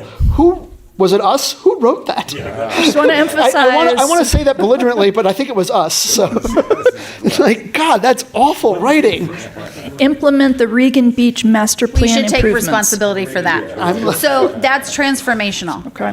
CTC originally, I think, when Mr. Cole and Mayor Lovell, or vice versa, Mayor. Available funding. They got funding for that. Yeah, and John Stark, our Parks and Recreation Director, we currently have planning and design grant from CTC to further those plans for implementation of the improvements. It's on our agenda next week for the CTC. If we want to get through this remaining stack of action we gotta items, go. we absolutely have to just say high impact, high effort, or leave it down I'm below on the that line. page. Okay. No commentary. Well, you're going to score these in a minute, so We'll you'll have score them. yeah. So that's your chance for commentary. Update and incorporate the master plan for Bijou Park as a part of the scope of work in the Bijou Al Tahoe mid-area. Sounds like we already read this. It's transformational. No, it's something different. Okay. Explore regulatory options for public access and easements to beaches below the high water mark and clarify rules with the State Lands Commission. Oh, momentum builders. Yeah, momentum builders. Okay, perfect, great. Continue to work with El Dorado County to bring more mental health services to South Lake Tahoe and fully implement STAGs. Stacks, sorry. We already. there's typo. Is there more to do that we haven't done on I that think yet? it's just an ongoing effort. So I'm So trying to think momentum. I think that's, It's not a new thing. so it's not a new thing. I would say it's a quick win because we're doing it Is in it- our police department. It's under public safety and, community, no, let's see. It would be under Equitable- housing I would say- and equitable access. Is the county Equitable access, okay. Yes, the county is participating through mental Oh, health. that should with say stacks, not Yeah, stags. typo there. Yeah, that's public safety for sure. Okay, fantastic. Work with local partners to support permanent supportive housing / transitional and emergency homeless shelter resources in the city. That is done. Yeah, there's a lot of That's done. So, I don't know, ongoing. quick win, and yeah, it's done. Okay. Continue We to can take that off. continue to incorporate equity and inclusion best practices into our recruitment practices. I'd like to explain exactly what that means. I assume that means that we're complying with Title IX. That we're what? This is a question for you, Joe. What was the question? Continue What to does this incorporate equity and inclusion best practices into our recruitment practices. This basically it has to do with the way we, when we receive applications for employment, we block out the names, so there's no name affiliated with the qualifications on the resume. So it's done. So Momentum to the answer, I think you've told me Quick this win. before. It's Oh, we're momentum. complying with Title IX. Yeah, we're implementing best practices, and our hiring people in an unbiased manner. Let's put it under momentum builders. Okay. And that, you would consider that equitable access, perhaps? Or? Well, I don't know. efficient- I that'd be think that it efficient needs government to hiring maybe come off of the people. strategic plan, and Okay. because it's already just a practice, it's a lens. All right. Yeah. It's not a new thing we're trying to do. No. We've already done that. Okay. Provide equity, inclusion, and unconscious bias training for all city employees. Done. Oh, God, I take those trainings all the time. If these are done, how come they're in this list? Because they were still on the strategic plan. They've been done we've in like the already last got couple that. of months? Well, no, in the last couple of years. Okay. They shouldn't Probably be got on- this from your updates list. We did do we not want them, I don't think we need to put any more effort into them. Okay. All right, so that one would be low impact. Low effort, because we're not doing it. I would suggest that for the ones that say continue to, those are the ones you talk about, all right, they need to be out of the strategic plan, they're completed, now they're operationalized. Right. Right? They don't Right. need to be Correct. reflected in your plan That's anymore, they're just operationalized. operationalized. Yes. Right. Yes. Okay. Yeah. Great. All right, so this next one does say, continue to support the newly established Arts, Culture, and Tourism Commission to identify funding that supports art programs throughout our city. That's Operationalized. operationalized. Okay. Evaluate available methods and tools which support a City of South Lake Tahoe economic development function to identify, recruit, and retain businesses that includes marketing needs, program development, and amenities that help to reimagine the quality of life for residents, businesses, and visitors. Didn't we just say like 2 minutes ago that we don't want to be in the business of recruiting businesses? We want to I don't make it think so. easier for them, so I think the rubric that we talked about it was to retain, to look at our own policies, to retain, grow existing and diversify our business. I think that encompasses, it's not our job to That go one out and needs to be recruit. redeveloped, Yeah, but reevaluated. I think the concept of working with our local Chamber of Commerce, and I am a member, but working with our local Chamber of Commerce in ways that they can help us to do that outreach, I think is important to be included in that. High effort, The way that's written, it doesn't fit into any of these, because I think we've all agreed that we don't think we should do that. I mean, it would fit into grow and diversify business, but I don't think that's the things I don't think that's the That's not thing we what want we to wanna be do. doing Yeah. for that. So I It's would gotta go call below that the line. portion as a derailer, and then we can reevaluate. But we have something in that deals with business retention, expansion, and diversifying I Right. think that's in one of the others. all right, work with partner agencies, Chamber of Commerce entities and businesses to ensure economic stability and continuity of services and business operations, particularly during disasters and unforeseen events. That I would put under. I don't understand what that means. That's quite the word salad. Well, there. Ensure I think when economic we did this, stability. It was right after the Caldor fire. Yeah. And we were talking about all of the implications after the Caldor fire. Yeah. And so that's sort of where, at least in my memory, that's where that came from. Because we needed to work with the business community because we shut everybody down for a few weeks.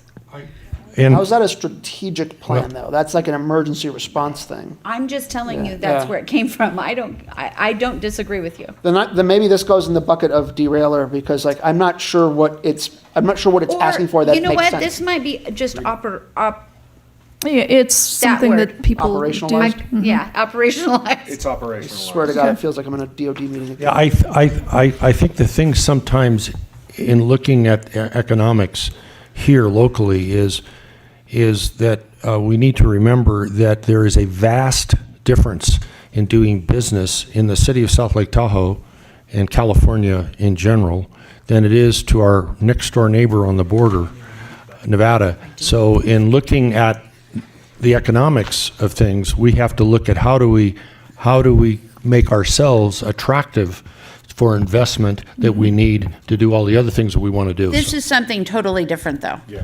Well, it is I am also a past president of the Chamber of Commerce years ago when I was young and handsome and tall and not truthful.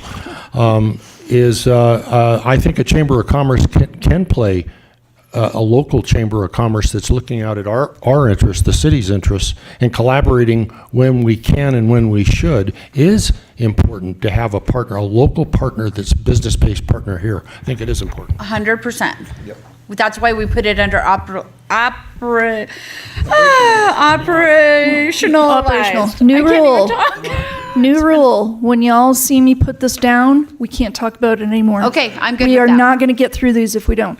High impact or high effort, identify what resources are necessary to create a transit and mobility hub at the Y with the intent to increase walkability, multimodal travel, including but not limited to gondola and bus travel while decreasing vehicle trips.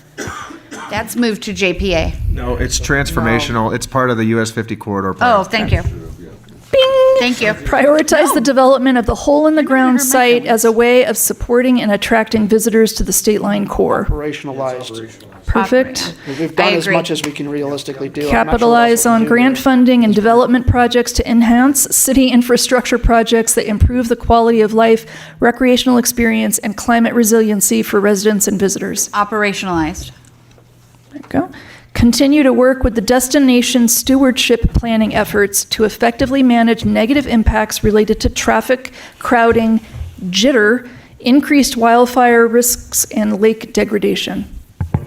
Operationalized. Okay. Yep. Okay. Ensure police, fire, snow removal operations receive adequate funding to provide exceptional service to our community. Done. Operationalized. As much as we, yeah, Just ongoing. ongoing, yeah. Continue to modernize our wildfire preparedness and emergency evacuation plan in coordination with neighboring jurisdictions. That is transformational and Is it- I continuing. mean, what more is there to do Because than what we're we've done talking so about far? it up here. Almost everything she said is on that list under ensures public Yeah. safety. Modernize the plan and work with people, neighboring people. Continue to support the Community Police Advisory Board. Operationalized. Continue monthly meet with the mayor events. Operationalized. There's a whole long. I She has know. to sing at those events. It would be really bad for the city if I did that. Build out the Fire Prevention Bureau to include defensible space and commercial building What the inspections. hell's the Fire Prevention Bureau? I thought we do that. It's another level like Firewise, and it provides additional grant funding operations or opportunities, I should say. The Bureau is part of our actual fire department. It's just a division. Division chief, Oh, I was thinking of something else. George, and oversees the defensible space and programs. We do inspections on our commercial establishments. it So it's just operationalized? called the Fire Prevention Bureau of the fire It's a department. component, it's an existing component of our fire department. So it's built? Operationalized. Okay. Build out parking enforcement program to manage high visitor areas. Operationalized.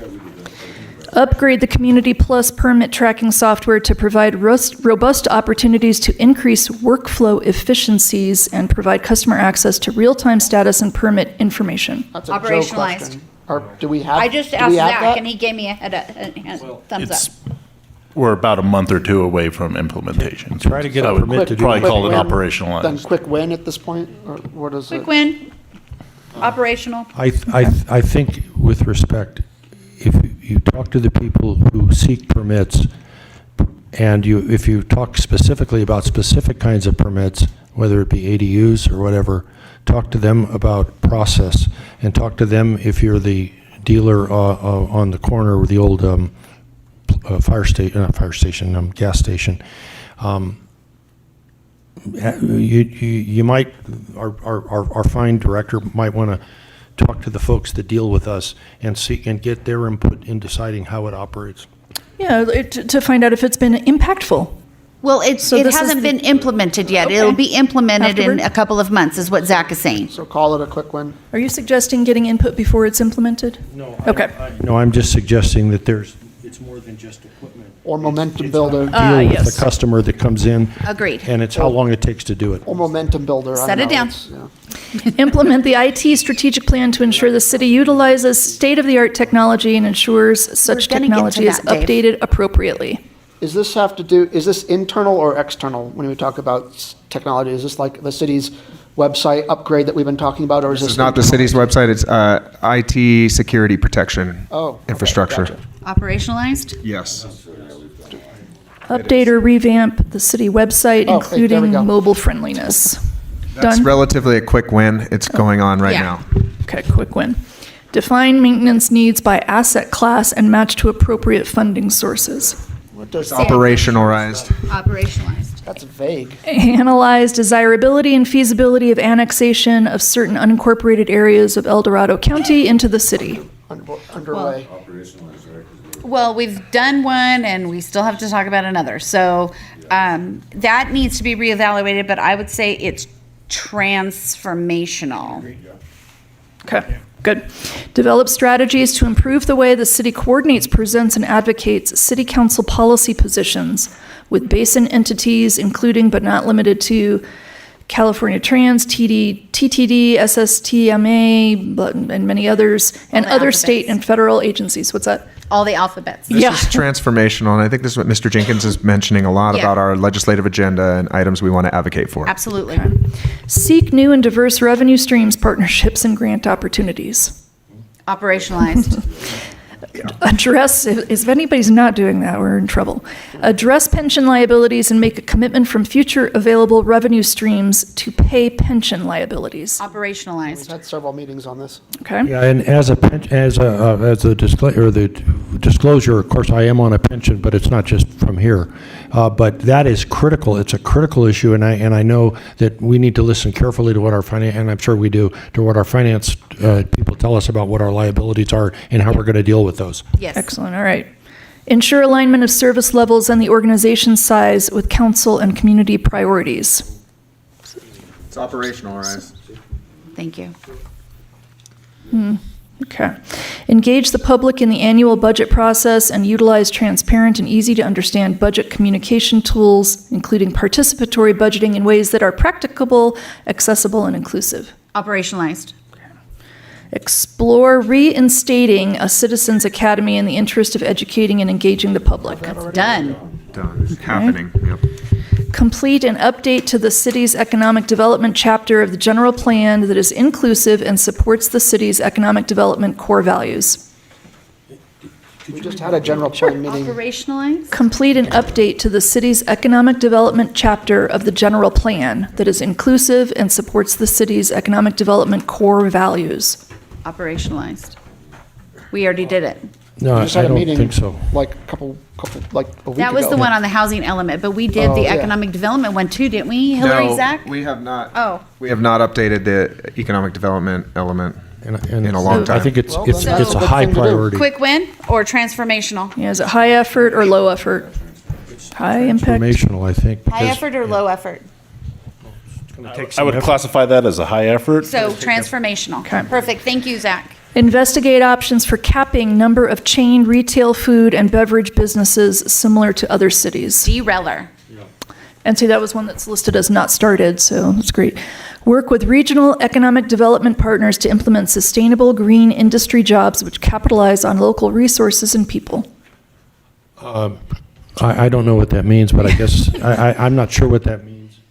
And what I hope we do is we look at what we want and then see if there are people who agree with us, and we'll cooperate to the extent that we do. But I don't know. I don't want the region telling the people who vote and live here what we have to do. And as long as it's a collaborative process, we can have discussions. It's fine. It looks like the intent was to implement green industry jobs. Does that mean hire local or something more than Is that that? what it It was about does this say? it was in the economic development chapter. It relates to, is there an opportunity to work with the local community college to create a training program Cool. that electricians could be trained in Cool. installing heat pumps, or trained in installing solar panels. So it was just a incubator type idea to say, let's promote training and industry towards sustainable green jobs. Let's dump it. And jobs in general, I would assume. Yeah, I don't, maybe you might have a thought on this, but according to what we put up there, is this high impact? Is it high impact? Implementing sustainable green industry I guess jobs? it could be if we develop the right program through the college, like he was saying, there could be an impact. Maybe we just give in that to the creating- college and ask them to do it. Nice. Just hand them that paper. Here, Jeff. It sounds, based on what you guys are saying, that it might be low impact, even if it's low effort, so what do you think? It's your There are call. partners, I think it is a lower impact, because I think there are partners that would be willing to work with us to promote job skill training, linking with the college, that promote and in skills and trades that we need in the basin or in the city that we do not necessarily have enough. And so I think there are partners, and this is a lower impact from our standpoint, but it's just a matter of cooperation with, so I think it's something we should at least look at. All right, that was the last one. Nice job. Was that the Good- last one? Good. How many of them were there? 48? Oh my gosh, it felt like 148. Good God in heaven, that was a lot. All right, you got to give us a quick break because we have to set something up for the next portion. Okay. So 5 to 10 minutes-ish, stay close so we can get going right away. Little break? Okay. Good job, guys. Take some more Advil.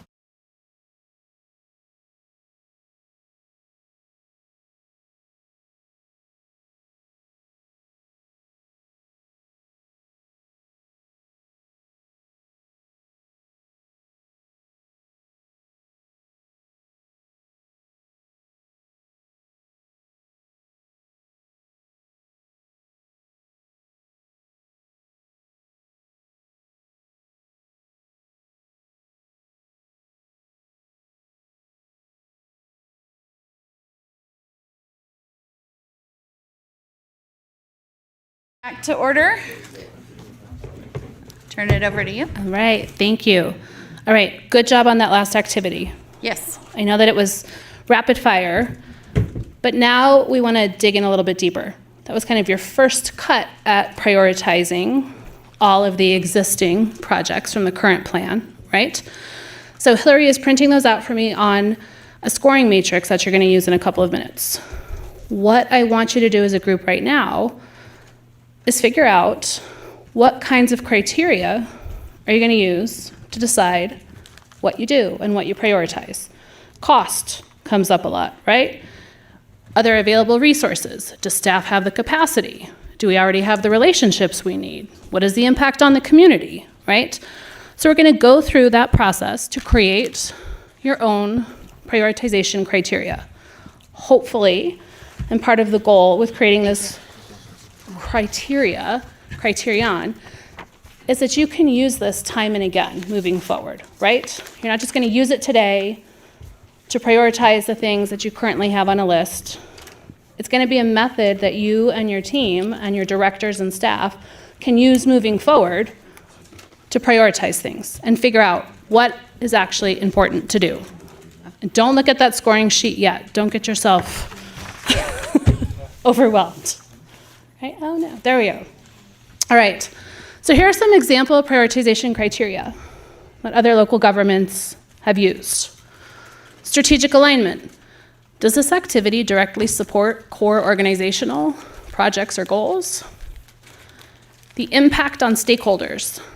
How significantly does it affect employees, customers, or the community? Maybe you want to have a criteria that is just impact on the community. Maybe you want one that is impact on employees, customers, whatever. Efficiency and cost effectiveness. Does it provide high value for the investment? Legal compliance and necessity. That'd be a pretty easy one sometimes. Is it required by law or regulations? Do we have to do it? Is it a mandate? Should it be in the strategic plan or should it be operationalized? It'd be a great way to have that conversation right there, right? Risk reduction. Does it mitigate financial, operational, or reputational risks? And revenue generation or cost savings. How will getting this project, this action item done, contribute to financial sustainability, right? Or maybe reverse, are we gonna have maintenance costs attached to this project that we're gonna have to think about after our one-time costs, right?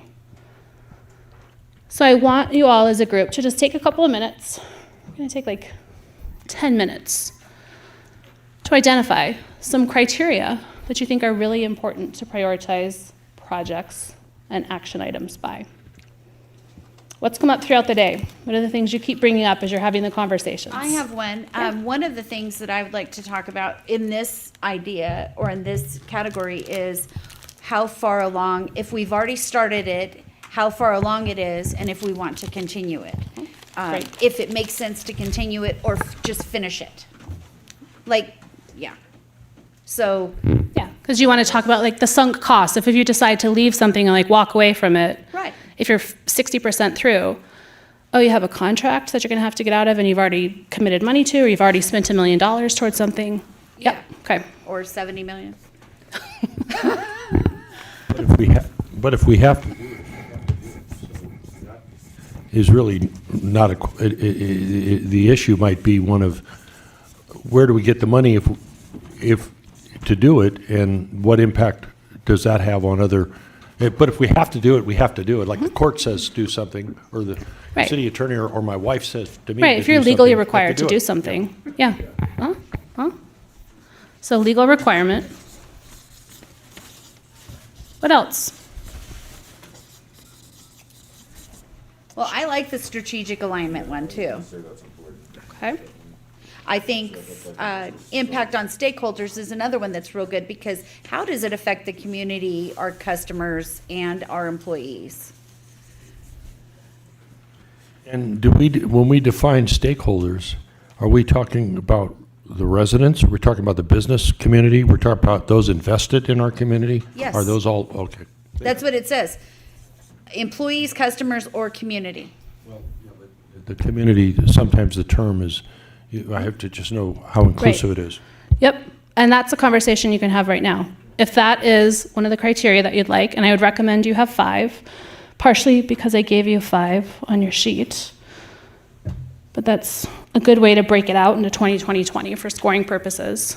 Who are those stakeholders? Are they everybody listed up there? The community? The citizens who live here. Citizens who live here. So not. And/or business owners, I would say. Right, but we're. Sorry. No, that's okay. We have 3 up here, but I think we have different sets of stakeholders. We have the citizens who live here. We have the businesses, because that supports the citizens, and we have the tourists, which also support the citizens. I got to disagree. I think we are the representatives of the people who live here, period. Right. Our constituents are not corporations. Our constituents are not people who don't live here. Except our constituents are also have businesses. Our constituents are the citizenry. Now, the citizenry has interests that are varied. That includes interests in their businesses, both as in owners, but also as employees. It includes interests as being people who serve tourists as well as they serve locals. But our constituency, the groups that we should be responsive to, are the voters, are the people who live here, period. Not corporations, not businesses, and not people who don't live here. I hear what you're saying, and I do somewhat agree, but I also have to say, like, for instance, the highest portion of our revenue comes from hotel tax, and so we do have to represent our business owners, our hotel owners. That's how the majority of our city is funded. So yes, I agree with you, that's who votes for us. That is our constituency, but we can't ignore. But we're going to represent someone else. Well, we can't ignore our business community. That's who we're taxing. That's who we're taking. That's who we need to provide a service to because they're taking their tax revenue. And tourism, as much as there may be, but that is the leading part of our economy. So People I think can't that live we here have without to an pay economy. attention to all of it. Like I agree that our constituency is definitely just the voters that can vote for us, but we can't just ignore the business community and the tourist community because it all feeds together. And without it, we wouldn't have a budget to operate the city. So that's why I think it is critical that we pay attention to that. I also think that, can you hear me? Yeah. I also, thank you, Mayor, for the advice.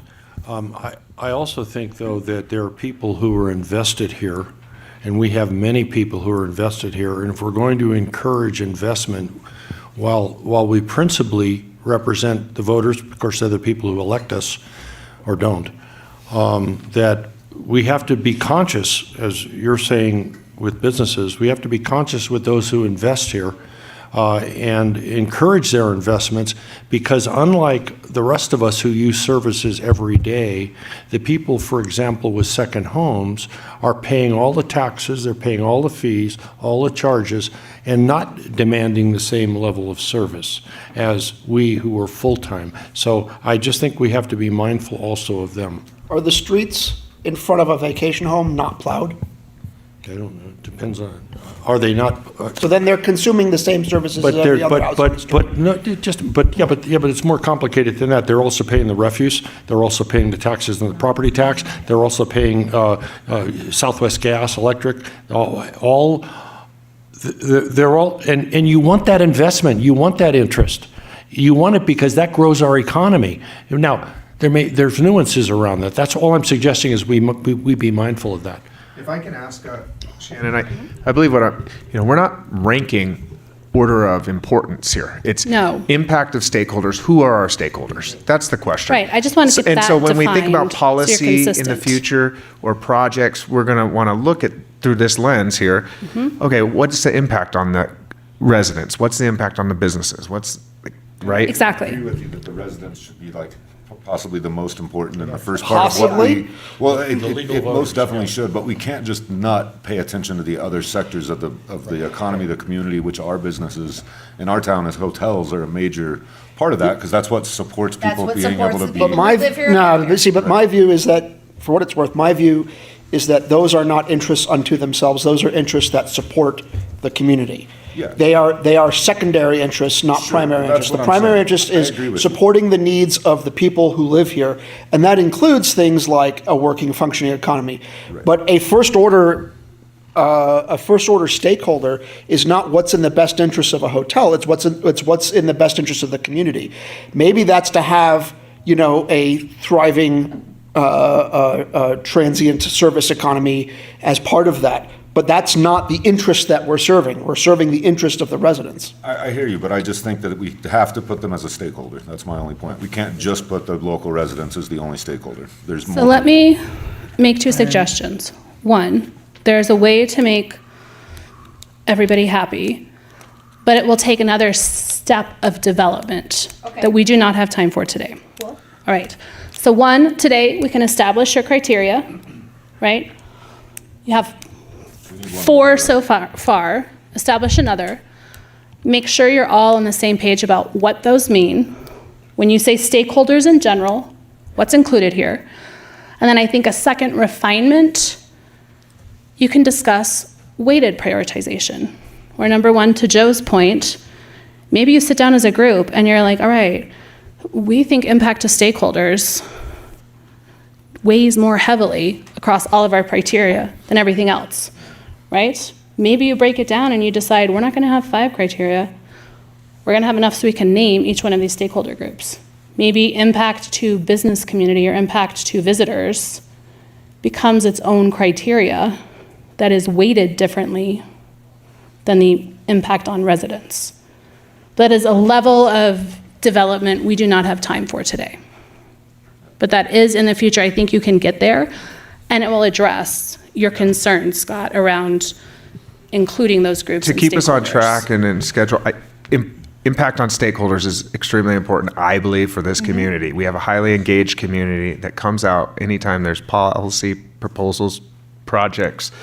We need to make sure we consider our stakeholders in everything we do. 100%. And I would say that community probably encompasses it all, but it's the citizens who live here, the businesses, and the tourists.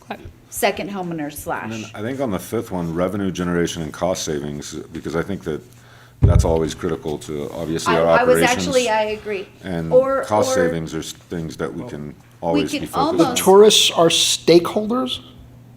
Yes. Really? Does anybody else disagree? I mean, again, I think. Not both the businesses and the tourists independently right? The tourists themselves are stakeholders in the outcome of what we do in our community. Only in the sense, in my mind, the only reason that I would put that on there is because we can't have a vibrant community with people who live here without tourism. So that's the businesses then. all it's- businesses, but, it's- yeah. It's a lot. It's all of it. We get a lot of things because of our tourism. So, I mean, that's simply my opinion. Another way to evaluate that, if you didn't have tourists coming into the community, how would it impact these other groups? No, I'm sorry. Yeah. That kind of false choice nonsense, I've been hearing it for years and I'm tired of it. Right? This idea that if we don't put tourists ahead of locals and we don't rank them as a key stakeholder that we have to prioritize, that they'll stop coming. That's absurd. But I don't think anybody's Nobody saying said put that. them above No residents one's at all. saying that. No, I just think that you do have to take into consideration the tourist, and I think some of the things that we should focus on are visitor experience, managing tourism better than we have in the past. Agreed. Doing things that, elevate the community, because we cannot deny that 80% of our economy is tourism, and that's not gonna change. That's just what it is. I mean, I'd love to see a day we have a second economy that was more thriving and vibrant, but at this point, I think, for the far near future, we're gonna see tourism continue to dominate the economy. And although some people take a little bit offense to the word, I like to say it's how we manage it. It's how we manage the experience. It's how we manage where people park. Yeah. It's how we manage that. That's not just a city issue, it's a private sector issue from people who have businesses, and it's how we manage The that. way we've managed it and the way this kind of reasoning has resulted in us managing it has been a consistent history up until very recently, and potentially now again in the future, of saying, well, locals have to step aside for the needs of the tourists. They have to give up their environment. They have to give this up for the 100% not stakeholders true. of the tourists. And that has been consistently the policy that the city has pushed for decades. Until very, very recently, it took citizens' initiatives to shift that thinking around. For those of us I'm who've keen to go back to that. For those of us who've recently run for office, I think we heard a different, I think some of us are pretty in tune with what the majority of people in this community are thinking about, and they want a vibrant economy. They want a well-managed system, well-managed, not like, as you said, we've had our problems in the past, but they want a well-managed system, but they also want the benefits of a vibrant local economy for job growth, for job generation, for affordability to housing. So none of us are saying that they're above anybody else, but I think the elections mean things, at least for some of us, and I'm sure all of you.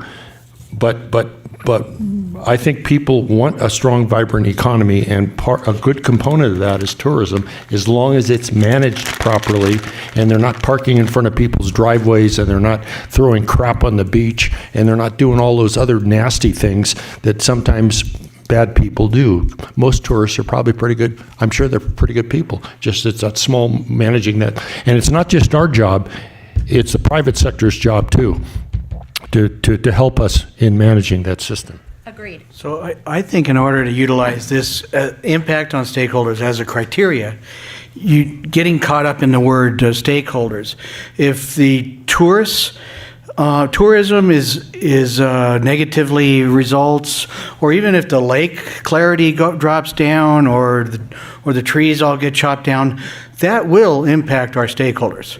So as far as applying that as a criteria item, I think all of it is combined together.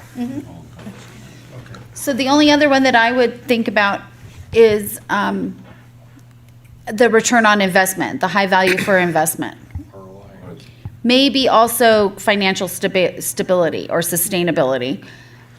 Those are the only other two. We could probably combine those. Revenue generation, cost savings, and then the Sustainability, or financial sustainability. So are you saying revenue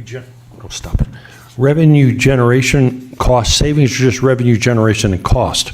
Because anything we do, we need to know before we prioritize things, what is it going to cost? Is it going to be a cost out? Is it going to be a one-time cost, going to be an ongoing cost, or is it going to be a benefit, short-term, long-term? And we need to know that in setting I priorities. think in this instance, it's referring to cost savings, not just cost. Revenue generation cost savings are what they're talking about here. Now, of course, that would be the return on investment is the other one. Yeah.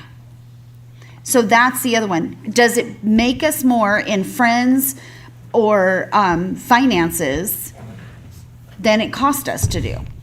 That's the return on investment. I want to hear from others. What are you thinking about that I one? haven't said it much today at all, but Yeah. just a suggestion if you want to get it down to 5, and I can't believe I'm the one suggesting it, but you could probably take away legal requirement, because I don't think any of the items on the list that's going to be scored are legally required, so that might not be a helpful criteria. agree. Great. Excellent. Thank you for that. It's sort of an interesting Could you be thing. more succinct and She waited Is all it- day. geez. She was like, look. Compactify your statement. All right. Thank you, Heather. So how far along are we? Strategic alignment, impact on stakeholders, revenue generation, cost savings, ROI.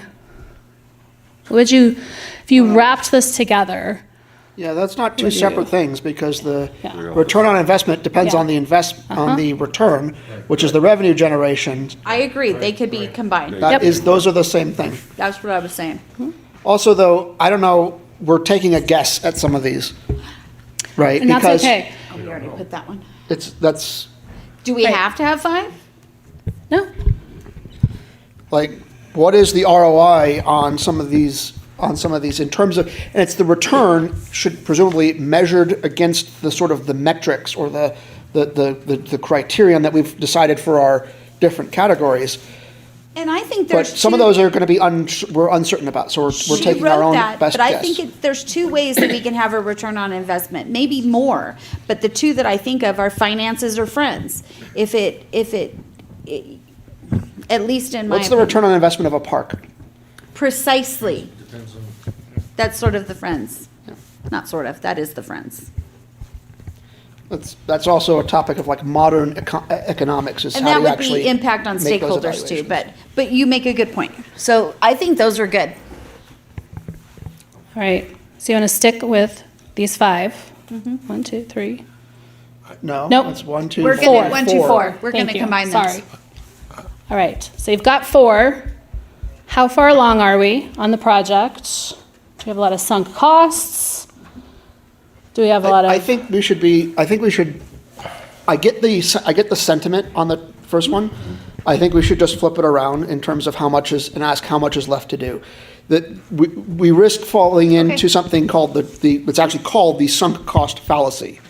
You never make a decision based on the things that have already happened in the past. The past is set. You make a decision based on what you think will happen in the future, not based on what you've done in the past. Having good. sunk in money is not a reason to choose to continue doing something. What we should ask is how much work remains to achieve this goal. So like the high-speed rail in California, yeah, how much has it been done? I mean, not to confuse things, but It is right to be emotionally angry at how much money was spent, but it doesn't make sense to make a decision based on what happened in the past. You only make a decision based on what you have in the future, because that's all that you can control.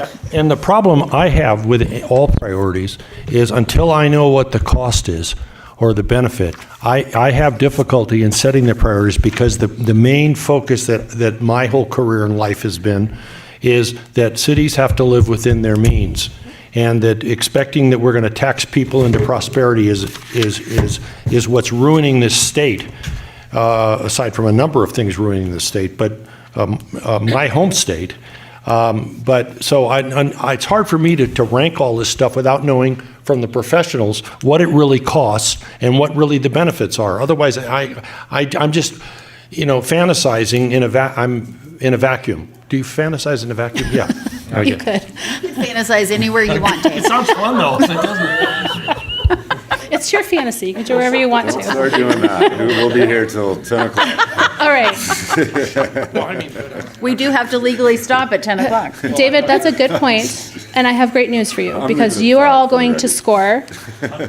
You're going to score these projects, the action items that you all decided were high impact, low effort, those transformational things or the quick wins. All of those things are what are on these sheets for you.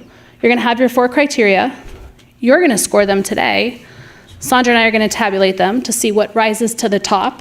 So you did a first cut of prioritization with impact effort.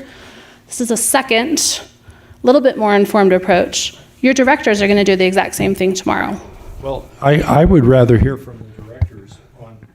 Turning it off. I know. Well, that was your fault. Probably you did it on your command. No, I need to know the cost before I can rank them, because that's how, we have to live within our means, and I don't know that I may want something. Okay, still on. I may want something, but I don't know that I can afford it or we can afford it. I don't know the taxpayers can afford it. So without having more input on what we've identified in general about what those costs are, I can't really rank this stuff. That's just me. Yeah, The rest that's of you okay. can, but I can't. Thoughts from the group. I think Thoughts that's from actually a the group. fairly fair, honestly, that's a fairly fair assessment in terms of particularly in terms of like the ROI component of this score. Because we didn't discuss that in this way last time around. No. And I get new session, new things, and it's fine. But, we can come up with our own pretty reasonably well-informed opinion on how well it aligns with the strategic goals that we set out in the last section, and how much we think it might impact our stakeholders, and how much is left to do. Maybe we have a sense of that. The cost thing requires, I think, staff expertise. The return in terms of like the value of a park to the community, I think we probably have a reasonable sense on how valuable is the new rec center to supporting community well-being. But the costs of outfitting the rec center with its furniture and equipment, I don't have a good sense of that. I mean, I use that facetiously because I think we have a sense of that because it's coming right up around the corner. But the other things that are like that, we don't have a good sense of the dollar cost of finishing the greenway and some of these other things that are possibly within an order of magnitude of unknown. We know it's going to be expensive, but we don't know. I don't know how many zeros, right? That's sort of the wrong. So I'm concerned about like the revenue generation and cost saving question. Trying to make a score on that without some kind of staff analysis. Then leave number 4 off. Or don't score it. Don't right? score it. For those things that you don't know. What would be But then the I things guess that it we do makes it know? uneven in a way. Yeah. Well, what would be the things that we do know? okay, Right. let's Yeah. talk about the rec center, which is the first thing on here. We know that we're probably not going to make money on that, but we are going to, and we're not going to probably save any money. No, it's gonna cost because money. It's going to cost money. So we know that. I think that if you're looking at that and you have to score it from up to 20 points, which is what this is saying, then we are reasonably intelligent adults who are familiar with all of these projects, at least for the most part, and we can make a best guess estimate. This is just a ranking, right? I mean, it's not science. We're not going to hold you Not to a it decision. at 5 p.m. Exactly, and it's not a decision. Yeah. So I'm not having a single problem with this. It's one thing to rank, with the rec center, we have it, it's built, the people voted for it. We have to furnish it. So to me, that's almost like a given, and it's going to cost us over $1 million to do that. And then, so that's probably a done deal. Your point, it's probably a done deal. I'd like to know where the money's coming from, and by doing that, of course, it's going to affect other ability to do other things.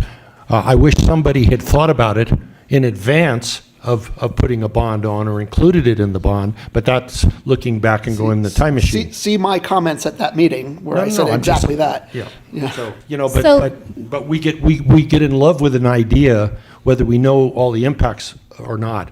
And that's where we need our staff to tell us professionally, what their best judgment is before we make those big decisions.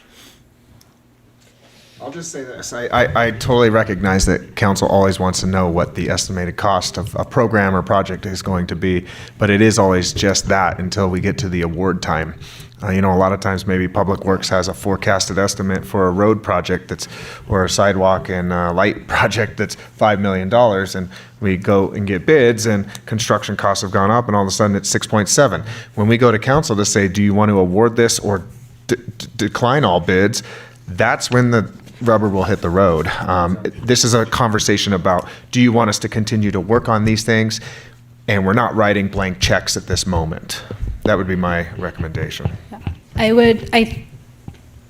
would recommend that you go through with the scoring exercise. So now everything, since you have 4 criteria, you would score everything by 25 points instead of 20.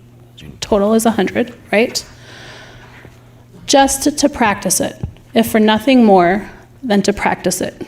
It's a new approach, it's a new methodology. We're going to have your directors do the same thing tomorrow.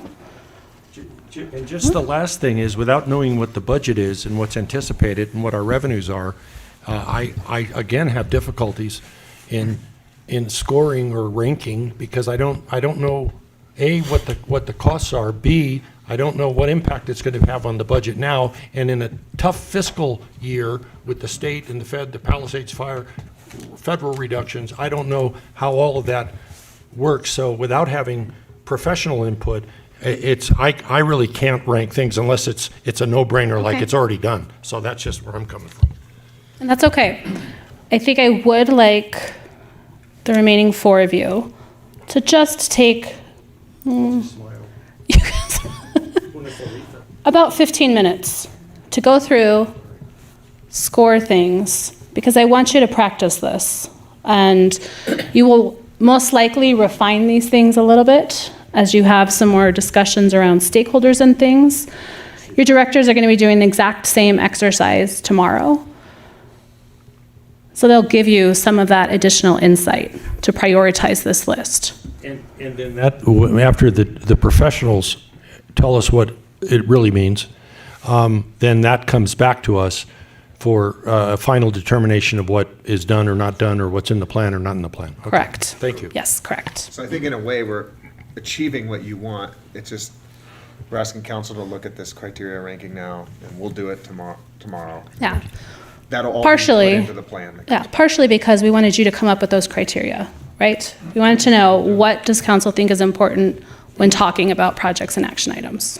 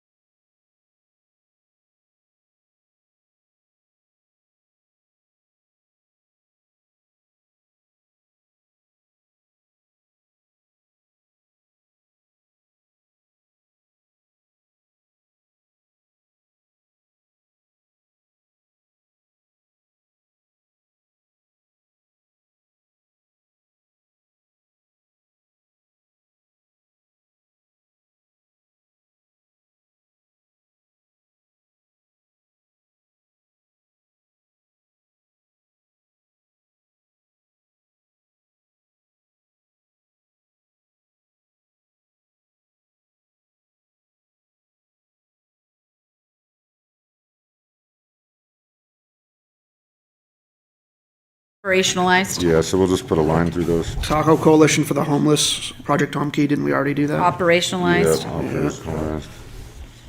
Multifamily Residential Rehabilitation Program? That's something that we haven't done yet. Okay.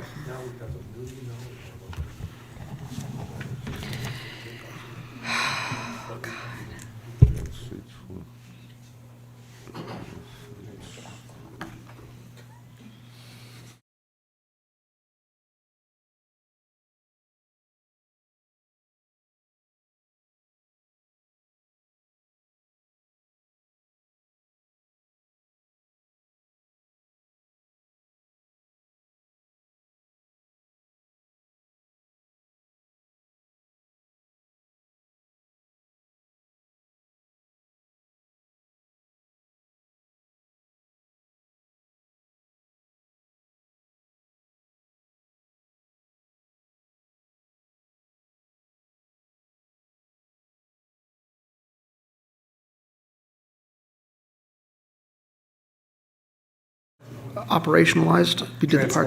Transformative. That fell into transformative? Okay. Yeah.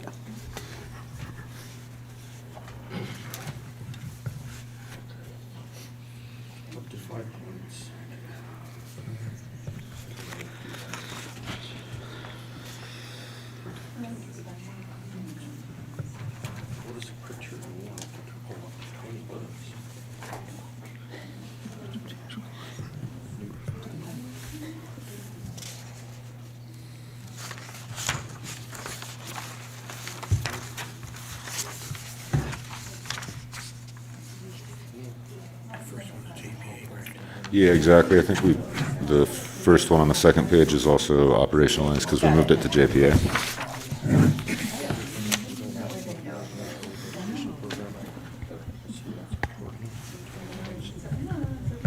Remember, 25 is the max, not 20, because we moved to 4 instead of 5. So if you want to max out, do 25, just because we only have 4 criteria. No worries. I didn't have the mayor here to direct me to.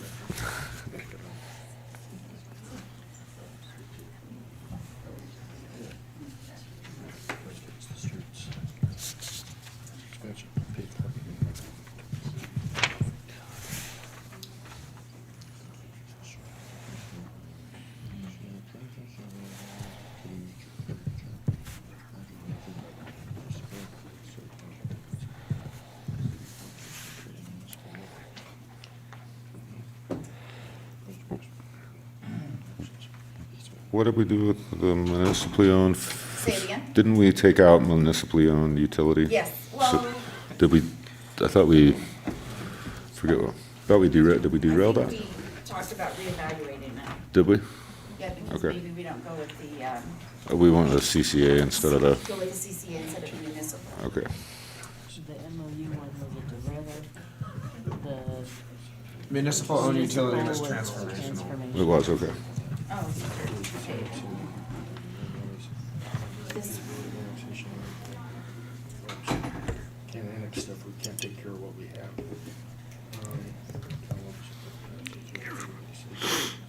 we took out the safety project because it's going right. The US 50? Got the- Because we just got the grant? No, it's transformational. Oh. That's still ongoing, right? Say that again. Where's the one about maintaining our roads? Where's that? Is that a transportation? The corridor plan? These are only, My left eye doesn't see as well. these are only existing It's almost goals. done. We haven't done new goals yet. haven't really started. Well, we got the money, yeah.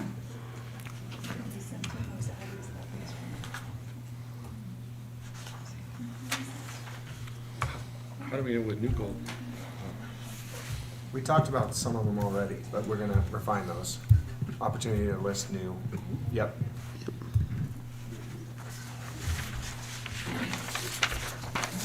I thought the strategic plan was a reflection of what today's conversation, not what it so much as it has been unless we've discussed it, but it's what our today's conversation is based upon the input of all of y'all. So maybe I'm hearing, this is not about our discussion today, it's about the previous, yeah. and It's about both, because first, you have to establish with all of the existing action items and projects that staff have been working on or planning to work on or are ongoing, what do you do about all of those? Do those still rise to the top? They still continue to focus on those things? So that's number one, to address all of the existing. Number two, once you're done with this exercise, we're going to take a couple of minutes to have you generate some new action items, projects, based on your conversations. The Civic Spark, isn't that operationalized? Yeah. So we can cross that out. Okay. So if it's operational, we really don't need to, it's just, it's an ongoing Yeah, you thing. can just cross it out. If the IT strategic plan, was that? It's operational. That's operational, right? And update or revamp city website, because we, operational, right? Because we're already on Quick Win, okay.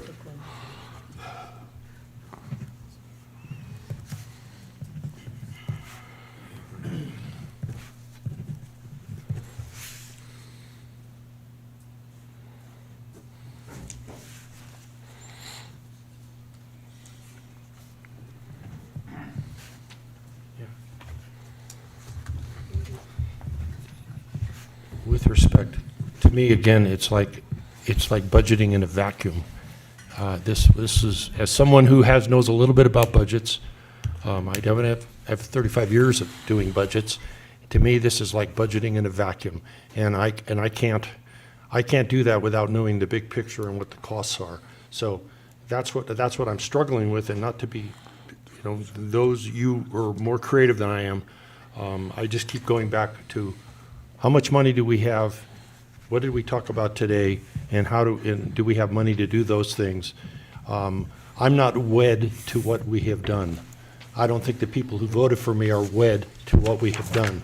And frankly, I don't think that they voted for some other people who might be on this council are wed to what we have done. It's what we're going to do in the future. And until I know what the dollars are available to do those things, I have to hear from the staff first. But and we're say, trying to prioritize so that the staff can then take that back and then come back to us to say, this is what we have the capacity to do. Here's what is possible in the budget. This is not going to be possible, and that's going to help us then set the budget, which is our next. Exactly. Is coming after this. This feeds the budget. Exactly. What we can spend on the This budget. will inform the budget, help the staff know our priorities to come back to us to help us create the budget and pass the budget and allocate the things that we want to prioritize at that point. But And this gives them a kind of a prioritization from us. you were elected in the last year, but I've been elected twice, and we were all elected. Yeah, I'm just saying that I'm not trying to be diminish what you are, but I'm just saying that based on being elected, but also based on my own experience, that which is it's hard to set priorities. It's hard to set priorities without knowing what it cost and what we have, and I would never do a budget as a professional. It's But saying you're these not the professional anymore, you're the elected. well, speak for yourself, okay? You speak for You were yourself. not elected to be city manager. I You don't were want to be elected city be an manager. Well, would you city please council. stop your condescending comments to me? I would actually appreciate it. the same. Well, All right. then be quiet for a minute and let me talk. Hey, David. Okay? We're all equal here. There's not more, some people are not more equal. I totally agree. Hey, So David. there, now we agree. So you either choose or not choose to do it. We are choosing to do it, and it's making it difficult when you're constantly complaining while we're attempting to do Well, it. yes, Mom, I'm sorry. I'll go sit in the corner. Please do. David, I want you to think about the fact that we agree with you.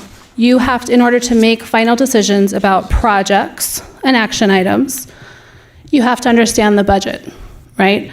Staff cannot tell you what the budget's going to be for all these items because they need to know of all the existing stuff that's already done. What are you wed to? What's the priority? Because then they can establish how much those things cost and what is going to be remaining to allocate to additional If I can come out of the corner a minute, I'm just saying, without knowing what our current costs are, without knowing what the current anticipated costs are, and the risks that we face as a North, it's just hard for me. Yeah, Maybe that's not for okay. you. So That's now I'll okay. go back in my corner, but I'm just saying it's just difficult. it's okay. So, Yeah. and I apologize for that. It's okay. I just think this exercise is, That's totally reasonable to find it difficult to make decisions without knowing the total cost. I think one thing that our finance director highlighted at the beginning, we have a $60 million general fund budget. Approximately 70% of that is made up of staff and benefit cost. That leaves, I think she said $19 million for Buying things. other things we have to buy. So everything on the list already can't be done, but the council needs to tell us what you want to do going forward. So I think that's what we're getting into next, recognizing that we won't be able to fund everything that we're talking about here or everything that the council adds to the list. So we just need to put it on the list, build it into the budget in the best way we can with the staff we have. And if we can't do it with the staff we have, then we're going to propose staff changes to you, reorganizations, different techniques to actually implement what it is you want to implement. And we definitely, I recognize, I'll say it, I work for the city council. And my job is to make sure that I bring you guys the best recommendations to achieve the goals that you set. I appreciate the city manager, your comments, and my apology to the mayor. I'm pretty passionate about local government. I don't want to be the city manager. I've already done that, been there, done that.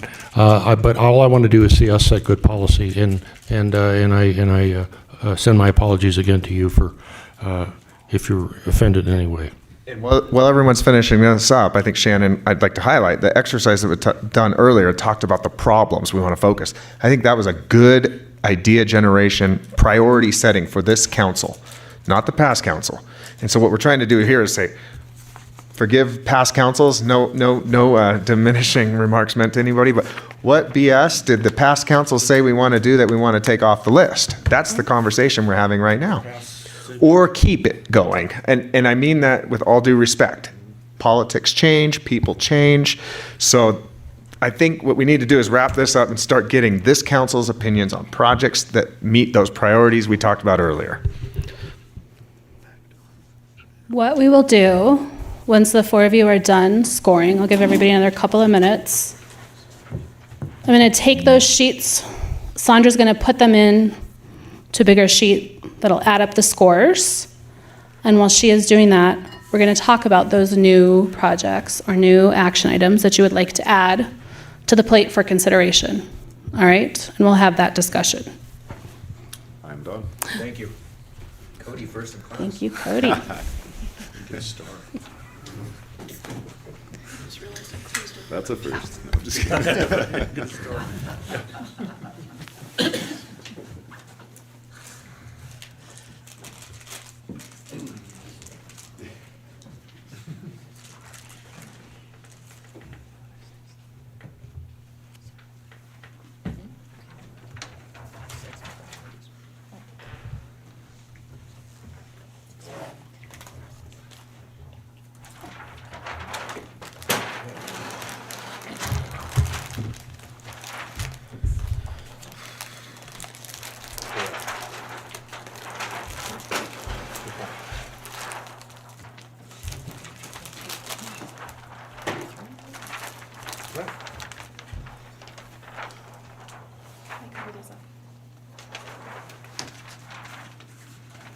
So did all the quick wins, did they automatically get pushed forward and included?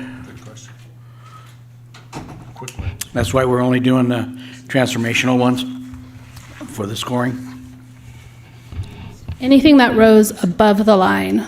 So any quick wins or transformational. And I apologize that there were some things that were done and complete and need to drop off that didn't get deleted. So this incorporates both of those? Correct. Mhm.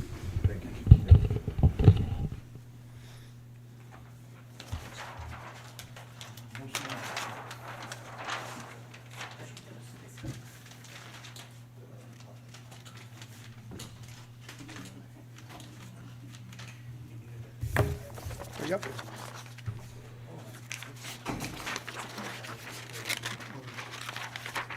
Tammy, you done with this? I am. Scott, hand that to her too as well. For what, I didn't add them up, but for what it's worth in the future, I would suggest not doing these on a 1 to 20. There's no way people are gonna be that discriminating that they're gonna put in a 17 or a 16. I might just do 1 through 5. We tried 1 through 5, and it People was could- not discriminating Well, enough. then 1 through 10 maybe Yeah, at we'll most. do 10. Yeah, we had a conversation on that. Thank you for the feedback. Because I did all mine in increments of 5, because otherwise I don't have enough, there's not enough information to have higher resolution.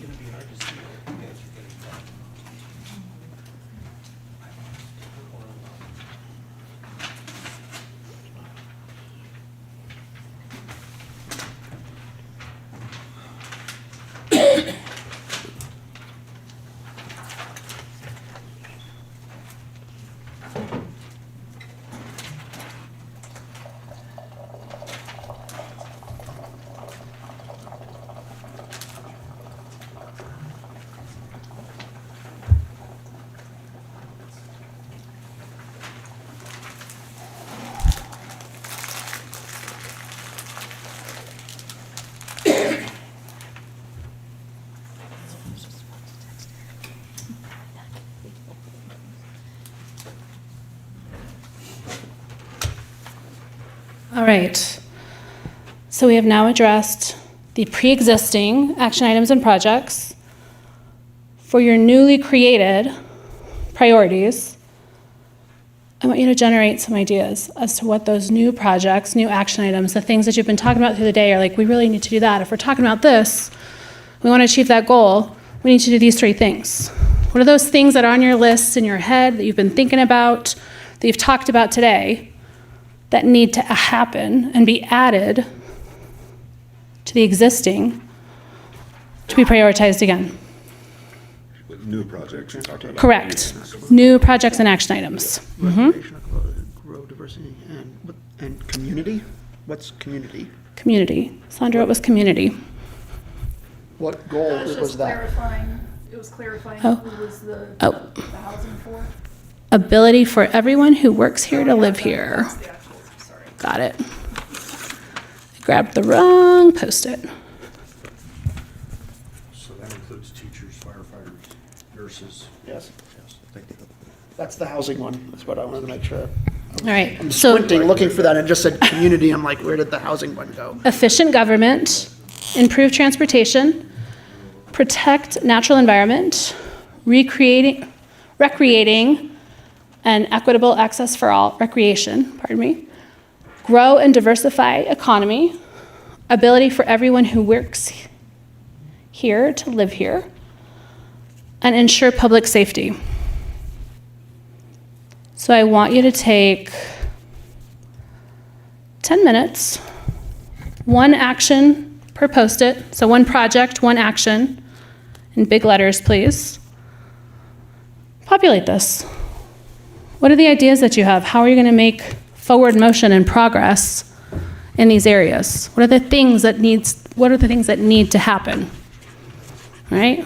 Does everybody have a marker and Post-its? David? For your new? For the new, these are new projects No. that aren't on the list yet. So things that you want to see. that New fall things under in the buckets. strategic plan Right. that support these objectives. Things New that don't exist. projects, policies, approaches, programs, the new what's, Right. and the new hows to implement the problem, to fix the problems. Yep. Or the new, I guess it's the new what we're going to do. Yes.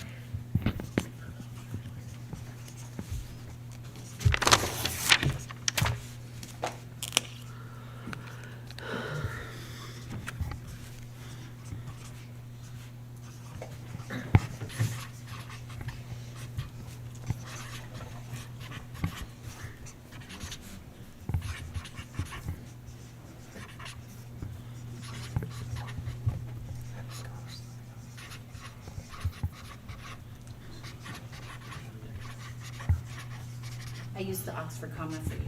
Thank you.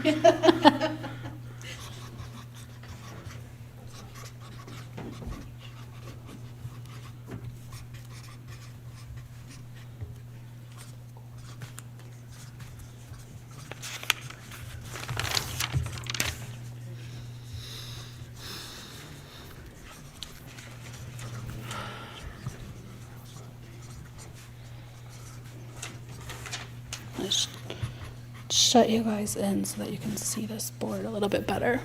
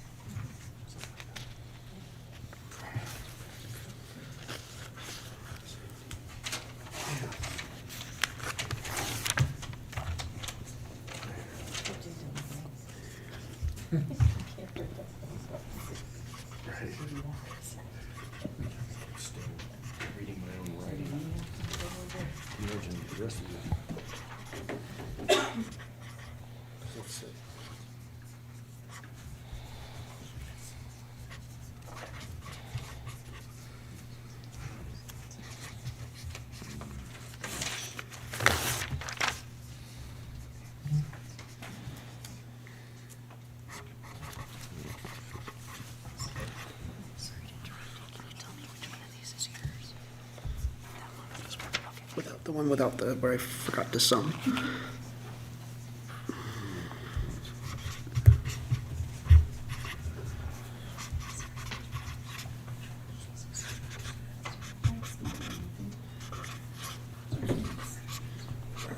Sorry, I didn't put my name on that. We did not ask you to, so no worries.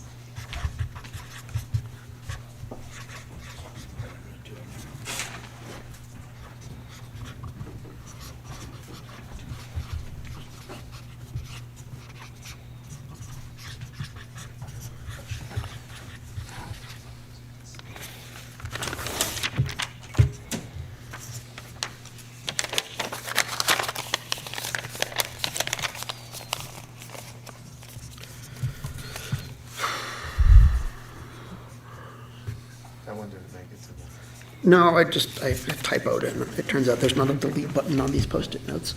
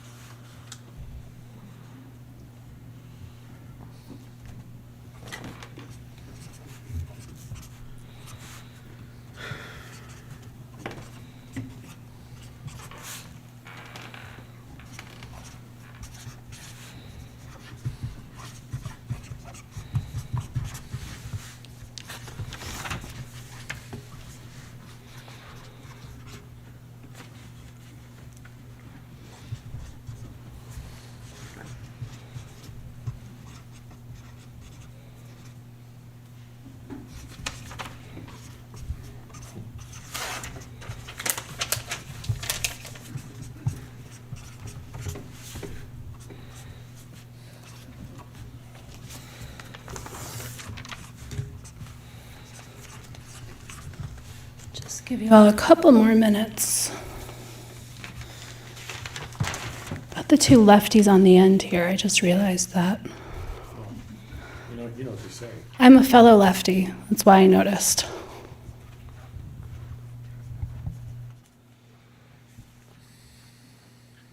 God would have made me a righty, but he forgot to finish the product.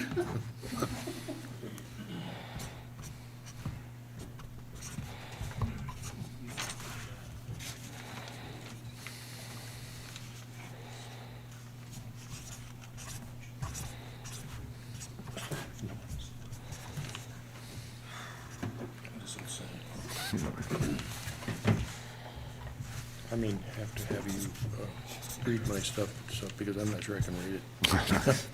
Cody.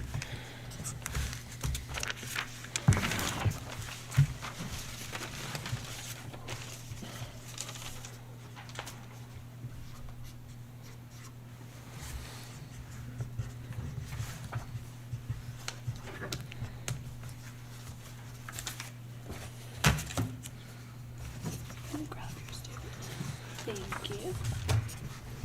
Oh, thank you. I figured it would be. That's I good. know, Yeah. Yeah, gotcha. You can't read it, call my wife. Because Cody said he wouldn't do it. Thank you. I can hand you mine, but you won't know where they go. Y'all are gonna tell me. Okay, I can tell you. Yeah. Thank you. So we'll read them out and place them up there. My wife tells me where to go all the time. How you doing, Scott? It's not enough. Are you out of ideas already? I expected more from you. Come on. Freaking pile here. I can see the taser coming out of Joe's pocket already with all the material. He's gonna borrow Dave's. He's gonna get us all those, Scott. Well, actually, that's what, it's good you say that. I mean, looking at all this stack of items there that Shannon has, you know, it goes to following up on the conversation we were just having. And it's critical that we take care of what don't we want to do that was already done? What do you want to do? Then every year, for the next 5 years, we will have a conversation at our budget about what we can afford and what we can't. Right. That's what I think we're going through right now, right, Shannon? Exactly. It's hopefully laying the groundwork to have that conversation and give you a framework in which to discuss things.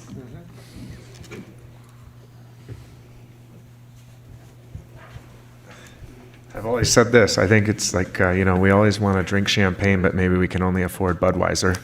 And that's about what it comes down to sometimes. We have to live within our means. And I've been looking forward to this council actually honing in on priorities and having this conversation. So let's dive into this. Doing it.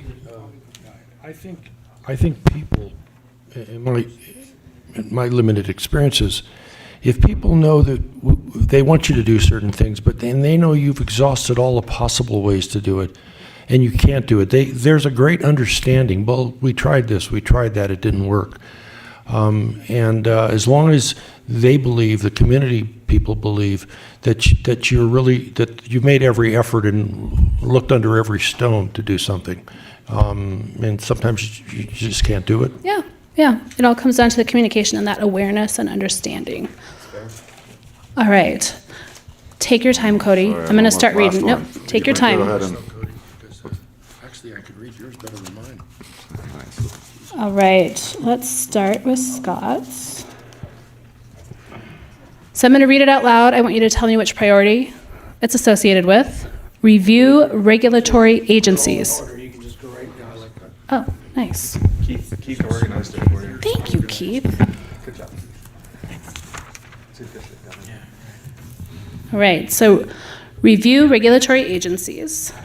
Tighten restrictions on scooters under improved transportation. Right. Water treatment plant. Under the protect natural environment. What is the water treatment plant? Treat the water before it goes into the lake. Oh, that. Okay, thanks. Stormwater. Oh, stormwater. Okay. We should emphasize stormwater. yes. Stormwater? Okay. Let me put that clarifier on there. Thank you.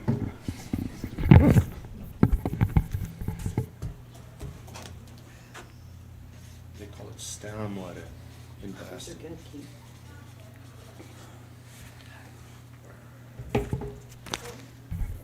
All right, safety additions for dangerous streets, zero plan. That goes under the recreation and equitable access for all. Create economic development advisory committee under grow and diversify the economy. Improve and enhance bike paths. Is that under ensure public safety? Excellent. Forget where my big stack is. Add rooted renters to the placemate contract. What does that mean? Rooted renters. Rooted renters? Yeah, it's rooted renters. It's an additional program that they do on North Lake where if they stay past the 2 years, there's additional funding included in there as well. They seem to have a good success with that up there. All right, ready for the mayors? Okay, mine Cool. are all out of order. Okay, that's all right. I'm That's not fine. as good as Keith. Culture of yes, decrease, streamline codes and regulations. Efficient government. Out of order, that's the first one. Well, yeah. Trust me, that'll be the only one. Continue. Continue to support JPA, increase funding for Lake Link. Transportation. Oh, they are in order. Identify a viable second economy, then work with private or quasi-governmental organizations to implement. Grow and diversify economy. Great. Sidewalks, bike trails, and pocket parks. Recreation and equitable access. Seek grants and legislation for wildland. Ensure public safety. Great. And defensible space, home hardening. Great. Goes here. Reduce regulation hoops for development. Say it one more time. Reduce regulations and hoops for development. Ability for everyone to work here, to live here. All right, Scott. Identify ways the city could support LTCC expansion, especially to develop a nursing school. Not a nursery. Nursery. They have a nursery under diversified. Great. Diversified. Thank you. Prioritize bike lanes for stop signs at crossings. Transportation. Transportation. Left. Improved. Oh my gosh, thank you. Expand, increase funding for lease to locals. Housing.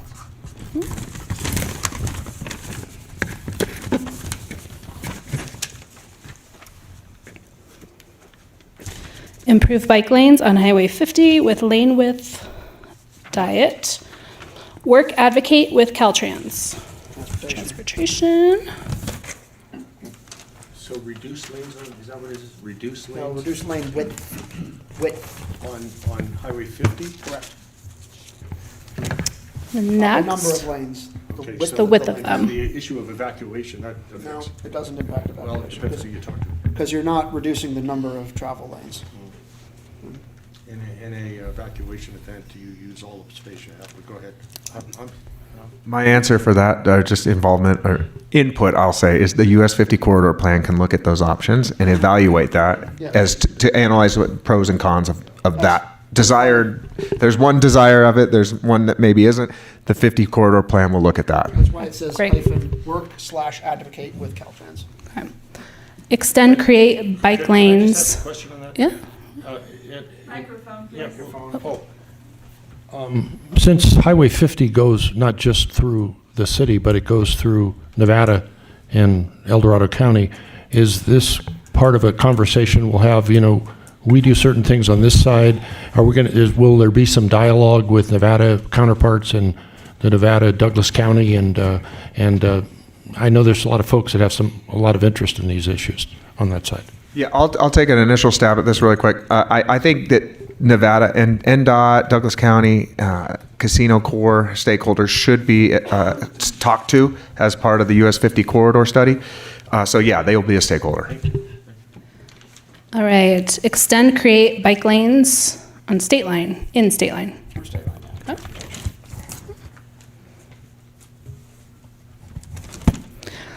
Bait, bike, and car and ski board program to deter property theft.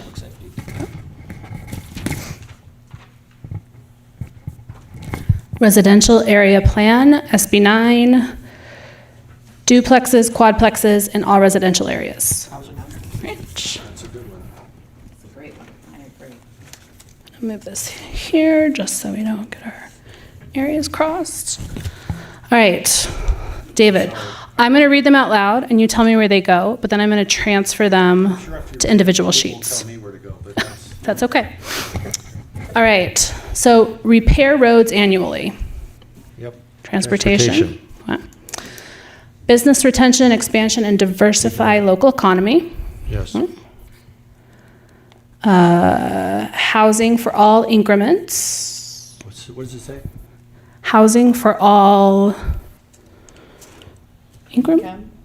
Oh, Incomes? income, Okay, yeah, great. as required under state law, California law. Housing, hold harmless, public safety. From any budget reductions. Okay, great. Legislative advocacy to get more funds for fire mitigation and fuel reduction. Yeah, absolutely, in support of what the mayor's said. Absolutely. Okay. Only allow deployment of new technology if it is significantly scientifically. Scientifically proven safe. Okay. And that could be any range of things. Okay.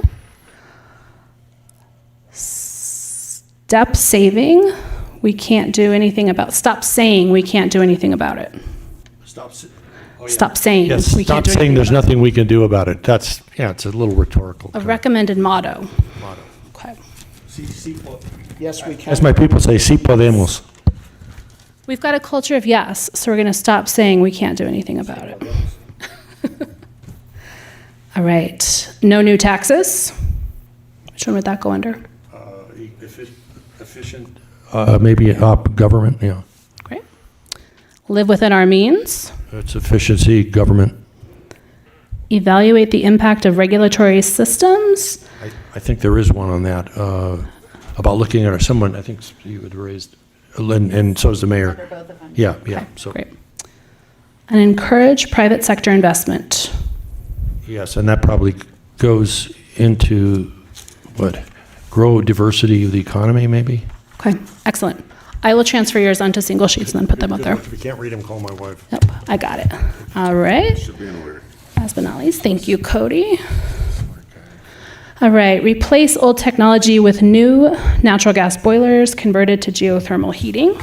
Yeah, so that's government efficiency. I just gave an example of, yeah, boilers and. Excellent. Hey, Sandra, could you grab some tape and start jamming these things down? Continue funding current transit. Have plans for transformational transit gondola under transportation.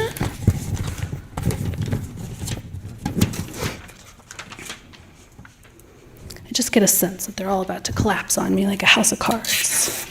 All right, align our stormwater projects to always improve lake clarity. Let's protect natural environment. Parks in every neighborhood.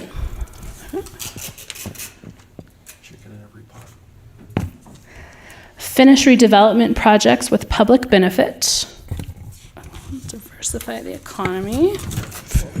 That benefit the public, is that what it is? Finish redevelopment projects with a public benefit. Our current redevelopment project would have been hole in the ground, and yes, we have kind of exhausted and gone through what it is, but we have also, a previous council approved that project without the public benefit, and I think it's really important that we revisit the public benefit being added back into that project. I agree.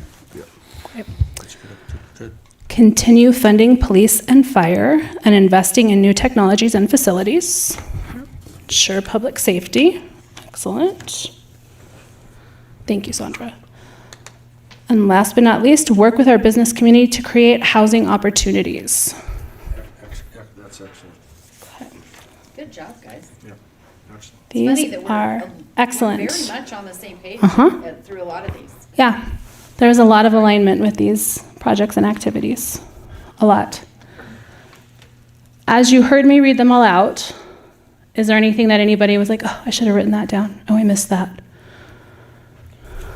I don't know, maybe this is covered already enough.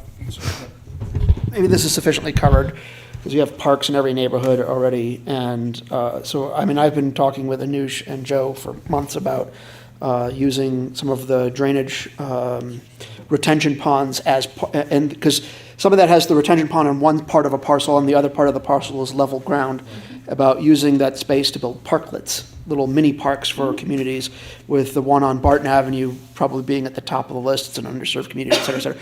So I was thinking maybe, because you've already got parks in every neighborhood, I was thinking, a park with every, storm drainage project, but that's a way to implement parks in every neighborhood. I don't know if you want to be more specific about it, but that's a. I think we're all on the same that's a page on means. that, aren't you? Don't I you? think the question is, how do we strategize, pay for, maintain a park in every neighborhood?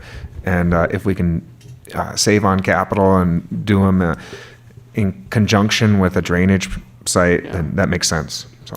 And the component, then, I think this is it's an excellent way of looking at what we have and what we need and working them together. And the idea of creating a recreation opportunity, there are examples in California where this is done.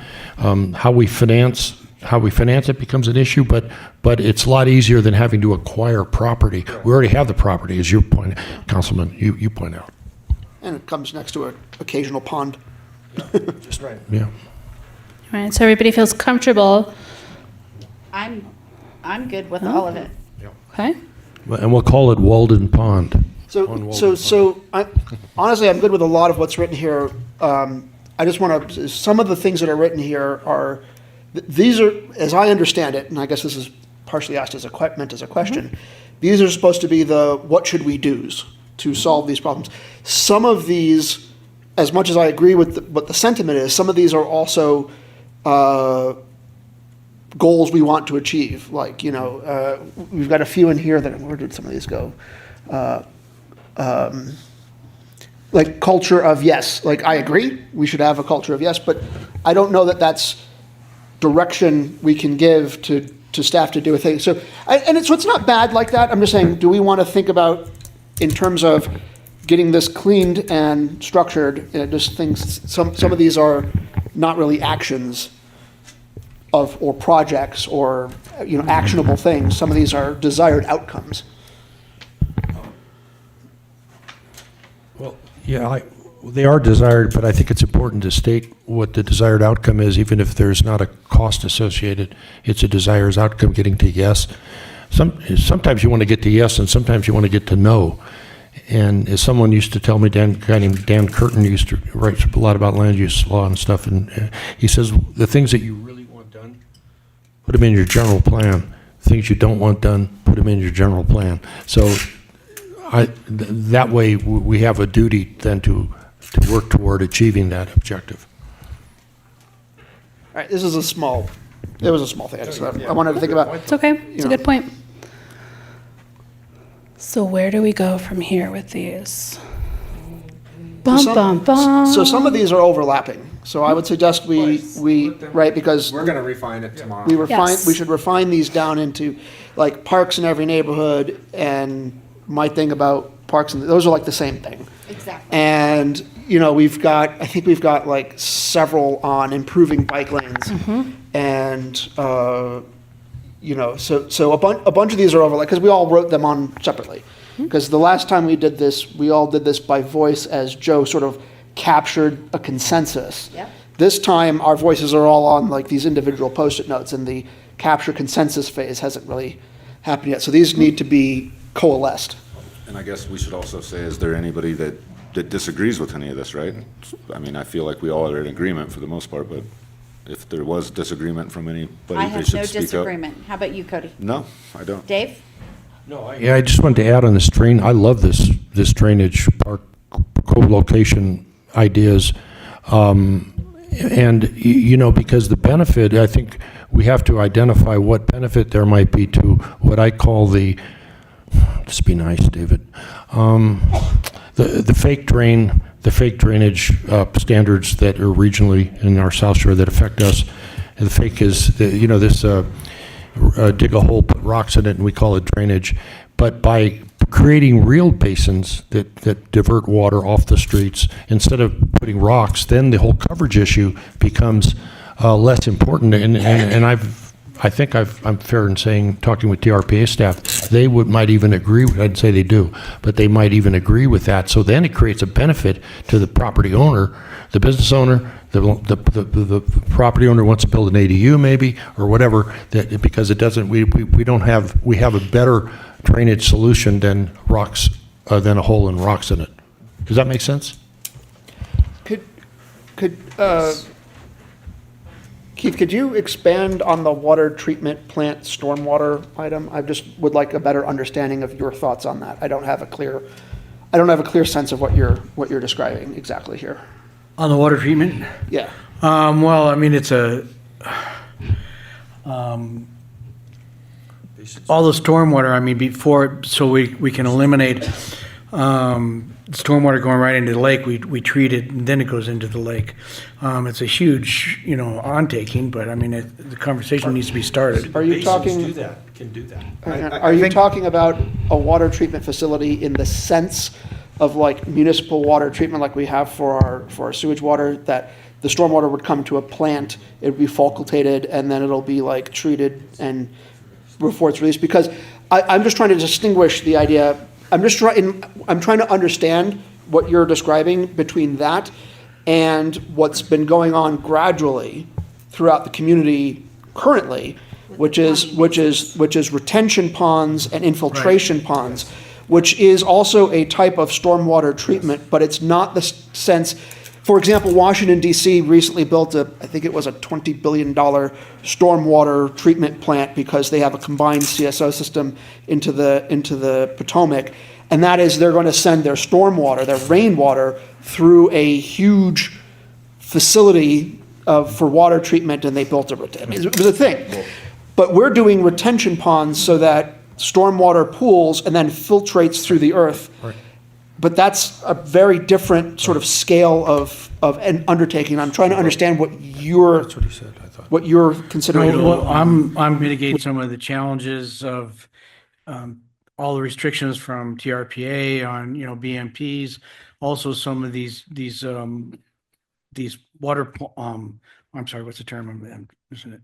The ponds that you're talking about. Retention ponds. Retention ponds, yeah. You wouldn't need retention ponds Yeah, anymore right. if you had a stormwater treatment plant. That's good. So just to clarify what you're talking about, we have the Bijou Erosion Control Project, which That's is what I was just exactly, gonna say. which is That's exactly what that sort of did. a And that half and actually half. took, if you join that project, you are certified for your BMPs, like it's so, because I'm in the So, area. If So- I'm not mistaken, when I was on planning commission, we approved that project, and the water that goes down is captured, pumped back up to above the Bijou Golf Course, to the Bijou Meadow, or somewhere in that neighborhood. And it's then dealt with there. So it's sort of a combination of a retention pond and a treatment facility. Well, it's a pumping facility, Exactly. but it's treatment through retention and infiltration. Yeah, like I said, it's a half and half. Yeah. Yeah, it does have the catchments. It does have the Yeah, it's got a catchments, lot yeah. of stuff down in the Bijou, like. So I'm just before trying to it- understand when you have that strategic goal item, I'm trying to understand what is it that you're asking staff to investigate? I'll be honest, I haven't got that far, but it's something that incorporates all of these things that we've been discussing.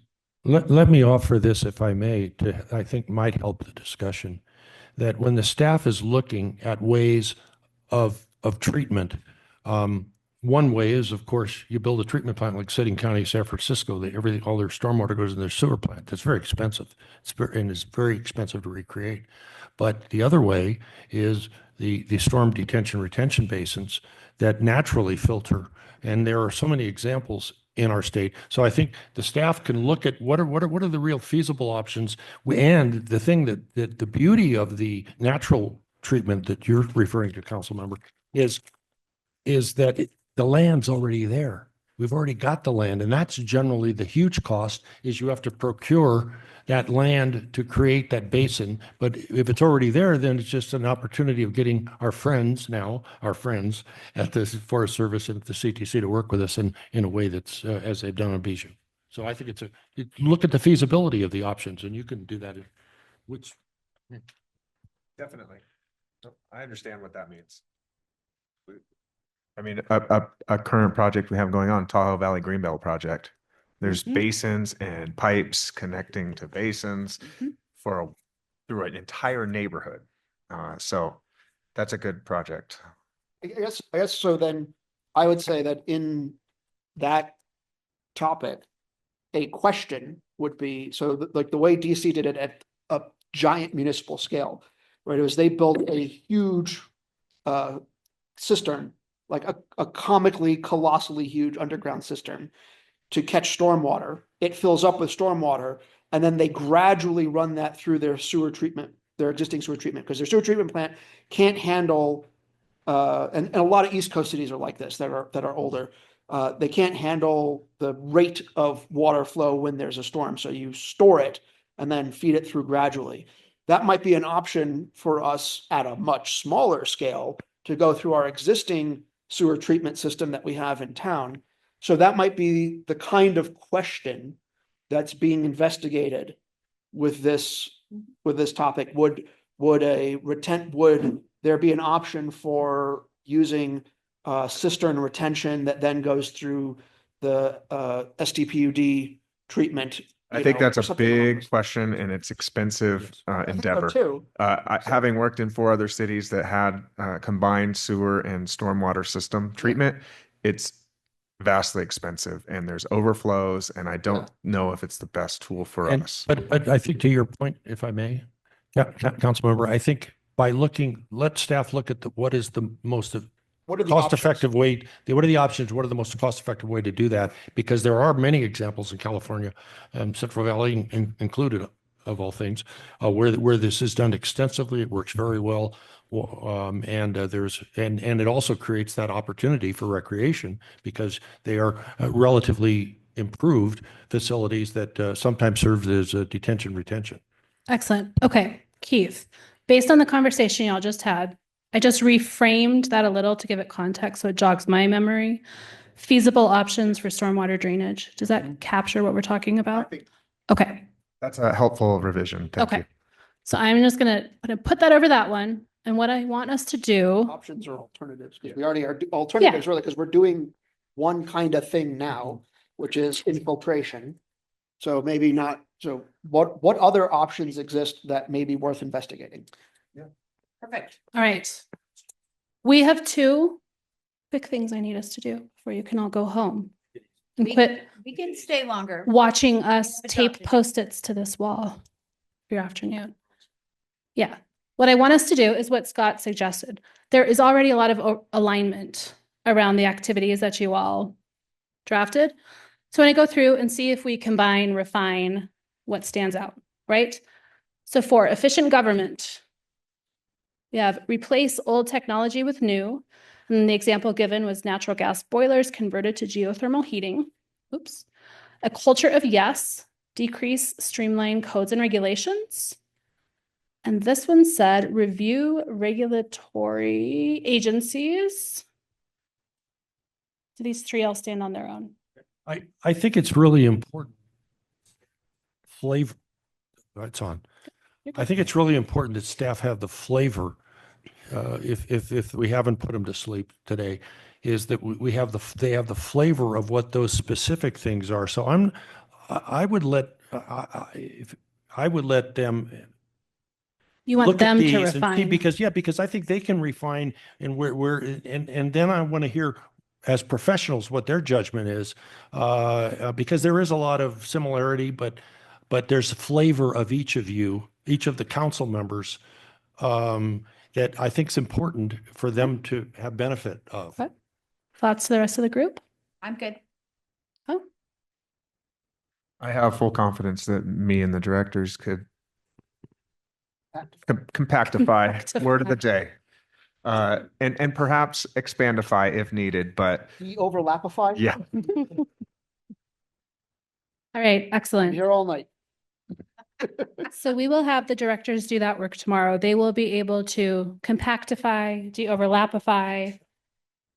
Perhaps there's something that they have on their minds that needs to be put into the mix. And they will do that same impact effort prioritization exercise to see what things rise to the top and the other things don't disappear. They're still there. They're just not the prioritized things to think about right now. So like right? under efficient government, of the things we've encountered today that have come through discussions or notes or whatever that in terms of efficient government, a high priority item just for me would be like the improving the city website, which and helping with public access to understanding what the city is doing and how to engage the city. But that's not a new thing. That's an ongoing thing. So that's not on this board, but that doesn't mean it's not on the strategic plan.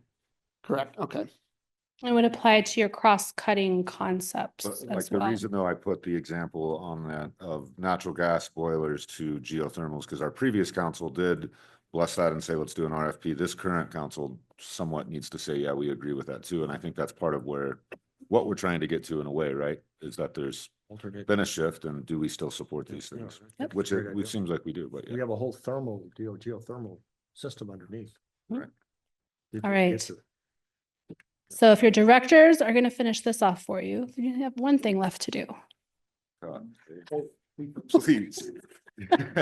We actually forgot something. Yeah. And a world peace. Oh, we don't have world peace on the list Okay. because it's not realistic within your budget. I don't need the numbers for that one. All right. Thinking about everything you've accomplished today, which is a lot. There's been a lot of great conversation, a lot of great understanding where everybody is coming from on these different priorities, where you want to take them, your ideas for outcome measures. I want to know from you, how are you going to use this plan? Once your directors do their activities, once it gets revised and comes before you for adoption and it's adopted, how are you going to use this plan? So my thought on that actually, I think follows from what Dave was talking about with, we have to now look at the money side. That's the next part, because there are an infinity of things we could do, but there are a finite number of things we could ask staff to find out how much they cost. And it's a fairly finite list. It's not going to be much more than this, because budgeting or determining how much doing a thing will cost is in and of itself work. So we had to narrow down the RFI for staff, right? The request for information for how much will it cost to do X to staff, to something they can even get a handle on, to say, this is what we're going to find out how much it costs. So the next thing for me that I'd like to see is we get this compacted into, a smaller number of objectives, and then staff goes out and works out some preliminary estimates for how much they cost. That comes back to us in one way or another, either all at once or gradually as staff organizes that information.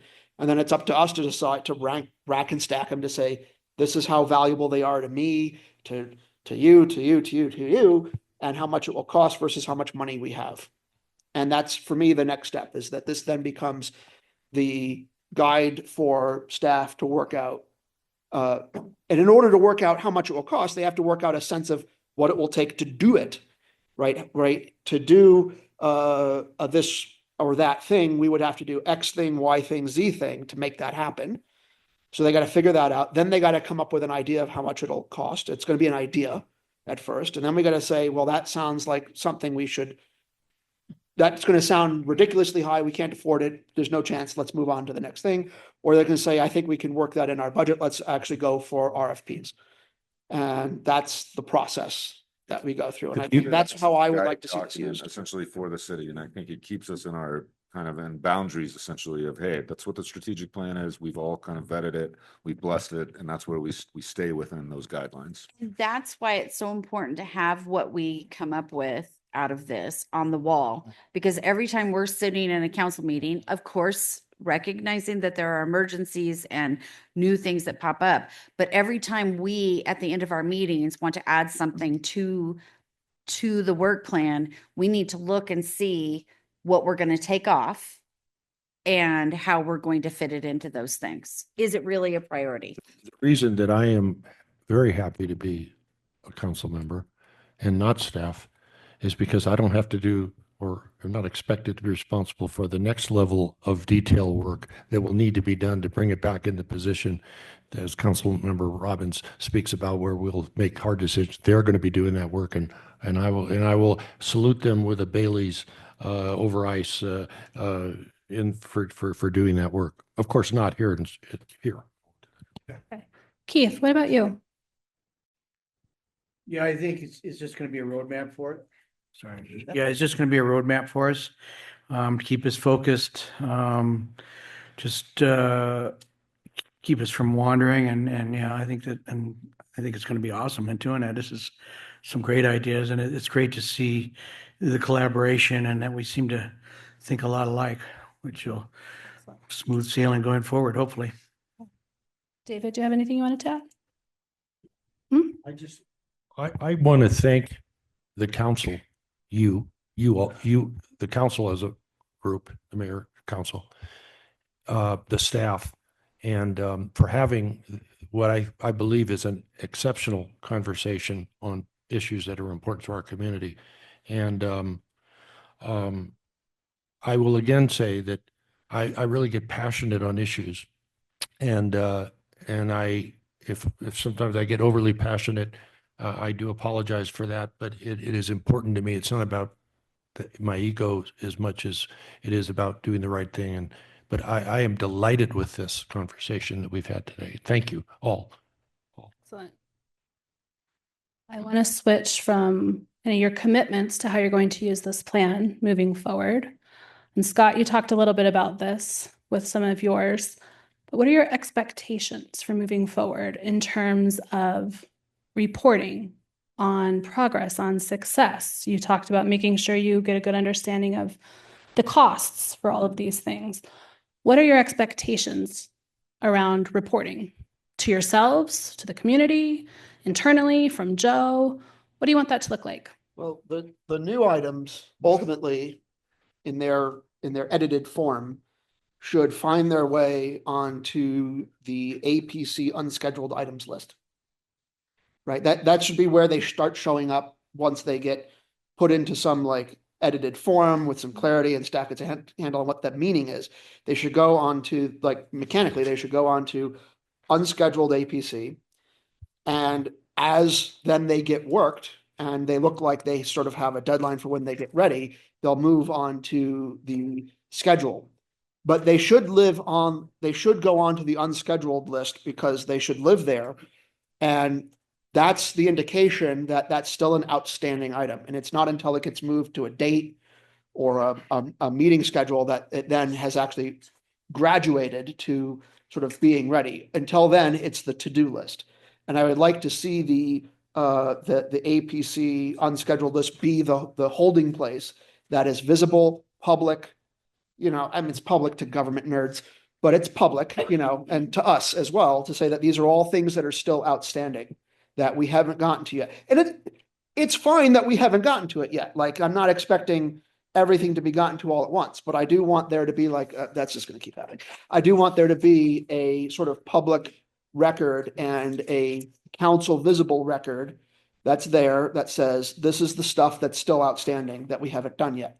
And that's not a criticism. There's finite staff and plenty of work to do, but it's the list. It's the to-do list. When you say APC, do you mean the Planning Commission?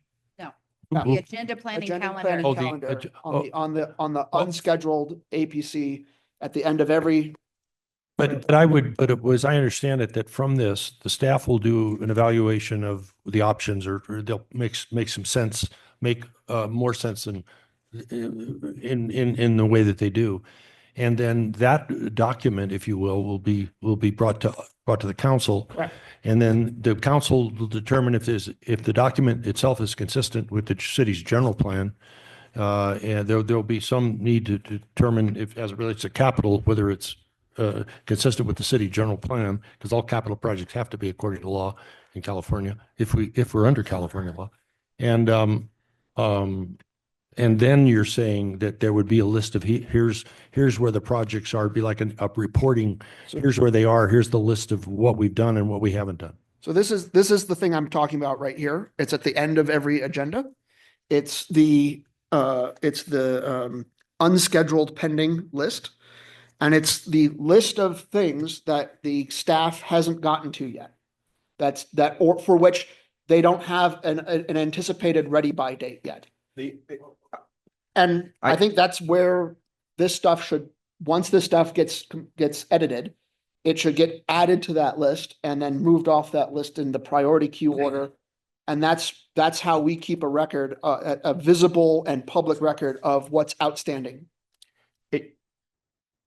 I hear you, and I'm going to healthily debate you a little bit, and respectfully. The strategic plans we've adopted the past two cycles, 2021, 2023, were 5-year time periods. So going into that, we should recognize that some things on here might not be touched for 3 years, 4 years. I mean, some of the things we went through today, we haven't even started. So does it give a false expectation if it's on the APC rather than it's in our 5-year outlook, and we will prioritize those? So I just want to sometimes having a long APC may cause some anxiety for the community, staff, council members. I just want to have that, I want to unpack that a little bit because all of a sudden we're going to add 80, 70 to 80 things on there. Maybe it's only things that are, that the staff is determined are feasible within a 6-month range or something like that. And those things could get put into that, just so, but I also Say think that you're our pleased, staff, but- I mean, between Joe and the staff, they do a really good job at keeping us updated for sure on what is happening, what's moving forward. And I think we've done well with the public in that regard too. As far as like, because there is a lot happening all the time. And yeah, I feel updated. And happy with it. Transparent, and I totally respect that. Like, we want the community to know, hey, we took time, we prioritized, we're going to commit to budgeting to implement these over the next 5 years. I totally get that. I just don't know if it's in the strategic, like in the past when we've adopted this, it actually has a timeline. It says, these are things we're going to do this year. These are things we're going to start to approach in year 4. Like, so like, does it give false expectation if it's on that, if we're not even going to touch it for 4 years? And who knows, there could be new council members in 2 years, which there will be. And maybe that year 4 thing is something that we did a first phase of, or we just started doing the feasibility analysis and it may never get done. But that's all. This is more of a tactical APC. Like, this is our upcoming year of items. So I don't know. In that case, I would say then this should be added to, with the existing stuff, to be categorized into a this year, next year, 4 year, within the next 4 years. That is exactly what we want to do. Year 1, Yes. year 2, year 3 or 4. And when we Tomorrow. bring back the plan for council to adopt, it will list that out, and that can be transparent. We can put it front and center on the website. I'll make it visible. We can report on this twice a year during mid-year budget, during our annual budget. What's progress, what's moved up. Hey, maybe there's an opportunity that all of a sudden this thing we thought we were going to do in year 5, we should do now because there's federal money coming that's not free, because grants aren't always free, but there's something opportunity we should take advantage of. Well, also, I think with the reporting that the mayor and you are doing on updates, that if there are significant things that the public needs to know about our progress along the strategic plan, you can bring those up, and I'm sure they'll be well reported and be informative. And I appreciate that timeline to give us an idea when things we think will happen. But yeah, When we should see them show up as an agenda item in the first year, the second year, or years 3 and 4. We will bring that to you when the plan is ready for you to consider adoption. That's what we're going to be talking That's about part tomorrow. of timelining. So I appreciate you indulging me in that conversation. And the other thing is Hillary started working on tracking progress on our strategic plan initiatives. We have our strategic plan tracker that's on the city's website. We're starting to build that out more, that actually shows progress towards the things we're working on. So One thing we haven't talked about so far today is the existing strategic plan action items that we went through with the ranking numbers and all that. We didn't just, and maybe we don't need to, and I'm fine with not needing to. We didn't go over where we think they should be binned. I think that's pretty obvious for most of them. So I'm personally comfortable with letting staff do the binning. I think that's pretty straightforward. I just wanted to raise it and note that we haven't done that and get I think we're explicit all on that okay page. that you guys can bin them up. Thank you. Okay. Appreciate that. Right. Right. That's it. Okay, I have one thing. Yeah. Oh, I have one thing Please. too. So, this is our opportunity to talk freely about what we're doing moving forward. Is there anything else for the good of the order or that somebody wanted to say today, but they didn't get a chance to say? Scott. I have one thing that doesn't quite fit into any of these items that I would very, very much like for staff to take up as the absolute top priority of the city overall anywhere. And it's this. Our city seal is wrong and we should fix it. No, because the border between California and Nevada is wrong. And it's a little, I have been engaged in municipal politics for 6 years, and every time I've come here to speak at that lectern, that seal has been incorrect. The border does not go straight up and down the lake. It curves it, it cuts it at an angle, and it cuts it way above the little snowflake there. Right. That logo is wrong and it's a little silly. Can we give that to our media person to handle? I mean, that's pretty much our old seal though, right? We have a new logo.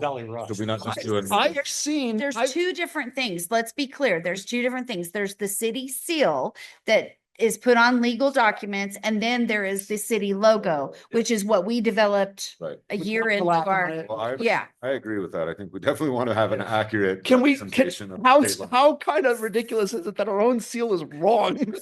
So maybe that's a city clerk thing. Yeah, Because it's a city. I can work with the city clerk and we can look into that. No problem. Okay. Should draw it yourself though, Jim. I could have Yeah. You do. Well, Just the make bend- the line go. The bend of California is actually. Shannon, sorry, guys. The actual bend of Yes, it California. is. Yes, it is. And it's not shown there. I'd be remiss if I didn't bring up these things that have been, you guys have been diligently holding off on adding second items to our agenda. Thank you. So there's a couple things I just want to kind of talk about that may be on here or not. Okay. So I'll just start through the list. It's only 6 things. Thank you. One was Tahoe Prosperity Center partnership. Well, we Whether used to fund them Continue. for services. The contract ended and I chose not to renew it or bring it back to council. But that conversation came up, and given we want to grow and diversify our economy, and there's topics up there about BRE or, so working with our local chambers. My professional opinion is that probably isn't something we need to invest in, and we should focus more locally. I agree. I agree. I'm just going to say what I think. Please say All what you think. So there's that. We've talked about workers' comp insurance analysis coverage. How risky are we? Do we have more insurance claims than others? And what safety measures should we put in place? Is this something the council wants to put under? I think the safety of our employees is one of those paramount things that we have to look at. What are we doing or should we do to ensure that we have the best safe practices? And I think Councilmember Robbins had raised that earlier. I agree that is highly important to make sure our facilities, our the workplace, our conditions, and so on, to the extent that we can, that they're safe. But have we not accomplished that with our risk manager and like? Yeah, this would be something I would work on with Heather and our risk manager to just take a look at what are things we could do to minimize risk. And so we can. Well, I loved her candor at one of the meetings when I asked a question that someone could hide under, and she was very candid, and I like that. Good. Okay, thank you. So we're going to add, Under efficient government. The other one is TRPA versus state laws. I think this is tied into, Where is that? Here? this is something that came up at a previous council. Previous council To me, meetings it's that pretty we put straightforward. off till The today. bi-state compact is in effect. This TRPA has the land use authority. It's pretty straight and clear. And now, whether we want to try to get a state to, which I don't even want to get into, but it takes one of the states to withdraw from the bi-state compact for the TRPA to lose that authority. And it's pretty straight and. I think what I saw with this item, I think what came up in the context when it did come up, it was about, there's California housing laws, other laws, Many of and like for instance, ADUs came into law in 2017 or 18 in California, and then we finally adopted ADU laws here in 2021 because we had to work with TRPA to say, hey, this is a good thing, and so we finally are consistent with California law. The question is, do we think that's right or wrong, and how do we get some certainty or clarity? I think is what the council is asking. Let me just, because I think I may have had some thoughts on it. This was you. Yes, sir. And some passion on this. We're charged primarily to obey California law. Now, it seems to me a simple thing is to ask, I don't want to ask TRPA whether they have power. No. So I want to ask the Attorney General. I actually have an answer to the letter that I actually was surprised to even get any answer. I'd like to know from the Attorney General on housing issues where the legislature is specific and they do not exempt us where we are, nor do they exempt coastal cities. I'd like to know, do we follow state law or not? Because, as you know, and that in the Attorney Generals, A, they change, and B, they're prosecuting 3 cities. 2 are coastal cities, and 1 is Fullerton. on the issue of noncompliance with state law. Let's ask the simple question and get the answer, whether we like it, don't like it, whatever. And the primary one is on ADUs, is state law is pretty specific.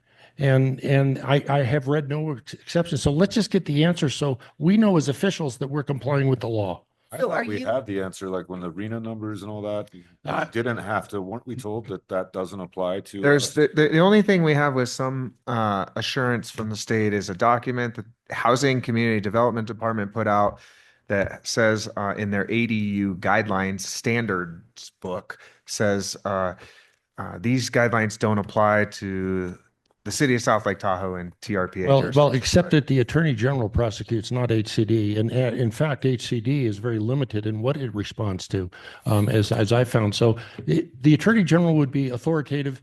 Now, if TRPA disagrees, they can go fight with the Attorney General, but I would prefer, I would hope, and I believe we do, we want to comply with what state law is. I just want to know what it is as it relates to housing. I have a question, Dave. Are you asking just for an opinion, us to write a letter asking for an opinion from the Attorney General on, okay, that seems like a fair thing to do. Because this is what I was going to say, is because we've requested opinions from the AG on various topics. I think our city attorney has a little. The process, we have requested opinions from the FPPC, which is a okay. different state agency. Yeah. So the Attorney General does not answer requests for opinions from cities in general unless it's the city attorney who's prosecuting crimes, and then they would answer with respect to that. So we would, if we want to do that, we can do it. We would have to work through our state legislature to submit the request on our behalf. Okay. Is that a process that exists? Yeah. Yes. We just work with. So we just work with So we can, Alvarado Gill and the other one. And we do have a contact through the Attorney General's office. When Keith and I were elected, we said, if you have any questions or comments, contact Devin Thomas, I think is the person who sent us the letter. Congratulate us, we were elected. And let's use that resource. I just want to be sure whatever we do, we're legal, because in the end, the city could be held accountable, and we personally could be held accountable. So And if they won't give us an opinion, then I guess we can decide whatever law we want to obey, we'll just obey it. So it's on there. Now we have it on there. Yes. Okay, what else, Joe? Sorry, I knew that one. I wanted to make sure we don't forget anything, because you guys have been really respectful to not just I add the totally last agree. couple months. And so really there's only one more. We have housing and lease to locals up there already. The final one is, what is expected of each city commission? This question came up. So, I mean, I can tell you, when we adopt the formation of commissions, we state what their structure is. So, I think that this came up in the context of Councilmember Robbins saying, are we getting advised by our advisory commissions? And so I don't know. I just want to make sure council had an opportunity to discuss I think that it's a this good meeting. point, and I think when the commissions are established, that you establish the guidelines for what their authority is, and that what, if there are reporting requirements, as I think the councilman has raised, that those be defined, that we would like to get a report periodically, whatever that is. And I think it's good. Otherwise, why do we have the commissions if they're not keeping us informed? And if they have the expectation that they will keep us informed, I'm sure, because we have good people. Put that under efficient government. Okay. And we'll work with each commission to, there's always an agenda item on the council to come and give a report every Okay. meeting. Perfect. So Scott went and Joe went. Keith, Sorry. is there anything? No, I'm glad you did. It was, You got the seal you thing. got us thing. The most important. Yeah, and this one probably go under the recreation and equitable access for all. What do we want to put out there for helping our seniors have a much more active community, or community in our community? A lot of things that fell off the way. Their numbers are way down. COVID had a lot to do with that.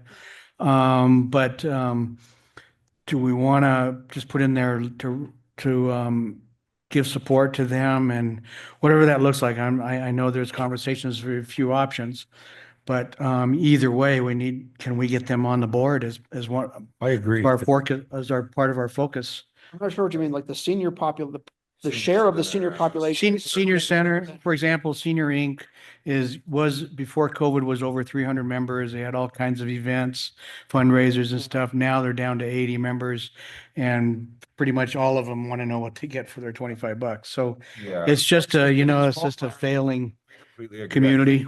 You know, I think we need to do something, but I think it entails really partnering with the county, because the county is who is funded to provide senior services. And I Right. think there's been a major lapse in kind of that. And I know there's a whole thing with Seniors Inc. and whether that even needs to, but with the rec center coming on board, it's the perfect timing for us to try I to align, agree. because we're going to be providing some of those services in the rec center. And then how can we come together with the county? So thumbs up on that for sure. Yeah, and I think having it on there is going to bode well for the community.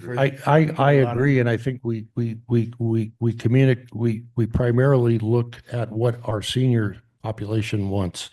And I think Senior Inc. over the years has done a good job. And then how could we get resources to help them? And I thank you for that. And there is actually one other thing. Was that all you had, or what else? No, this may not be something that belongs up there, but it was brought up at the chamber meeting last night. But the topic was brought up before, but is there any way we can simplify and bring back the marriage license process back into the city and back into the town? Right now, they got to go down to Placerville to get their marriage license, then come back here. And I think there's a couple other steps where it used to be just in town.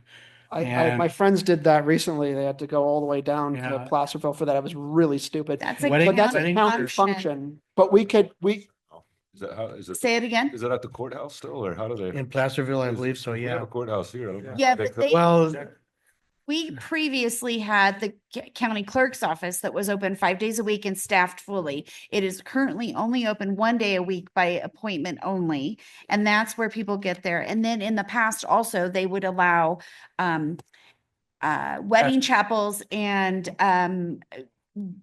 different you know, venues. different venues and different like ministers to buy a bunch of them, and then they would fill them out and submit them. But there were some issues with that. So I know Janelle Horn, who is our county clerk recorder. She's coming up to Tahoe at the Chamber's May 16th meeting to talk about how she can help us solve that. Maybe I don't know how that would work with us because it's a county function. But it's an example where we could advocate. Advocate. Right? We have that whole thing about, advocating with other regional governments to improve services. Yeah. And not do everything ourselves was part of that, Yeah. and so, but this is an example of like the basins, the redheaded stepchild of El Dorado County. Always. And it is incredibly frustrating. This is just one example. This is example 998 out of a million of that problem. And one other thing, How many county parks are there up here? again, there's, as I understand it, if the county provides services in one portion of the county, the old civil rights laws in the 50s, you can't deny those same services, access to the same services. That's the theory anyway. There's a case. Well, there's a city of Los Angeles versus the county of Los Angeles, 1979, had to do with extended services. But I think our supervisors should be asked to help us as a former mayor, who I respect. I think between the county clerk that they need to provide the same opportunity that they provide in Placerville to us up here. We are the largest city of the two, and I fully support efforts, whatever can be made to do that. Anything else? Yeah, one last thing is once Motel 6 does get demolished, I would like the city to have some input onto what it looks like after that. I mean, I think we should have some sort of park element or some beautification in the resulting, acreage. I look at it like what is it, San Antonio, where the river goes through town, and they made a mall alongside of the river. I mean, it's right alongside of Highway 50. It should have some beautification aspects to it. I'd like to see how the city I can will get take involved in that to the Conservancy and then bring it back to council if I am denied. Sounds good. Anything else, Mr. Roberts? No, thank you. Mr. Bass, you got anything? Actually, one thing does come to mind, and I know it's very complicated, and we've met with the property owners. Timber Cove Pier is the longest pier on Lake Tahoe. It's a huge part of the history of the city and kind of our history, and it's also right next to our public beach, Conley Beach. And back when it was open to the public, it was an amazing thing that was used all the time. There's also an element of potentially having a public safety dock there, so our police and fire boats are able to be dispatched from there. I know it's incredibly complicated, but I do think it's something that it could be explored further. A lot of it comes down to the liability that the private property owners hold, and is there a way that the city can step in the same way that cities do wharfs and piers all over the place. Going back to that, you can't always take no, keep trying to figure it out, because how does Santa Monica have an open public pier and create that liability issue where the businesses aren't taking the liability of the public, but the businesses still exist on the pier? So the models are there, and I think we should explore it, because again, it's such an amazing amenity that's right in the center of our town, longest pier on Lake Tahoe. You're And talking back about when it was, making it publicly accessible for free, or what are you? yeah, talking it used to be, I mean, up until about was for- 6 years ago, you could ride your bike down it, jump off the end of it.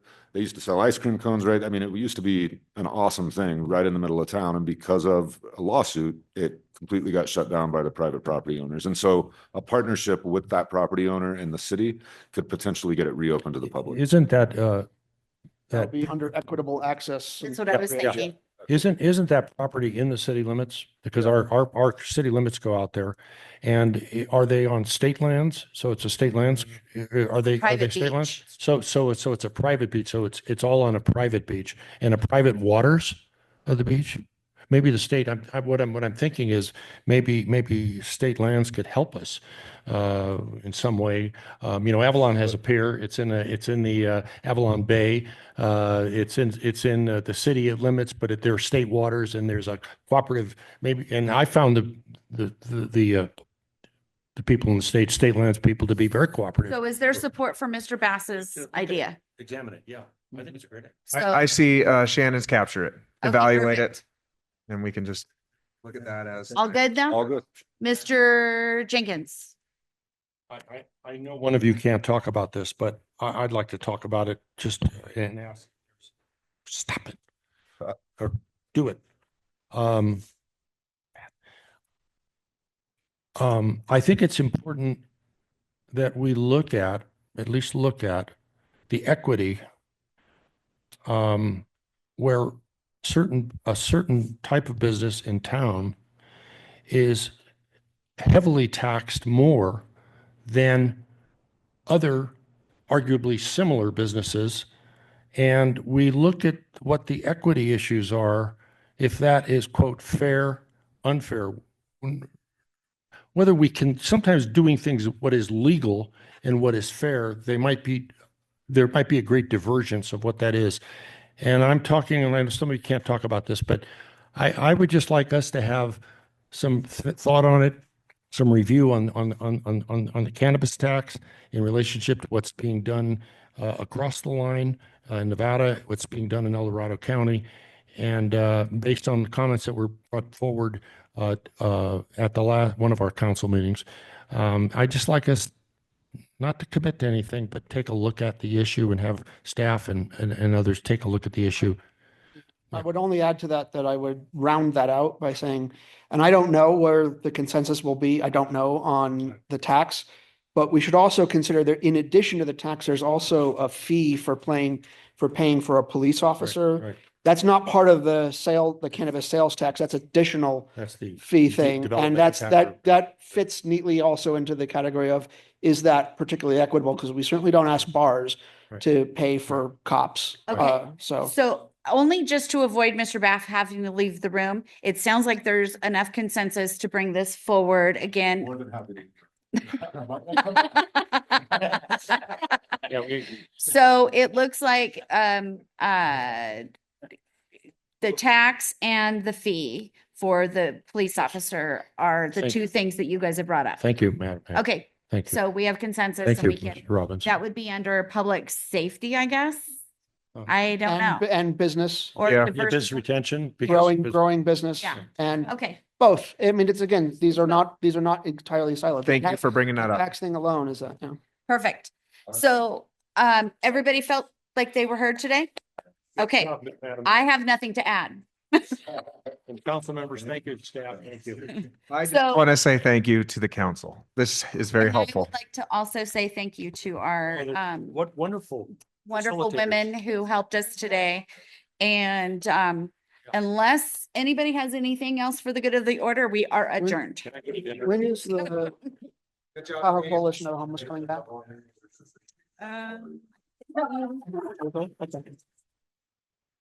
You think so? They're gonna have meetings like this.